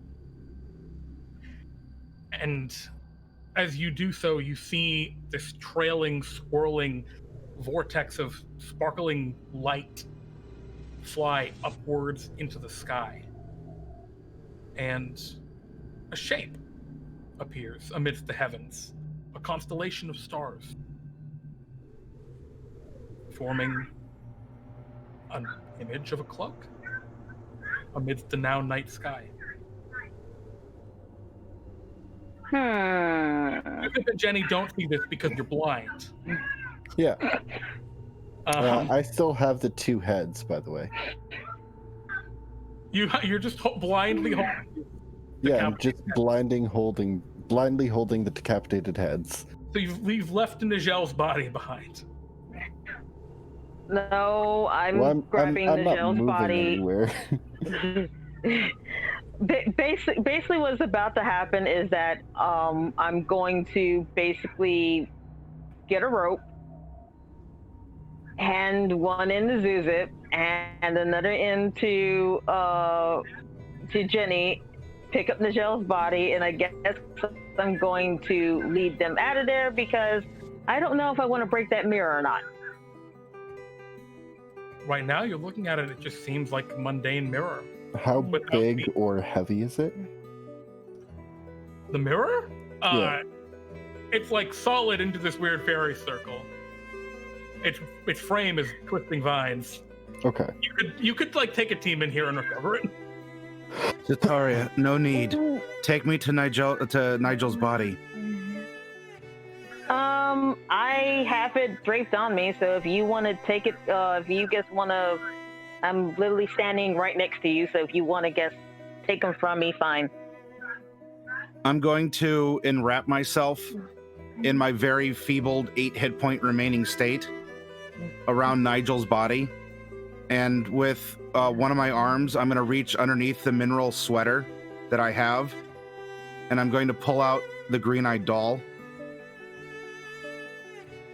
I want to teleport me and my luggage named Nijel to Lance Silverblood.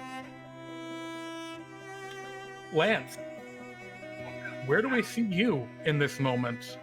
No doubt in your keep, restoring things? Indeed. I've had to take a few defenses against a reclamation of the Green Sun cult, establishing some wards and just getting things back in order. With a flash of green light, 2 people appear before you, or a person and a corpse. You see your friend Zewxip, cradled in their arms, the body of your acquaintance, Nijel, another adventurer of Bartholomew's company, one that you hadn't known to have awakened at this time. And actually, Zewxip as well, for that matter. Wait, what are you doing here? There was... We fought the Warlock. He died, gave his life. Had to call on you. I can't see, but it's not important right now. Others, the mirror, the veil. Just do something, please, to help. I'll get with Roger and we'll make sure the others can help the veil. Lance will give kind of a clap and you see a streak of fire coming down from one of the higher trusses in the cathedral as Ronnie will come down and attempt to use his innate revivify ability. As But Ronnie before he does that, Jenny's just going to take a sip.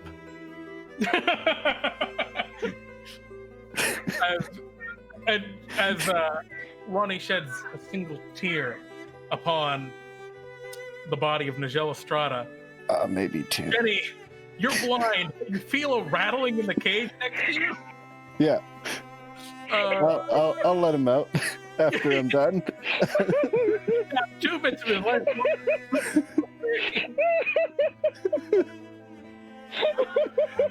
Nijel, it was a harrowing experience.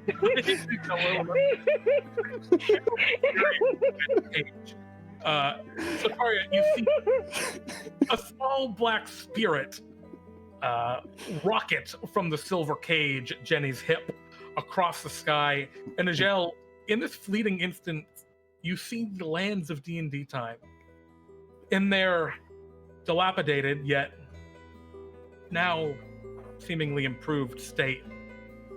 Only for a second, though. And you feel yourself awakening to a burning heat across your cheek.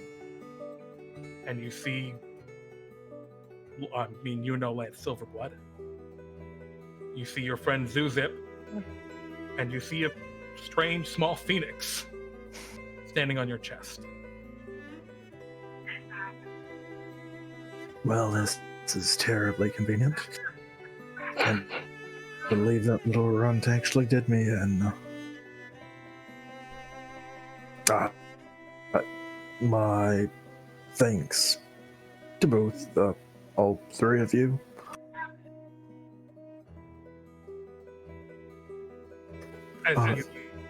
Yes, of course, anytime. Yeah, of course, you gotta beat Lance and Nijel. You feel, Nijel, the skin and flesh regrowing over the injury, a likely side effect on your neck, a likely side effect of Ronnie's tears. But Nijel, you can feel in some dark and twisted way, some part of you has changed, and not from your death. Tenure within the cage of a friend. You know, I think I left a little bit of myself behind when I have to have a long talk with those Galanodels.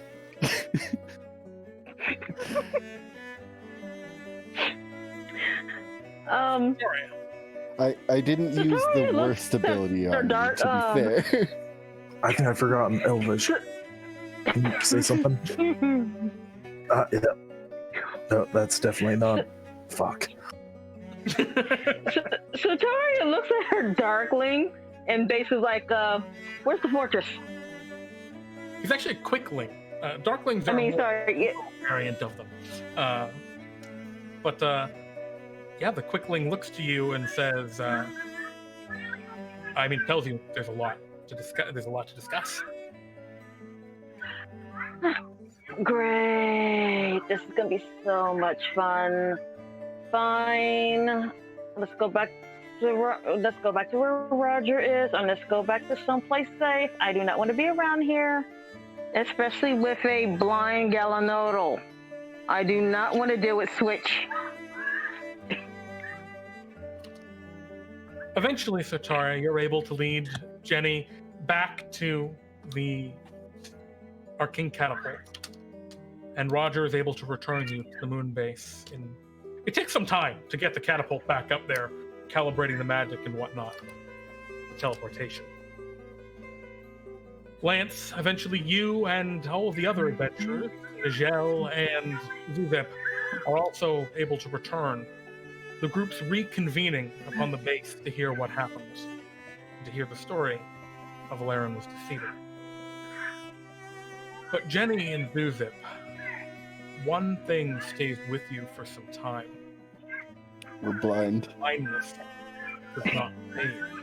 Yeah.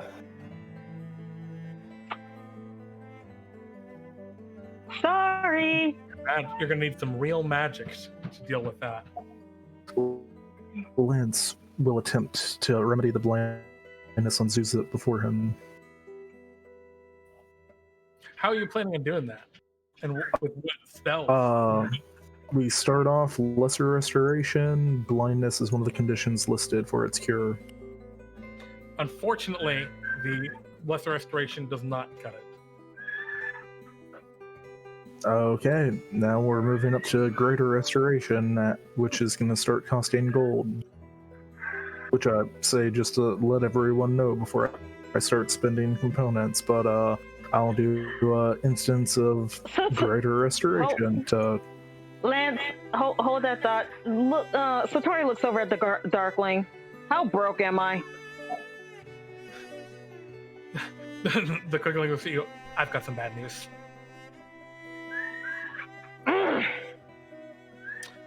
Is the head still there? I still have both of the heads. Not that head. Not that head. She's talking about another head. Is the head still there? The Quickling doesn't know. The Quickling has been to the keep in quite a while. And you'll learn more about that in the session. As like many of the keeps around here, it has been lost. Yours more literally than figuratively. And great. Yeah, you were able to find that the Greater Restoration is effective. albeit it takes a few days for the site to completely kind of restore to its normal state for each of you. Okay. And with that, this adventure comes to a conclusion. Vlaryn defeated. The last threat of the Warlocks, seemingly, or the last major threat of the Warlocks, seemingly vanquished. Color returned to much of the lands of DnDTime. I give Roger the head of Zon and Vlaryn.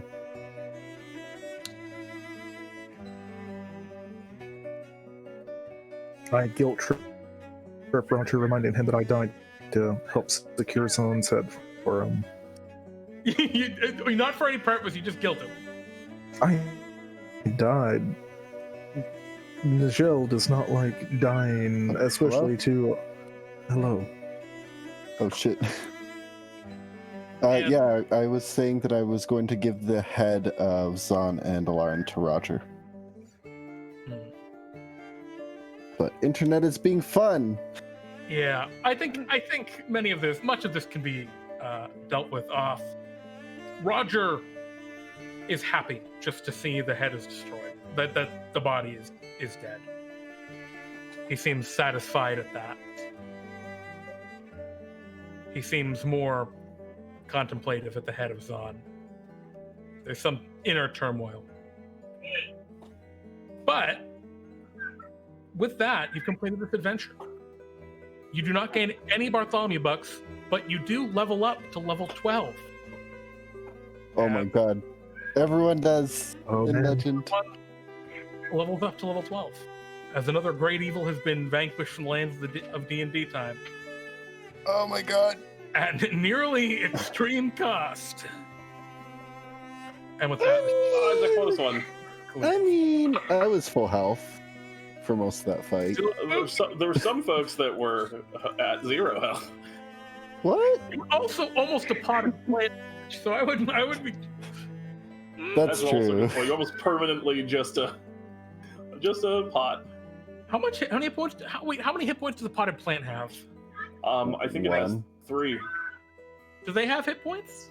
I think One one for one, the dirt, I think. one for the dirt, one for the pot, and one for the plant. Oh, I'm in with that. I also think it has vulnerability to bludgeoning and slashing. Jeremy, shall we away to the outro screen? I think we should away. Thank you guys all for Thank playing. you guys so much for playing.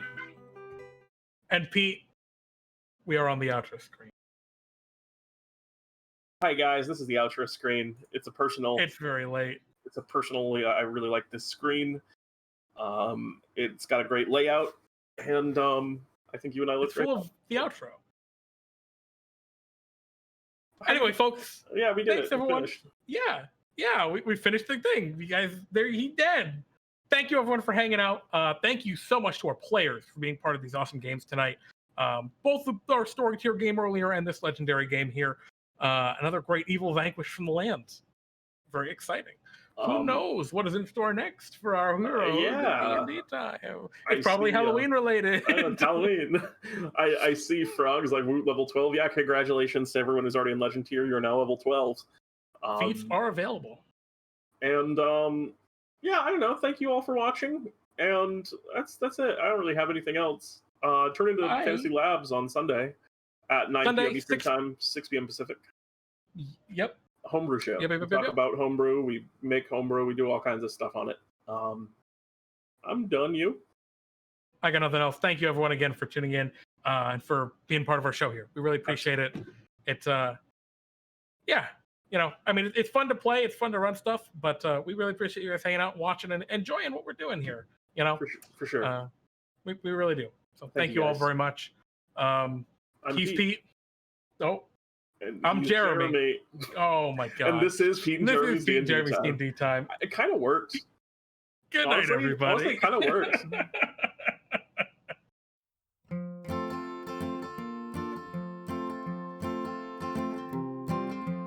Hey there, folks. Do you know what time it is? Pete and Jeremy's DnDTime. Pete and Jeremy's DnD. Pete and Jeremy's DnDTime. Pete and Jeremy's DnD. Pete and Jeremy, you know we're gonna have some fun when we are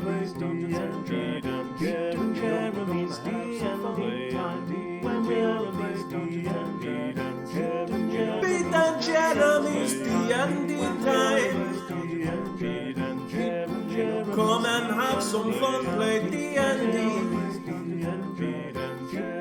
Pete and Jeremy's D&D time.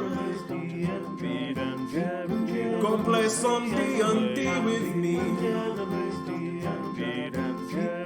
Pete and Jeremy's D&D time. So many fun things to do. Pete and Jeremy's D&D time. This is our invitation to you.